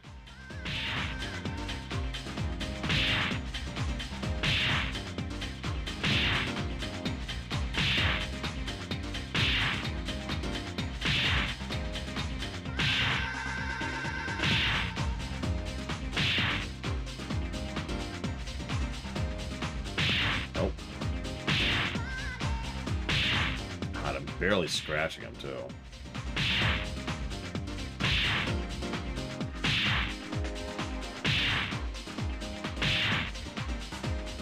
And yeah, I don't mean to sound negative, but another thing about this game that kinda sucks. Fight! Remember yesterday during the lunch break, I ended up defeating Kane, or Zane, excuse me, off camera. What I did was I had GDQ up while I was doing that. The moment I had something to watch while playing the game, it got a lot less bad. And that's not really in the game's favor. I've talked about that before. I remember distinctly the first time I ever realized how bad the game I was playing was, because it was so much more tolerable when I wasn't paying attention to it. Yeah, it's the AC thing, exactly. Ugh, okay. We still are only up to 170 coins. Next stage. I don't think we're gonna hit 850 in this, even if we somehow manage to get all the way to the end. We're starting to have issues. Fight!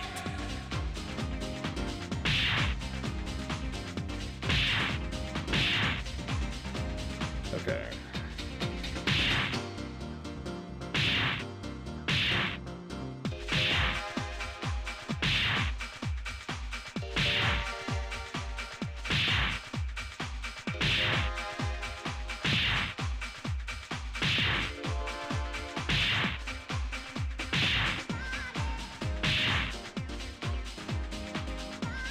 Funny, in this case, the grind was just pushing through the boss fight of 7 billion years.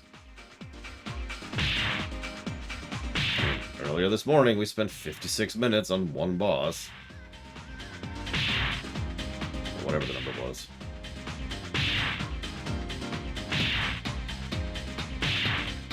Speaking of something having too much health. You lose. What? Round 2. Fight!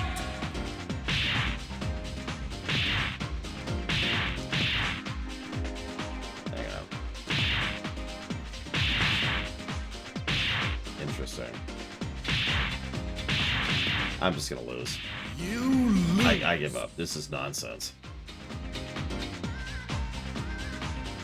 Game over.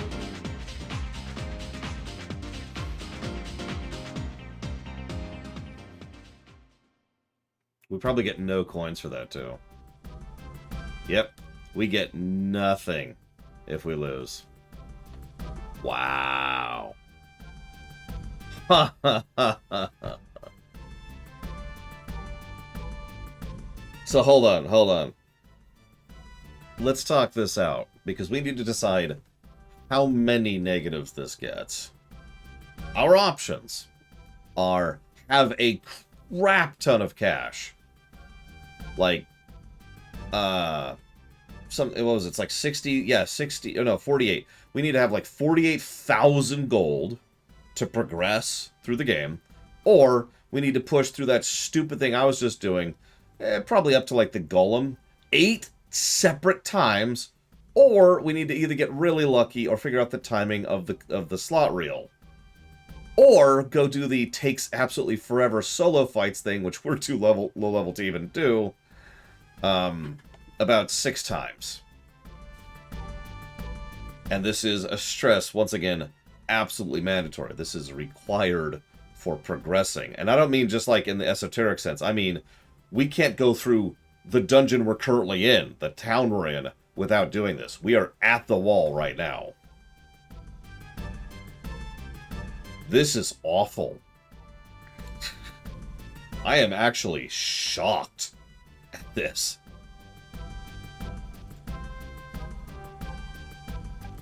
Like, this whole game has had some problems, certainly, but most of it boils down to how slow and sloggy the game is. This is the first thing I would say is just straight-up bad design.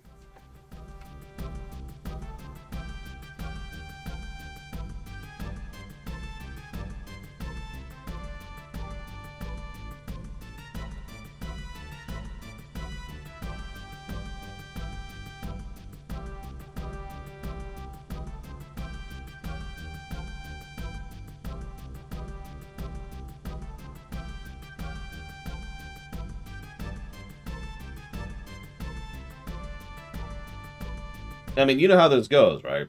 If we're going to cheat, we're going to cheat. The cheat flag is a binary thing, so we might as well cheat our brains off if we're going to cheat at all.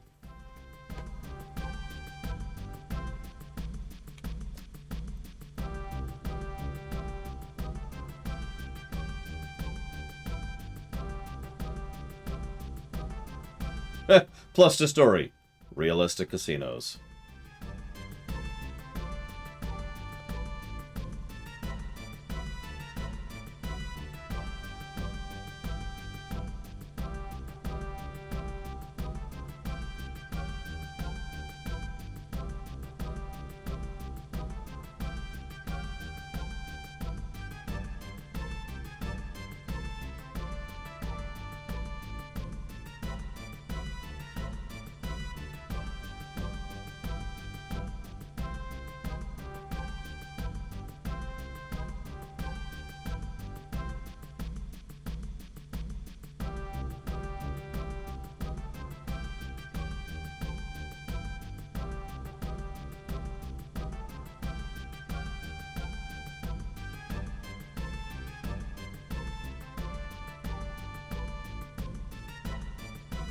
I know, right, Doc Coburn?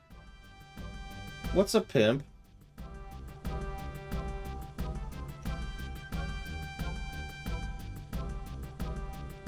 I have no idea, Blake Javal.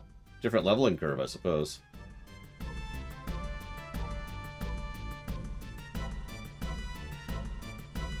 I think I'm going to go ahead and give this 2 negatives. I think. You could argue that the game incentivizes grinding, and that's debatable. However, Savicom is correct. A game that incentivizes grinding gets a negative for grinding.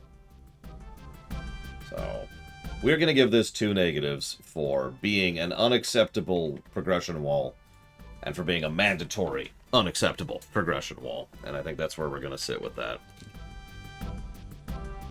We actually have not given this game a grind negative yet, because we haven't actually had to yet. How's that for weird? But we are throwing up the cheat flag, which I know you're all excited about, but honestly, that really makes me sad. We got over 20 hours, almost 25 hours into this game before we finally had to throw up the cheat flag. Whatever. Excuse me, yes, I'd like to buy some tokens, please. Thank you. Yes, I'd like to buy some more tokens, please.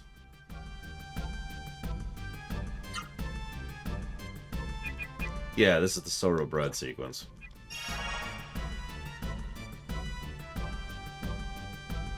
I mean, that's fair, Savicom. I could have just been watching GDQ and mindlessly grinding and then give it the negative for that. Let's head over here. So what do we got? I don't even know what some of these things are.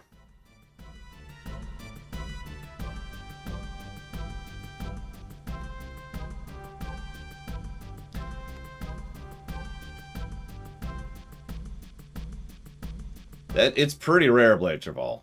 I'm not even sure it's actually happened before. So let's get our Sorrow Breads.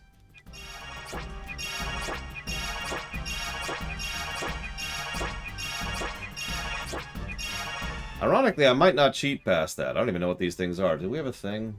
Maybe the walkthrough tells me what these things are. What do we got? What do we got? It does not tell me what these are. What are these?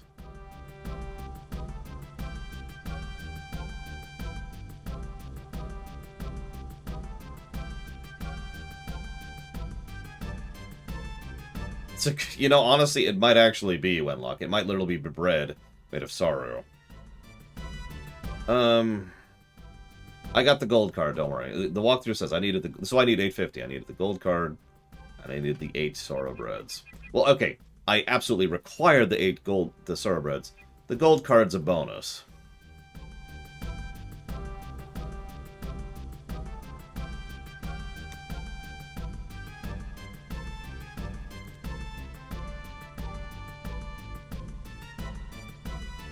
I know what a vitality ring is. I actually have one already. Let's do something really quick. Hang on a sec. What is a deluxe rod? It's a fishing rod. It is the second highest quality fishing rod. So screw that nonsense. Life armband. Increases your max HP. Lost Grail revives you once when your HP hits 0. Does that go away?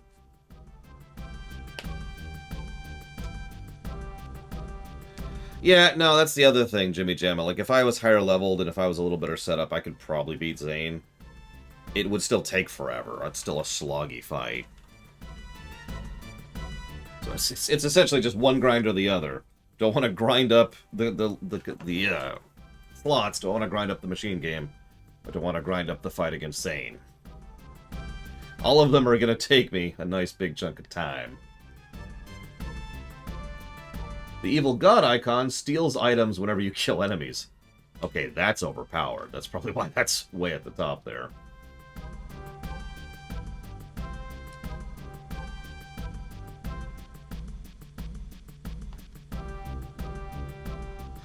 What's ironic is the Lost Grail's neat and all, but there's some other Grails that are even better. Restores HP every turn in battle. Restore MP every turn in every battle. Jesus. I think we'll not break the game anymore. I know. I just said, but whatever. We have cheated as much as we needed to. Let's get on with it. Alright, let's go ahead and turn the cheats back off right now, because that's just going to mess with things. So, off you go. There we go.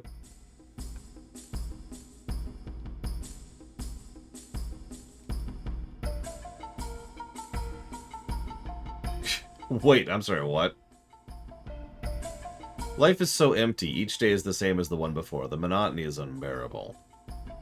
Maybe I'll get a Seru somewhere. Put it on and go downstairs. If I turned into a Seru monster, at least the madness wouldn't be boring. Might be a lot better than living a lifeless shell here. Nice place. Get a cute little girl with you. You should take her to the dance club. I'm gonna enter the dance contest. Okay, so hang on. What's going on with the dance contest here?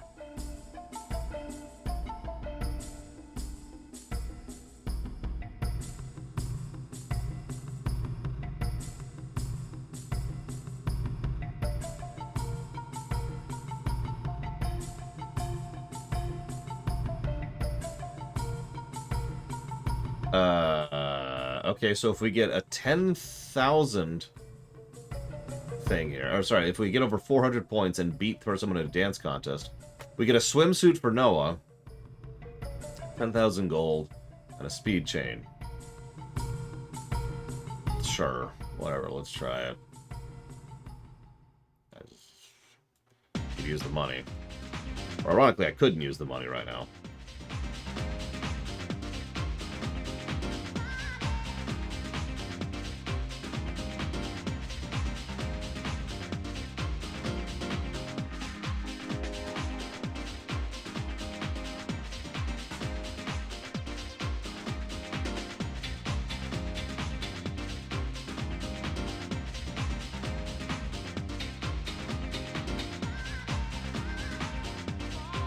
Okay.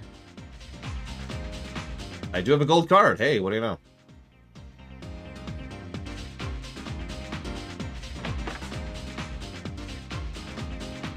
Oh, geez. Flashing lights warning. Flashing lights warning. You, that girl there. You're a natural-born dancer. Do you want to take lessons from me? Sure. That's the spirit. Do what I do and dance.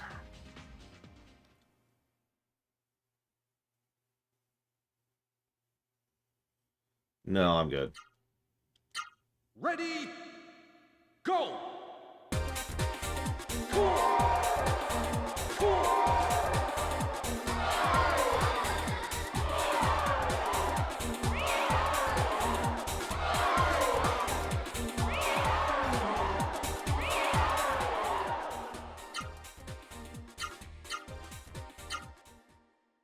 Ready, go!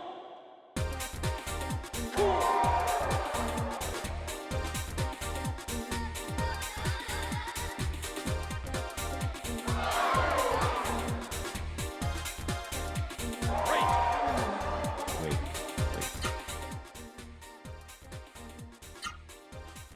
Yeah, can I actually do the level, please? Thank you. Go!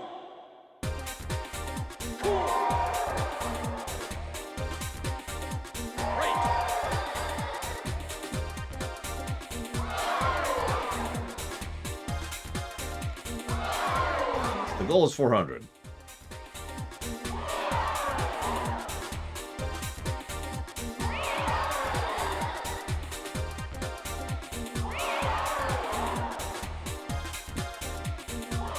Three, two, one. Finish!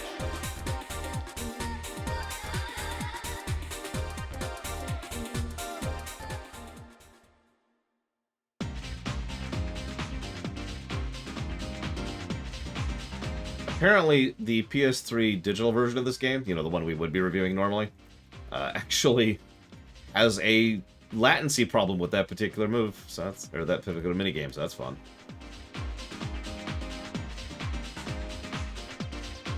$437 points. Something more I can teach you. As a final prize, I give you the speed chain. Well, at least we didn't get the bikini. Were we supposed to do that like 3 times to get each of the things?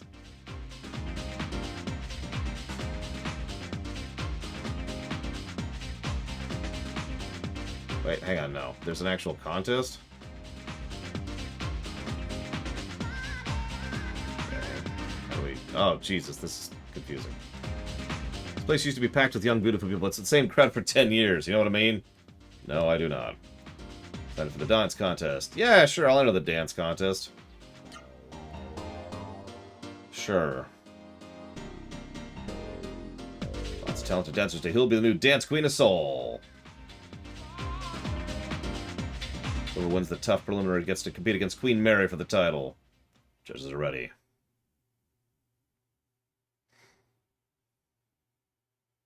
Ready, go!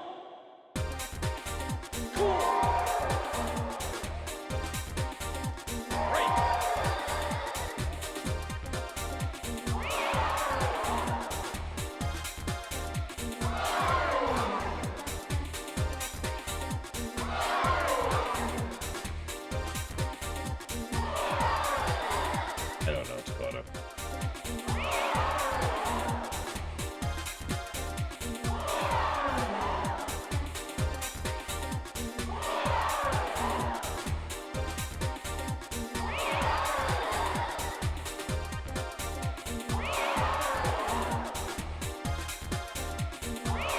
Three, two, one. Finish! Crushed.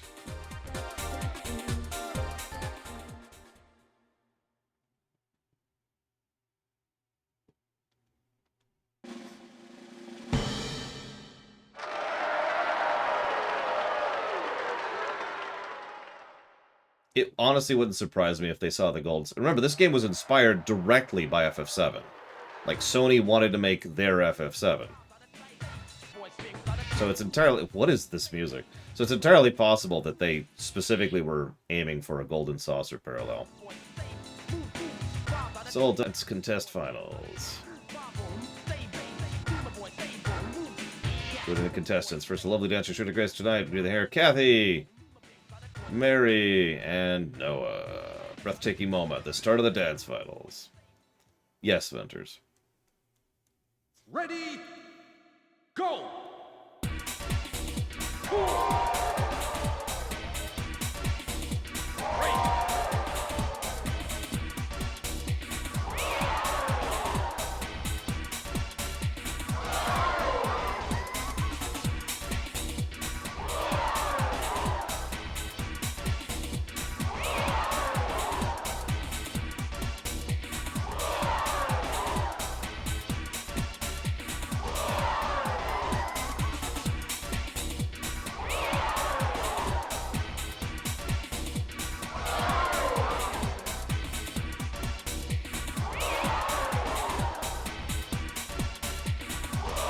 Three, two, one. Finish. Actually, kind of close.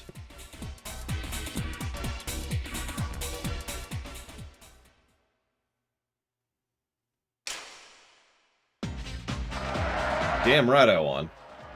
You just got served. With an elegant yet energetic style, Noah has taken the crown. Tonight is the beginning of a new legend. I mean, I don't know if you know this, but you remember the very first thing that caught my attention about Earthbound? Very first thing.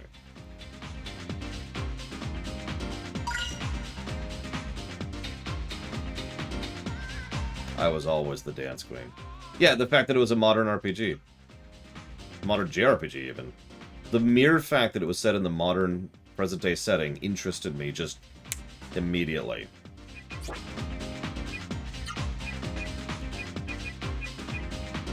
Is that an accessory? No.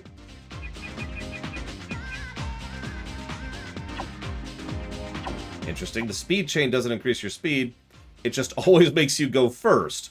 So I guess technically that does increase your speed, but that's interesting that they just lock you in as the first action. That's actually pretty nice. Gives you a bit of control over the initiative. So I hate to ask this, but what's the bikini? Doesn't say. Okay, whatever. Let's increase your attack power, because of course. You know, honestly, I think if Noah was allowed to participate in that arena, she might actually beat Zane.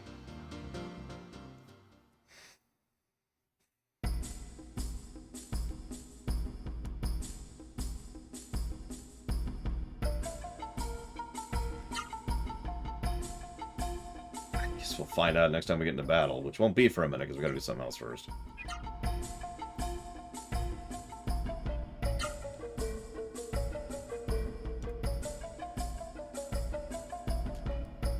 Haven't seen you here before. Are you from the outside world? Yes. You must have seen the castle in the sky. It's an alright movie. I mean, it's probably one of their better ones, in my opinion. That's the Seoul 3rd Street Theater. It used to be called Capital of Comedy, but now they call it the Palace of Yawns. Hey, you big fella there. You look like Pig, the comedian. Thanks.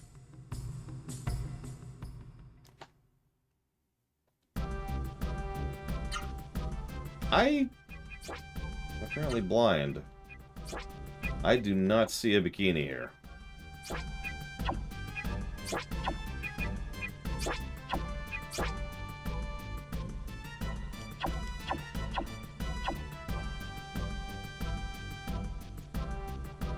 Anyways. You guys, don't tell me you want to come into this theater. Well, I guess you can do whatever you want. Some people are so different. Which is 10G a person. Here's 30G. I got it to burn right now. Hey folks, thanks for coming. Hi, I'm Solfar and this is Solmar. And I'd like to say, I'm a soul man. Get it? Soul man? Soul man? Hey, stop joking around, you moron. Grumble, grumble. Wow, that's terrible. He's actually asleep. Leave me alone. I was sleeping. Don't wake me up. The world may be engulfed in mist, but I'll never let you go. Your love is everything to me. Blush, blush, blush. I am not laughing on the inside. Frankly, the way things are, I should just shut this place down, but if I did that, all the people here would have nowhere else to go. So I keep the place open and let them perform here. I guess you could call it kind of volunteer work. Keep doing comedy because I don't have anything else to do, but it's so depressing, really. Well, I want to hear the audience laugh just once before I die. A long time ago, this theater was really popular, and there were girls all over the place. We might beat it tomorrow, Ryman, but I wouldn't bet on it. My partner, Pig, says he doesn't want to perform anymore, and that this is all pointless. Since then, I haven't been able to find a new partner. Hey! You, Gala! You, the big one. Your name is Gala? Gala, you look just like Pig! Would you go up on stage with me? Yes, I will. I will tell bad jokes with you, Mon. I heard you're a great straight man. Don't worry, let's go.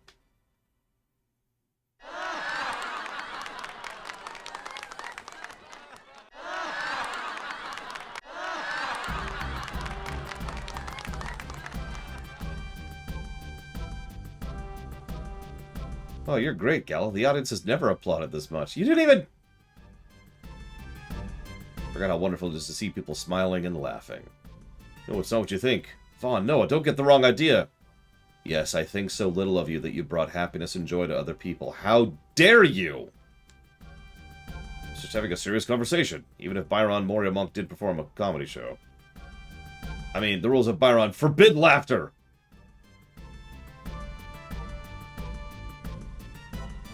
You know, that explains everything about Song Hee. Even if I, Master of Byron, I mean, I could never... Hey!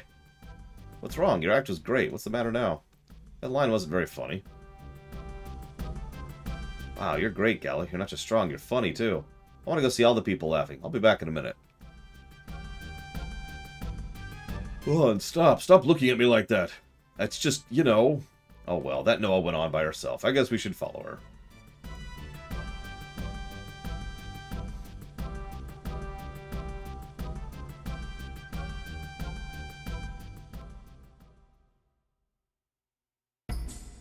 Ironically, no, Triaxia, although it is not really all that similar to the FF9 mist, no.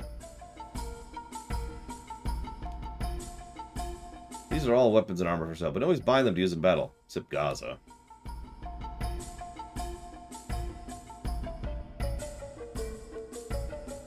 There's the Soru bread. Yep, we already know what that is. I know a way to get Soru bread cheap.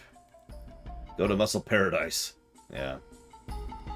I do know who Kara is. Why would such a nice girl like Kara fall for such a no-good guy like that? He's always getting into fights and causing trouble. What a bum! Can I please buy from you? Okay.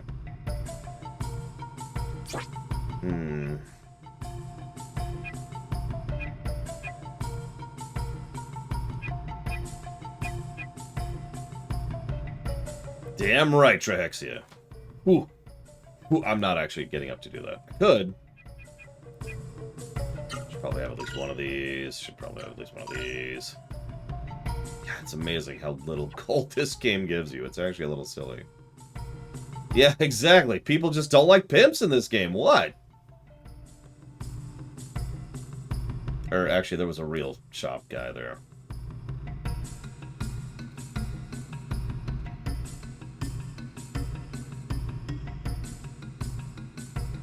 Nope. Apparently, where is this person?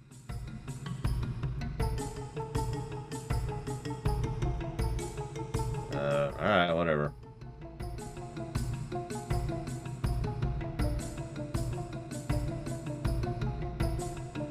Oh, here we go.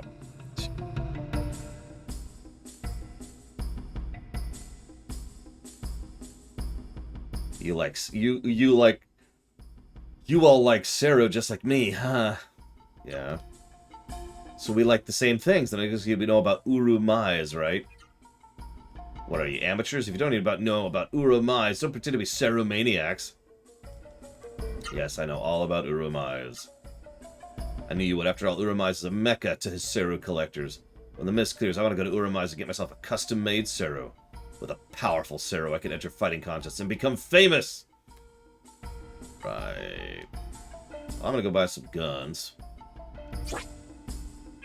What do we got here? Not much, actually.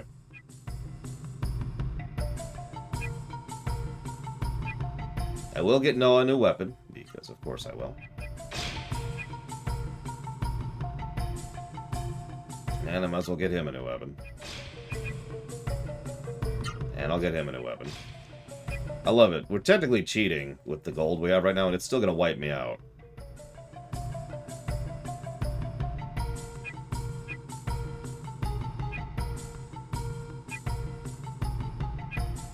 Screw it. And we're wiped out. Even with a maximum, even with 65,000 gold, cheated gold, which we didn't have, we still couldn't afford a full round of things.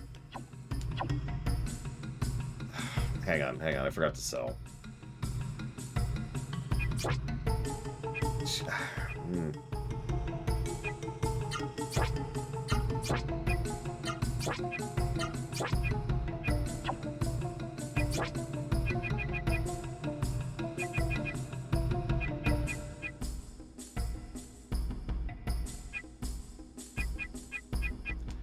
And we'll just sit on the gold for now.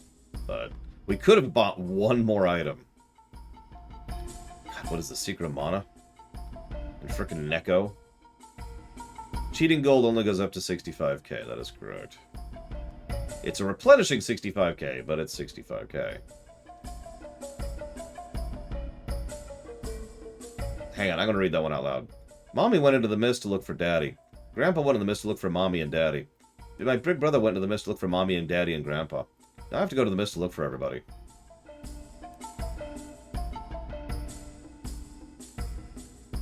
Yeah, what Doc Coburn said, Von Palmer said. Which I found out to my great dismay earlier. That was fun.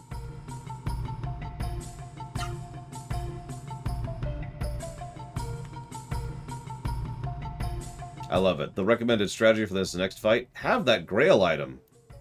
You know, from the thing that costs like 8,000 coins.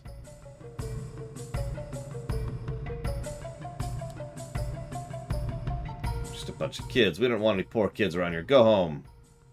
I'm not a kid. Hey, it says we're 14. How uncool. It's just little kids are so hardened by the cold world. I'm not a poor kid. Now, if you have money, go inside and buy something. A life grail. How much is it? 90,000 gold. Ironically, I really want that.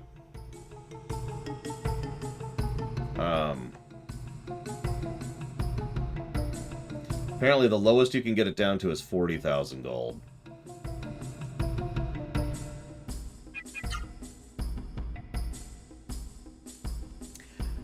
I don't have 40,000 gold. I didn't have 40,000 gold when I walked into her. I had 10. So if I get up to 40 grand, I will come back and buy that, because that's the HP replenishment thing per turn. Although I kind of wish... MP replenishment would be more useful, but I don't know where to get that. All over the world is dead. This is heaven, a paradise of despair. That doesn't sound like heaven to me.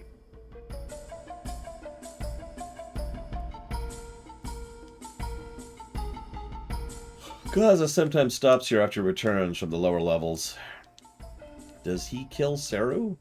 Because that's bad. Mara, is that you? No, of course not. Sorry, I thought that young lady there was someone I knew once. Mara was one of Gaza's grandkids. Want to hear the story? Gaza had a son named Theodore and two grandkids, Mara and Beld. One day in the mist in the lower levels of Seoul, right before Gaza's eyes, the Seru monster killed Gaza's son and grandkids. That's what made Gaza run mad. All he had left was a sword. His only reason for living was to kill Seru monsters and perfect his swordsmanship. I told him the Seru he kills may have been human once. That he may be killing his own friends and townspeople. Yeah. That's how that works. I can't wait to free all these people and have a chat with him about this. The Mist is the real villain. Gaza vowed to himself and his sword to kill Seru and perfect his swordsmanship. What we're really fighting is when the Mist disappears, and Seru will disappear. When that happens, Gaza will lose his reason for living, and his spirit may die. Well, he's kind of a mass murderer, so... That Gaza, what a sad fellow. He used to be so dedicated. Now his heart is dead! Well, I think we need to go make his heart the rest of the way dead. Who's with me?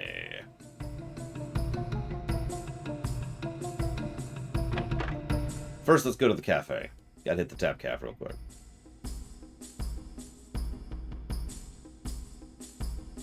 Emperor Etora VIII of Seoul was engulfed by the mist while commanding the frontline troops. I collected Seru samples in Urumai under the orders from the Emperor Etora VIII.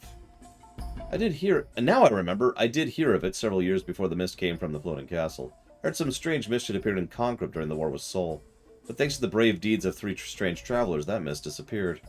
What if that mist in Konkrim has anything to do with the mist today? Nah.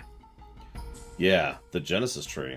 In the deepest cavern under Seoul is a warrior square. There was a Genesis tree there. But they say the Genesis tree is gone now. Heard from a girl who works at the cafe that a young Soren man had a tragic love affair in Buma before the mist came. Because of the war, the arms dealer downstairs has a better selection than they do upstairs. Right.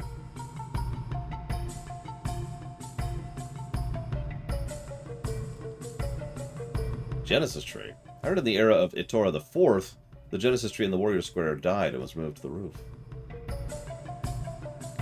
Grumble, grumble. How annoying. Wish they'd stop saying sir, sir, sir all the time. Those Byron monks. Uh-oh. Uh-oh. Is it audio spam time? Nope, we're okay. I don't need father. I don't need mother. I just need the lady who can take care of us.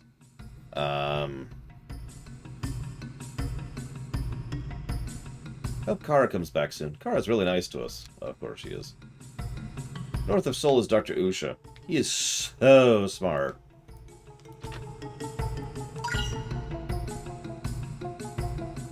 Hello, welcome to Kitty House. We take care of children who are all alone now. Some have parents on the lower floors. Until Gaza murders them, of course. Do you know Kara? Yes. I know she calls herself a thief, but she's really a gentle person. Besides, there are reasons she goes into the mist to steal. One of them is to pay the operating expenses here. Another reason, oh, I don't know if I should tell you this, but Kara said she steals so she won't regret the love she had. I don't understand what that means, but it sounds complicated and deep. No, it isn't. Kara, she always brings us lots of presents. You know what? There are people called Soren, and they have Seru, and they can fly! Townspeople are complaining about how sad or empty they feel, but here with the kids, I'm too busy to complain or feel sorry for myself. Yeah, that's called parenthood. Yeah, that's more of like a salvaging, scavenging vulture kind of a situation, Crazy Horse.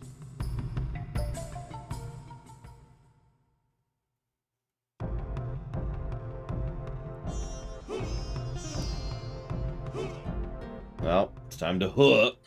Everyone in chat, huh. Oh, Loner asked a question. Hang on, I'll repeat this.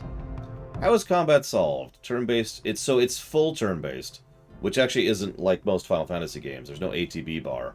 Instead, everyone puts in their actions, and then the actions resolve in the order that everyone's speed is. So basically, every round you recalculate initiative is the best way to put that. You've been tossing around the idea of a turn-based game where turns were timed and you had to input a combo. And maybe if you looked at his skill, you'd be able to input a counter to an enemy during his turn. That could work. It'd be a bit of a battleship kind of a thing. You know, blind bluffing kind of a game. Because it would be all down to guessing. The catch is, you'd have to have some kind of mechanic to give you something to go off of other than just random guesswork. Because otherwise it's just pure RNG, right? Admittedly, one of the problems with this kind of combat system and why so many games moved away from it is because it is heavily RNG based. You have absolutely no idea what the enemy's going to do, when the enemy's going to take action, or when you are going to take action. There are ways to control elements of that, but not overall. Yeah, the speed chain is a way to make one person always go first, and there's also the slowness chain to always make one person go last, but that's it. Are you searching for arts? Yes, tell me all the arts. It's on the lower floors. Got it. Came one of the teachings of Byron after losing hope. Okay.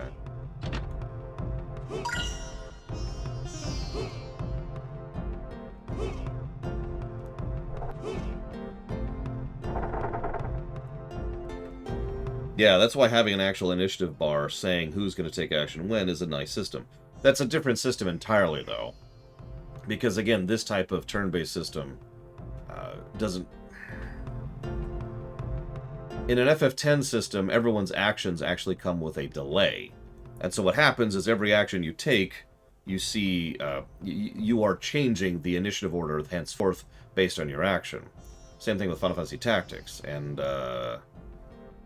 I forget what it is. There's another game we played recently which had that system. In this system, the initiative is recalculated every single turn, and there's some RNG involved in it, too. Oh, this guy's name is Old D's. None but the followers of Byron Manter. Let those wearing the despised sir... Let alone those wearing the despised sir on this person. Go away, now! Old Master, wait, please, wait a moment. I am Gala. I embraced Byron and studied under Master Zopu. Please listen to what we have to say, please. Zopu, so you speak the name of Zopu. He certainly is of Byron. But, please forgive my impertinence. Wait, what? What? Huh? Gala, you're so cool. Byron Martial Arts, 7th degree. What do you think? There is indeed a deft mastery in your techniques. This can only be the secret arts of Byron, taught by Zopu himself. Having seen your skills, I could not turn you away. Come with me. Okay. What? Huh? Not that I'm complaining, but... Okay, whatever. I don't even care. I don't even care. One moment. I need to do something really quick. Need to destroy the entire universe. It's the whole thing. It's going to take me a minute. Yeah, his name is Old Deeds. It's right there. Old D's. Excuse me, not Old Deeds. There's no D.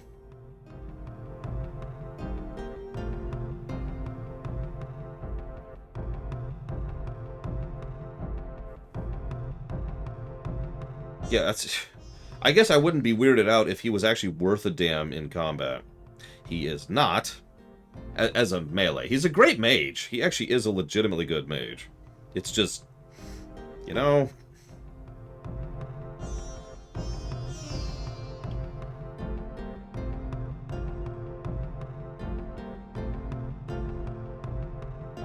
Yeah, get it? Oldies. Get it?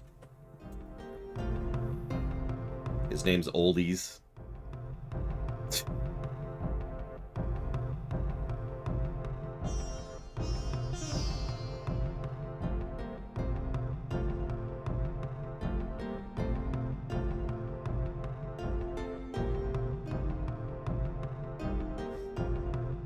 Yeah, I love it. He's supposed to be this big, you know, hotshot, and it's like, no, he actually just kind of sucks.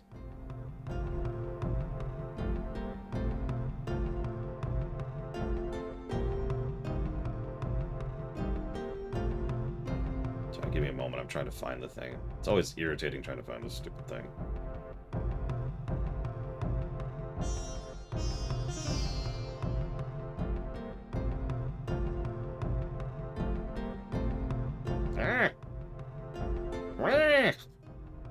So I turned into Waluigi for a second.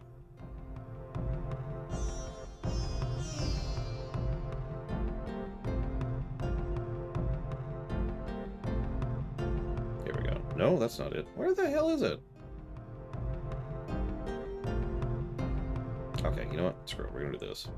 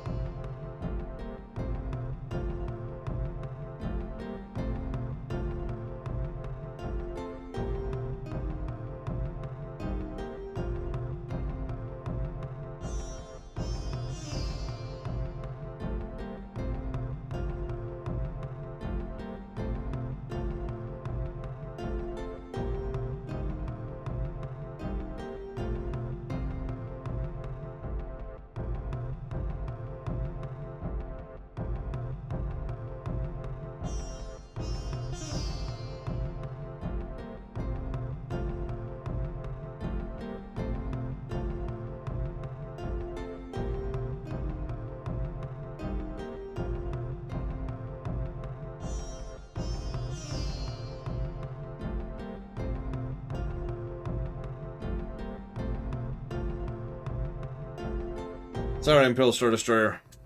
I'm gonna have to have you executed.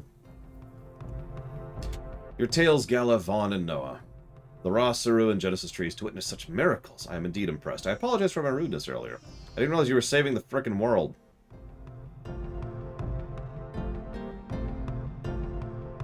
There's the Genesis tree. This is the temple's Genesis tree. Come on, that's only a... That's a seedling. This tiny, frail-looking Genesis tree is going to help us? Correct. This is a Genesis tree seedling. This is what we call it.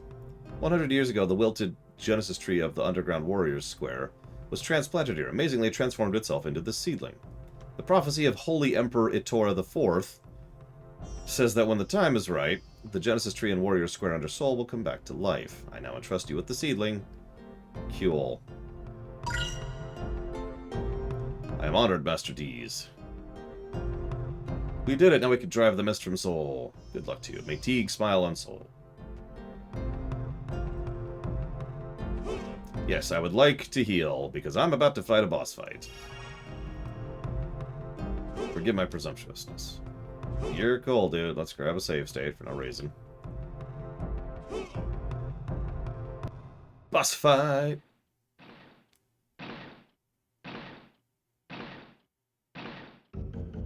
I, Gaza, will not let thine evil plot succeed. This I have vowed on my honor and on the mighty astral sword. No one who would prevent me from keeping that vow shall be spared. Now put down that Genesis tree seedling. Do not resist me, lest thou die by my blade. Insolent knaves. Fools.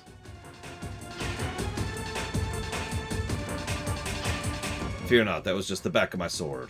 I do not take life without reason. I am Gaza. I bear thee no ill will, yet if thou dost seek to drive away the mist and with it the Seru, then I will be forced to stop thine evil scheme by taking thine lives. Now how dost thou reply? You're an idiot. You're weird. I don't understand a word you're saying, but I can tell you're a weirdo. There's no reason for us to fight, Gaza. The awakening of the Genesis tree and your vow. They are the same thing. That means you, old man, and we share a common goal. There's no reason for us to fight. We are not sworn enemies. Misjudge me not, my vow is to live by the way of the sword, that and no more. The grounds where my sword holds the power of life and death is the demon's lair below. I exist to fight there. My sword was forged to slay demons. I live for carnage. Power of life and death? Demon's lair? Carnage? Ooh. I don't understand what the old man's saying at all. You know what? The gentleman seems to think if we revive the Genesis tree and drive away the mist, then he won't be able to practice his swordsmanship on the Saru in the mist anymore. That's too weird. That's just too weird. There's something wrong with this old guy. The mist can twist people's minds with its very existence. Enough idle talk. Let thine steel do thine talking. Boss fight.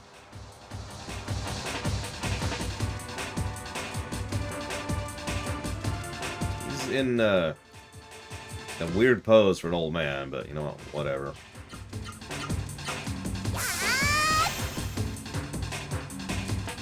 Good news, she's not in a bikini.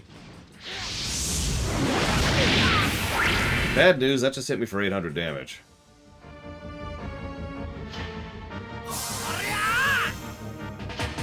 While defending, by the way. I don't know if you caught that. So, that sucks. Hold up. We have the full 9 on her.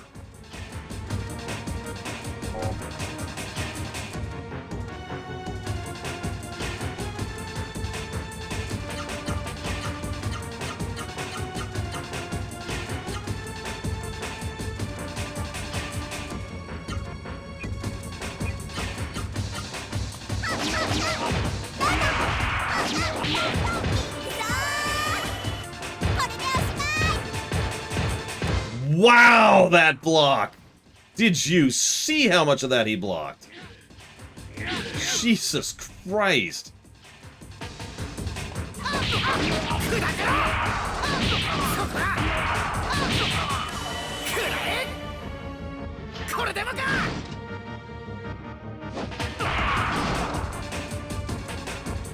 Oof, okay, that sucked. Be here a minute.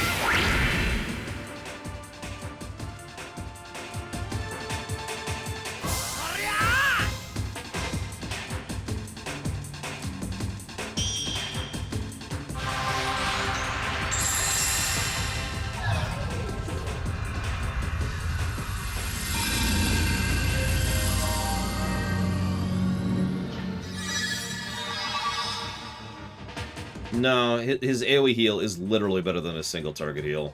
In every way at this point, so I'm just gonna always do the AoE heal. So. See if we can actually land the attack this time. Jeez Louise.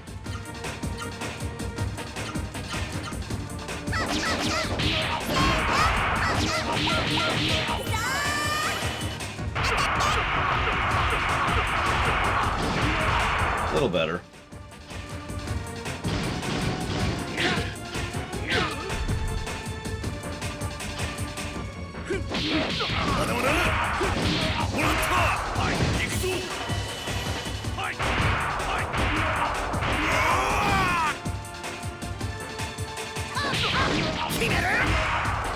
While Gala continues to do terrible damage. I don't know why I bothered. Oh my. Block! Oh, he didn't block it, okay. And you're doing crap damage too, Vaughn. Stop sucking, Vaughn. It's an order.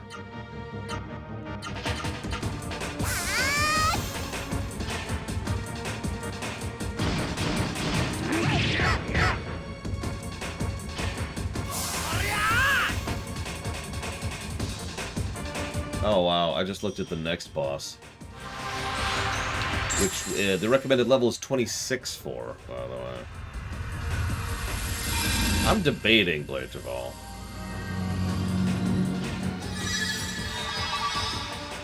Like, I've been pretty holding back on the defensive line and focusing on burning my mana on heals rather than damage, but maybe I should start thinking about doing some deeps.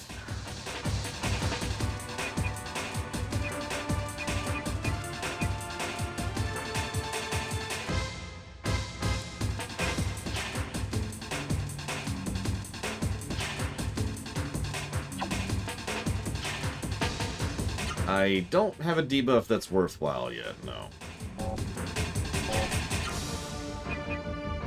Let's test something.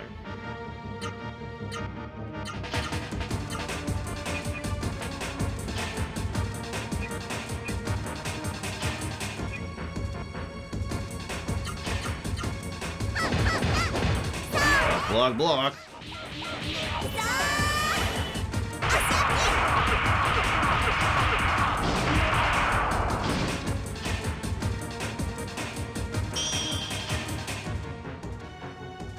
Yeah, there are buff items, which I'm not going to burn on this boss. I might burn on the next boss. We'll see. Looking at the next boss, I might just go ahead and cheat in some of that equipment. You know? Because holy crap.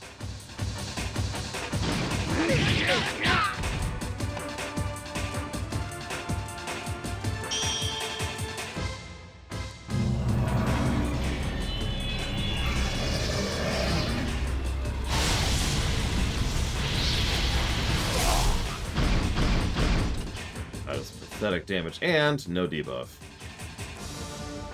I have access to every special art that I'm going to have until I get the third book for each character in October.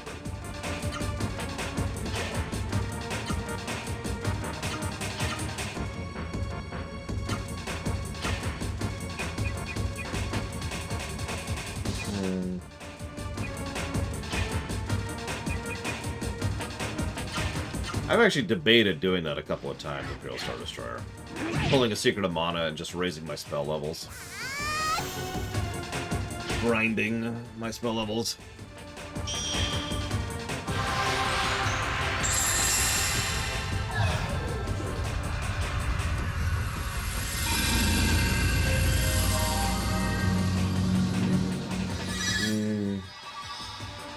I don't have 9 art blocks for him yet, Mum Washington. I only have it for her.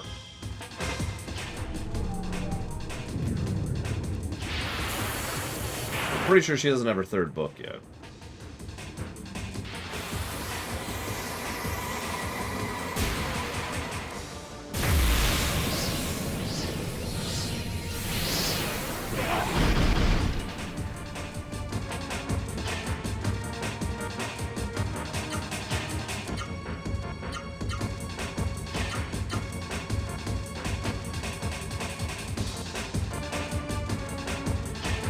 I'm pretty sure her ultimate is Love You. If that's what you mean. I mean, we could try the love you, see if that actually does more. Why not? So that's 1, 2, 1, 2, 1, 1, 1, 2. Let's see what that does. You know what's funny is you'd think FF2 is the grindiest of the FFs, and you'd be wrong! Actually, FF3, at least as far as mandatory grind. Obviously, the grindiest FF in terms of optional grind is 10. Good lord, 10. Okay, so... Screw it, let's just keep leveling Vigoro.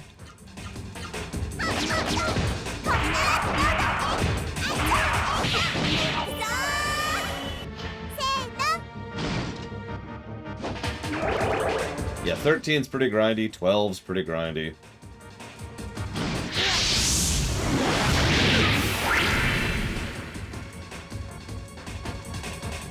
Yeah, but it costs 90 mana, Imperial Star Destroyer. Just, I'm never gonna use that. It varies quite a bit, actually, Ventures. Like, FF7 is mostly anti-grinded. There's actually only one grind wall in all of FF7. FF6 also has one grind wall. FF8 is kind of a special case, but FF8 is actually pretty low tier on grindy. FF5 has no grind at all, if you know what you're doing. FF4 has no grind at all, period. FF3 is very grindy, FF2 is kind of grindy, FF1 isn't grindy in the strictest sense of the word, it's just there's way too many encounters. FF9 is actually very not grindy. It's probably the least grindy of the FFs. Etc, etc. It bounces around a bit. Is kind of a point.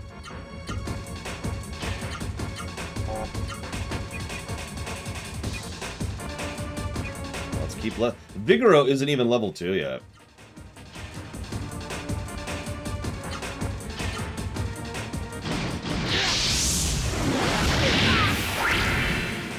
I mean, I can just try to see if... Oh, I'm dead. If the ultimate art actually gets off. But I need more AP to do that, so... I doubt it's gonna work, but we can try it.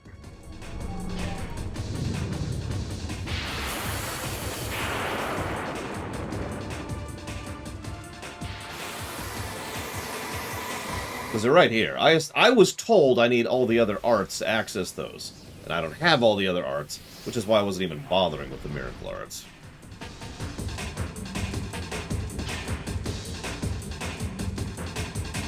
So...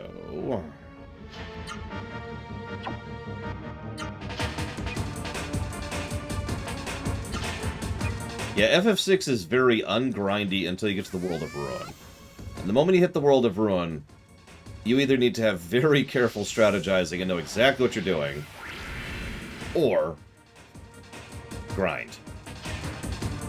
The fact that it has grind spots doesn't mitigate the fact that there's grind. I love FF6, but the World of Ruin has some balance issues. So let's frickety heal. So let's see if this works. I'm gonna laugh if it does.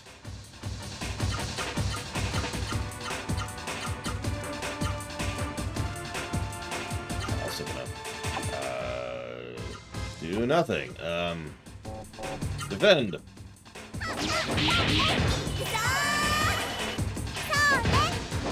Okay, I guess we don't need all our hyper arts to do our miracle arts.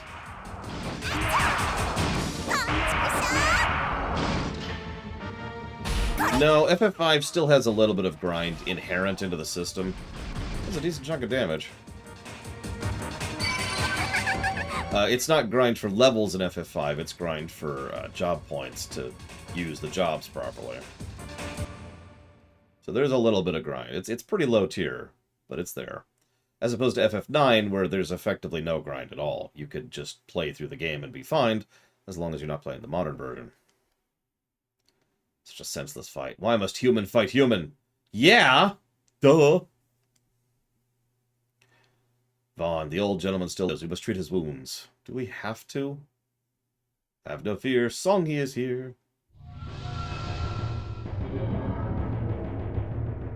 What?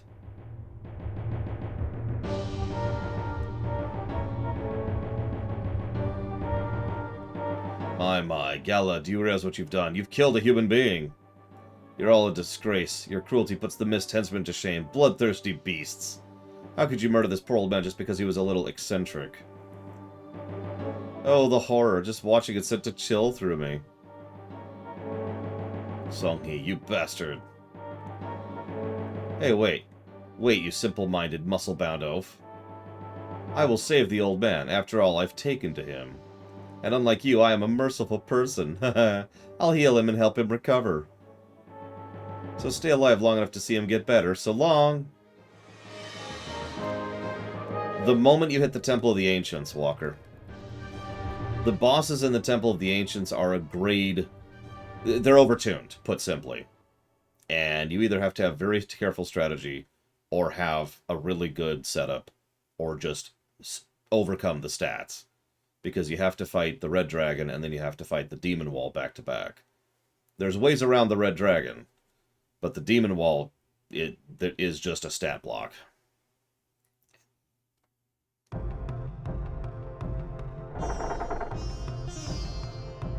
Could you heal me again, please?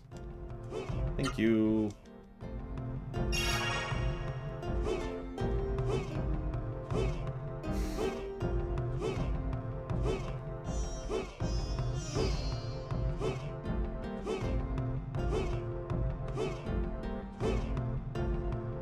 Oh, it stopped.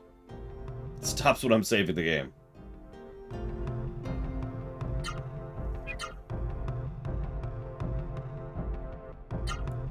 Okay.